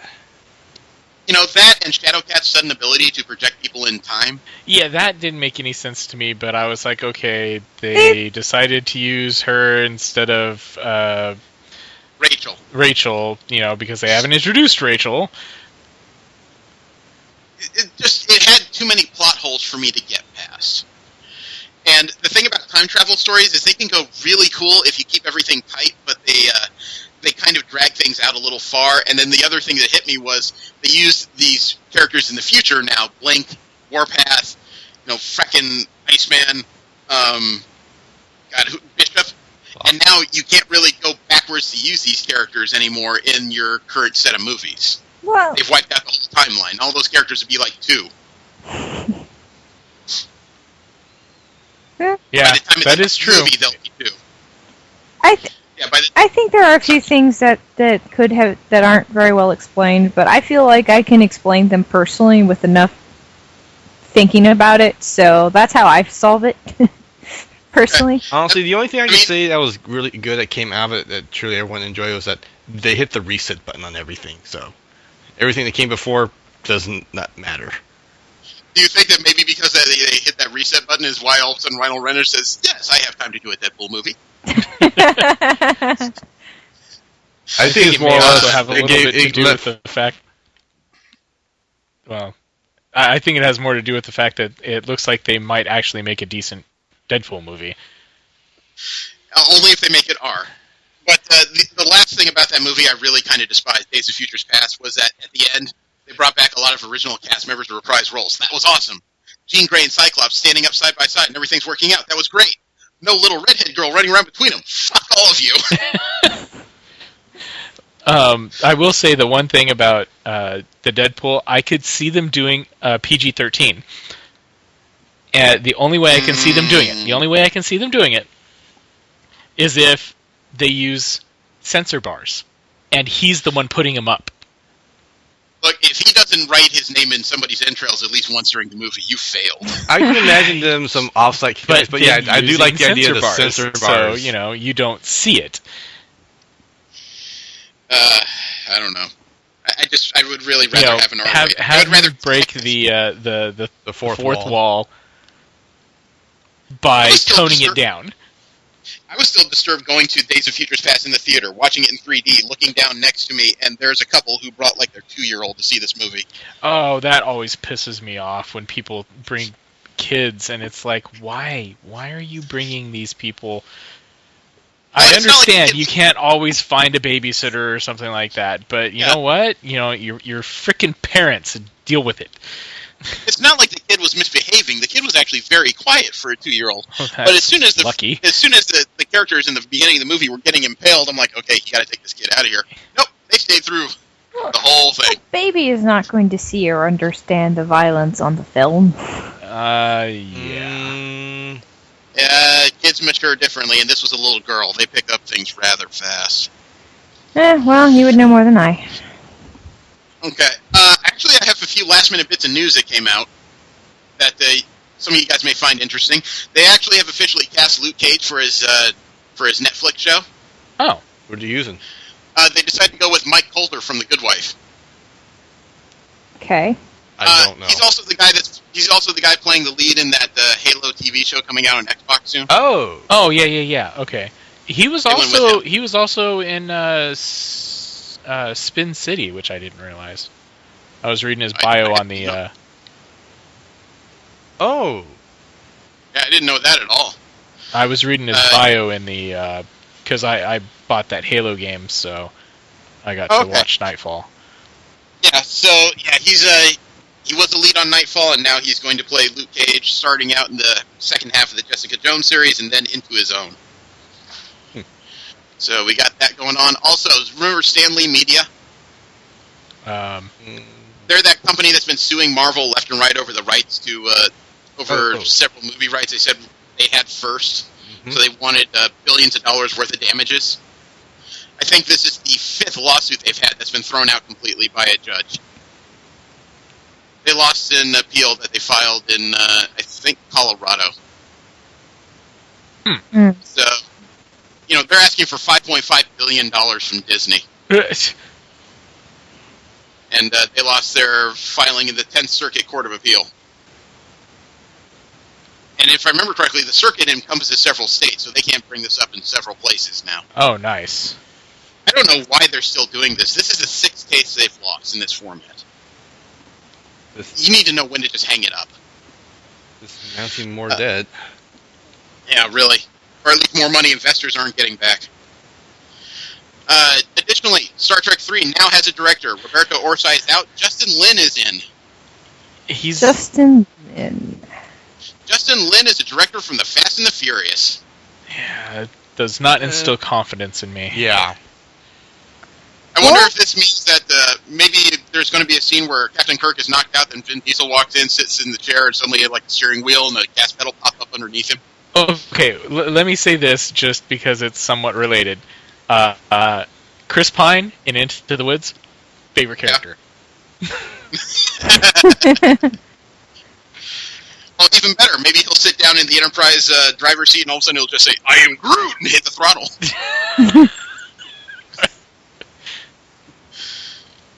Oh my. I tried. And I got one last story for you guys. This maybe is going to turn into a bit of a recurring theme towards the end of the year. Deadspin has its annual list of odd things people had stuck in orifices. Oh, God. Oh, boy. Yeah. Did we do this last year? We did. Deadspin does this every year, and I found this year's list. These are from actual ER and doctor's records of odd items that have been stuck in the different orifices in human bodies. In the ear, they found soap. Soap? An air freshener. Yeah. An air freshener bead. One bead from an air freshener. A walkie-talkie antenna. Think they're trying to talk to the aliens? Cartman?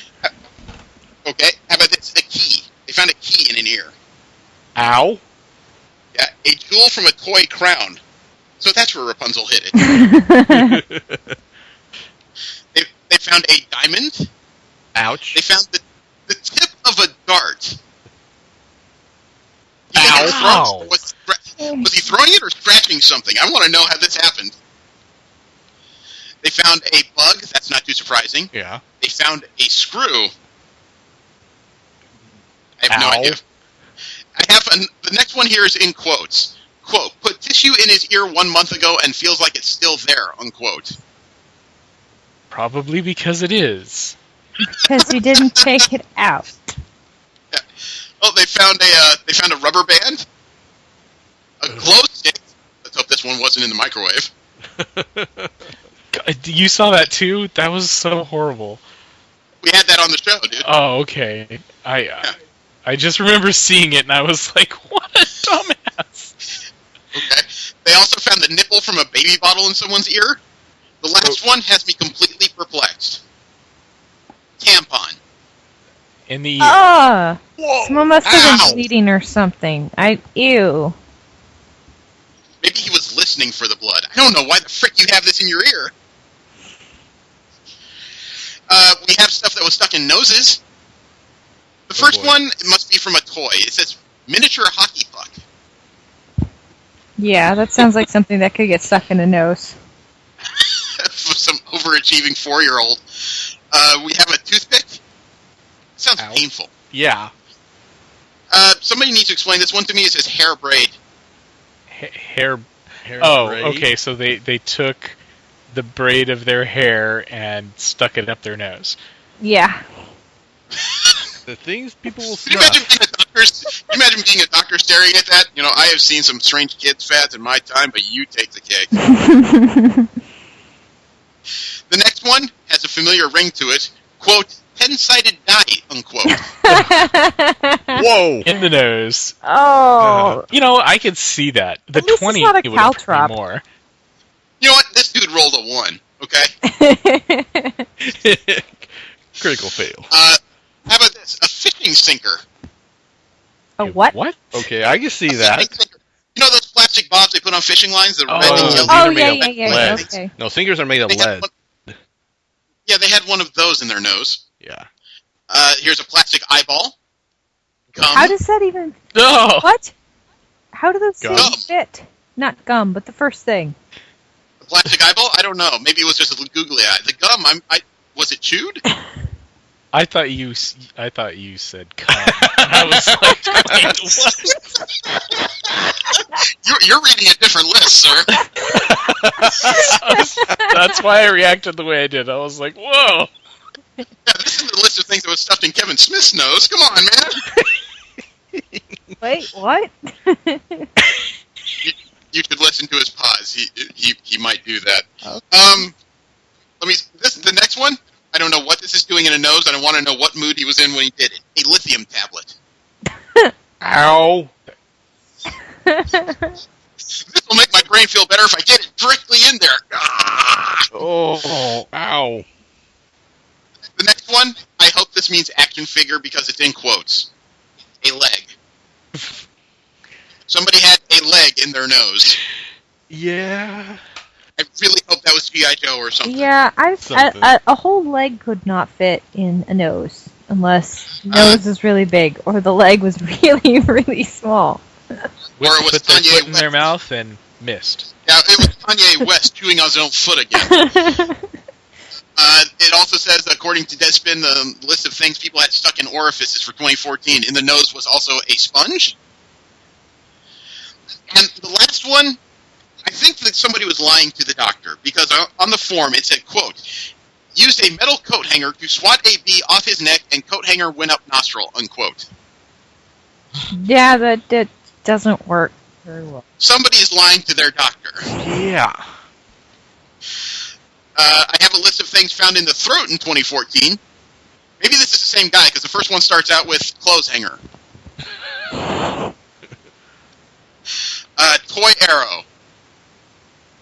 These are things in the throat, mind you. A toy arrow in the throat. Shark toy. A what? Shark toy.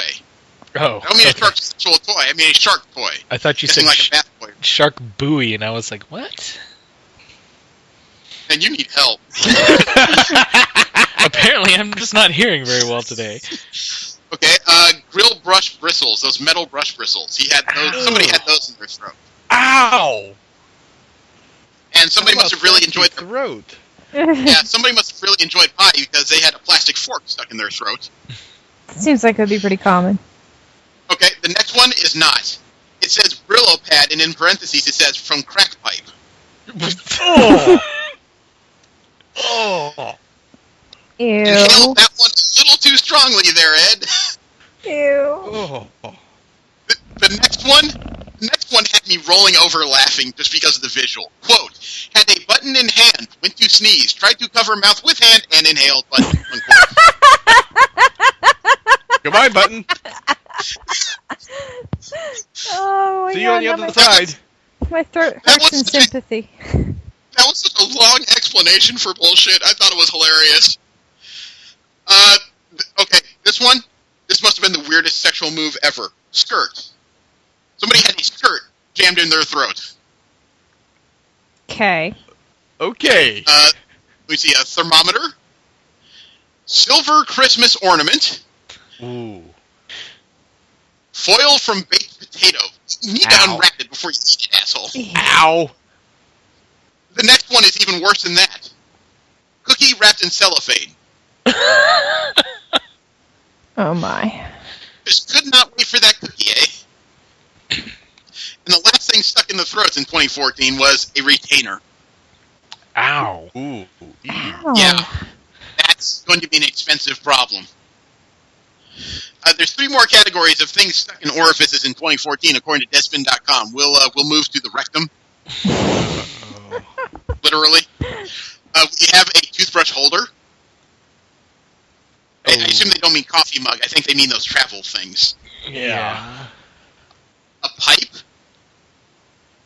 Put that in your butt and smoke it.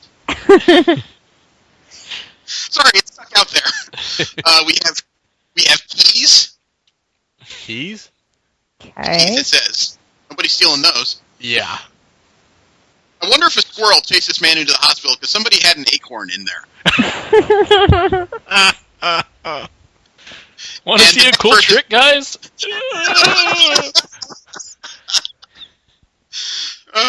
Squirrel girl chasing down the street.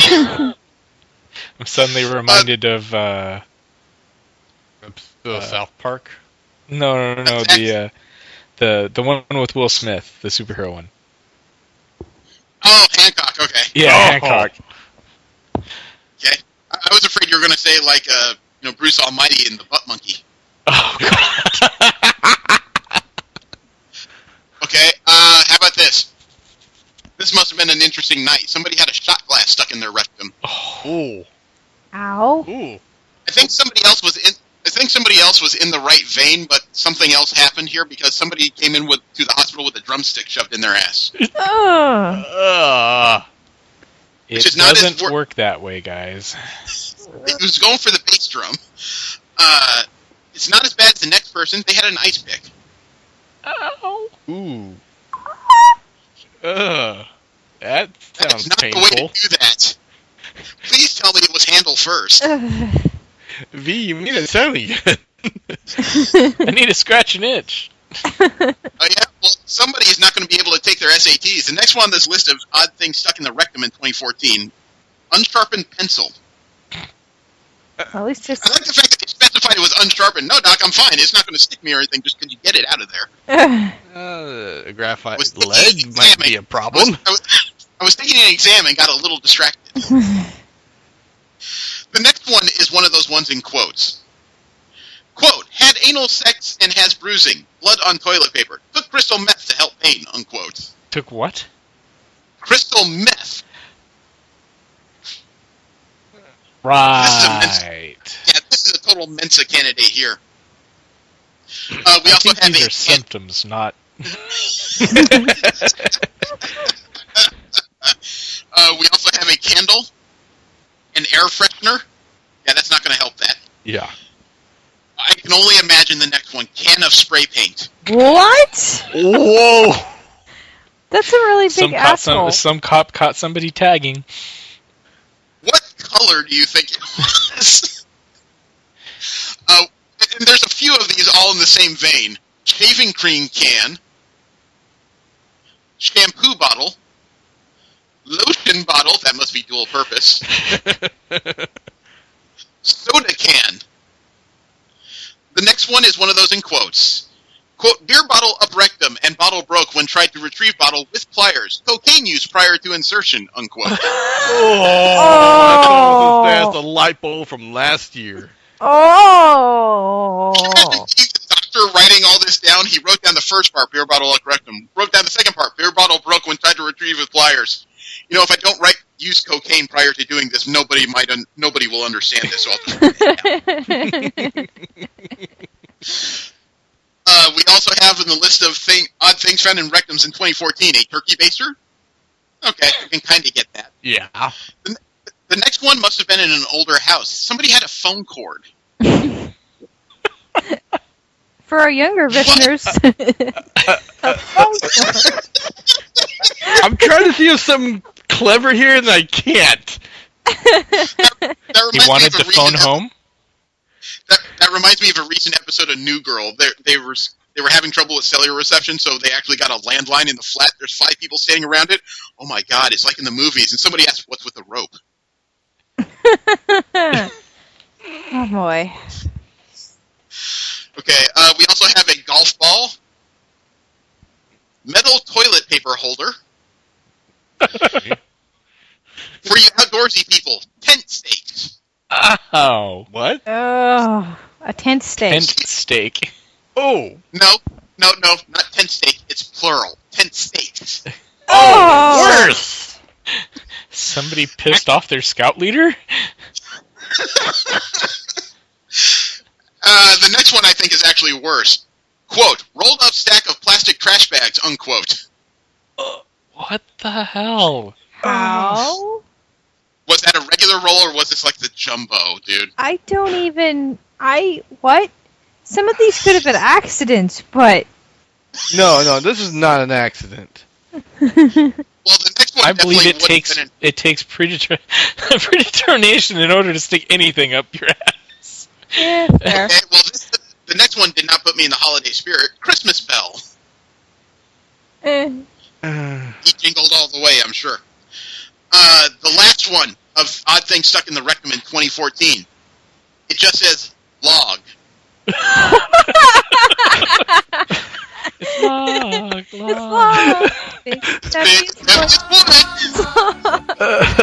And over your neighbor's dog. Okay, we have 2 more lists of odd things stuck in orifices for 2014. We have the vagina. Oh boy. Plastic handle of scissors. What were they doing in there? I How did they get stuck? Maybe it was that author Susan Patton trying to stop somebody from raping her by just coming at him with scissors in the groin. I don't know. The next one on the list is even worse, though. It says here, knitting needles. How? How does that get stuck? I don't want to know. I can imagine how that got stuck. What I want to know is, why do you insert it? It's too small. I don't get it either. Knitting needles? Those things are huge. They're long, but they're not wide. Yeah, but somebody thought this was an idea. We also have on this list of odd things stuck in the vagina 2014. Pen. Pen I can kind of get. The next one is one of those in quotes, so stay with me here. Quote, a large amount of sand, unquote. What? So. Okay. I don't like sand. Could you imagine being that person's boyfriend? There's an odd texture down here. Yeah, I'm not getting this. I guess they went to the beach? Yeah, my thoughts. If not, somebody was humping in the middle of a construction zone or something. Or just dragging their ass through it like a schnauzer. We also have a hair tie. Yeah. How does that happen?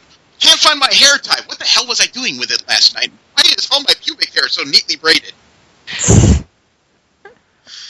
I don't get that. The next one is definitely on the what the fuck corner. A bag of crystal meth.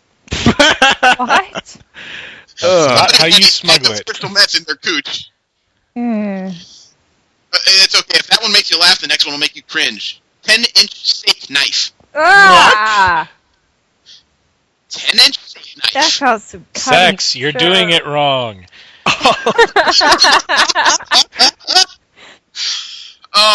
It says here also an odd things of is stuck in the pussy in 2014. A razor. Was keeping someone out. We also have a sponge. Not exactly unusual there, unless it was a kitchen sponge and they mistook what safe sex involves. I'm pretty sure it was a kitchen sponge. Okay. How about this? It's another one of these interesting ones. Quote, 1 battery and 3 coins, unquote. There's a joke there somewhere, but... Yeah. I'm looking for it. I can't even... We need to go to joke school. A priest, 1 battery and 3 coins walk into a vagina. He did not come out. 2 of them came out. How about this? This almost makes sense in a backward sort of way. A bathtub stopper.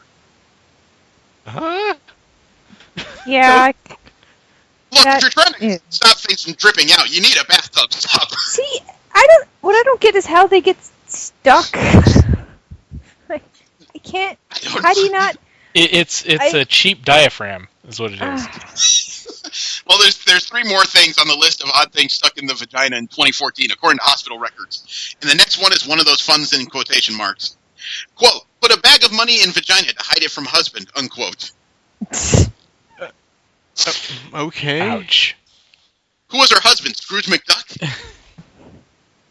You wouldn't think he would obviously need more. they ain't getting much in their family. There was a battery in there, too. No. The next one is a billiard ball. Somebody had a billiard ball stuck in their cooch. Wow. They were trying to do a trick. Yeah. And the last thing on this list, orgasm balls. Benoit balls? It just says in quotes, orgasm balls. They were not working as directed. It said if I put one in, I'd have an orgasm, so I put in 3. Oh my. We only have one list left of the odd things stuck in orifices in 2014, according to hospital records, and this is where Steve... the one I don't want to listen to. This is the one that horrifies us, but it's the shortest list. Of things jammed in the penis in 2014. That's what she said.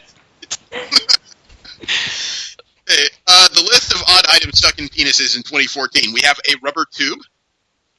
What? Okay. A rubber tube. I don't know. Maybe they were force-feeding something in there the wrong way. This is another one of those interesting ones. Quote, plastic spoon and perhaps a pencil, unquote. Perhaps? Ow! Ow! Any way you look at that. Oh my god. It bothers me. You know, it's like, I know there's a spoon in there, but maybe there's a pencil.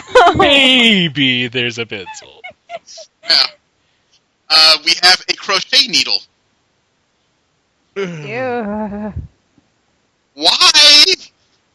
How? I don't want the answer to either of those questions, frankly. Don't get the imagination working. Just don't ask. Okay, we have another long one here. Quote, stuck a nail in urethra, then it migrated up into the bladder, unquote. Oh! Oh! I'm gonna just stop that from my mind. So when my girlfriend said she was going to nail me, this wasn't what I was thinking of. I'm laughing despite myself. God, you're gonna need surgery to get that thing out, or it's gonna fucking rust. You know what? Maybe this... if this wasn't with the crochet needle, this would almost make sense if it was. Wool yarn was stuck in someone's penis. That's gonna hurt. Get new underwear, dipshit. Yeah, was he trying to save the little man in the boat? There's only 2 more in the list of odd things stuck in the penis in 2014. It says here, long plastic hand of stirring spoon. Ow! Somebody complained about the coffee? What? I'll go back to yours, Steve. Cooking. You're doing it wrong. And the last item on this list of odd things stuck in the penis, according to hospital records, it's one of those ones that comes with quotation marks. I can hear you all bracing for whatever the frick this is. And this is one of those things that as soon as I finish, you're going to bawl laughing. Here we go. Quote, inserted a long balloon in penis to have girlfriend blow up for sexual stimulation, and it broke, unquote. Oh, I'm sorry. Oh. There are certain ways to make a balloon poodle. This is not one of them. Ow. I'm trying to think of the logistics of all this, because first there's the insertion of the balloon, then there's your girlfriend down on her knees in front of you trying to blow you up like you're one of Bozo's toys. I want to bet that alcohol was involved in all the ones of these that were not... Some kind of drugs were involved. Yeah. The only thing about this last one, though, is when she blew up the balloon and it broke, I could only imagine the howls that this man was emitting. I don't think he got that far. I think he just fainted from shock. No, it says it broke. The balloon broke. Yeah, no, it broke, but I wasn't sure if she actually got to the inflation part. I thought it just they stuck it up there and it broke. Yeah, I got that. Oh, God. People. You entertain me, but you shame me. I think that's enough for 2014. What do you guys think? Yeah. Yeah. All right. Well, I was thinking that next year to start off, I know that the Killing Joke was not the best pull for us as comic book fans. There's another hardcover out there though that I think is much more up our alley. There's one of the Joker, specifically of the Joker. The whole story is told from the Joker's perspective. Okay. All right. Complete with narration and thought bubbles. I'll read it. Okay. So next year we will start with 2015 with a Joker hardcover. However, we will be that's not what we're doing specifically next time we get together, because the next time any of us get together, we'll be at Anime Los Angeles. Yep. So V, you got a chance to chill out because Jesse, Steve, and I will all be down there working, having fun, talking, and probably cosplaying. Well, not cosplaying. Probably playing D&D for longer than we ought to. Hopefully not sick this time. Yeah. Please don't. All right. So thank you very much for tuning in. I appreciate all of you. And remember, please follow us on Twitter at the Rolling 20s, because we have 2 people who say they'll come on the show as soon as we get 100 Twitter followers. Thank you very much. Have a happy 2014. Have a happy holiday season. Have a great weekend. I am Jeremy. Steve. Jesse. And V. And remember, kids, don't jerk and drive. We're really going to end the show on that. The last show of the year, we're going to end it on that. Yes. Yep. And it's an important announcement. Do not masturbate and drive, people. Yeah. Always have a passenger. Have them do it for you. That's even worse. I believe I it's think that rules would of the classify road as- somewhere in there. I think that would still classify as distracted driving. Yeah, I've read some stories that have made me decide I will never give anyone any sort of roadhead or road anything. Okay, see? That's not distracted driving. That's the happiest driving you can do. V, I will double dog dare you. No, never, ever, ever. Okay, I think that's more than enough for the end there. I think we just figured out how to solve road rage.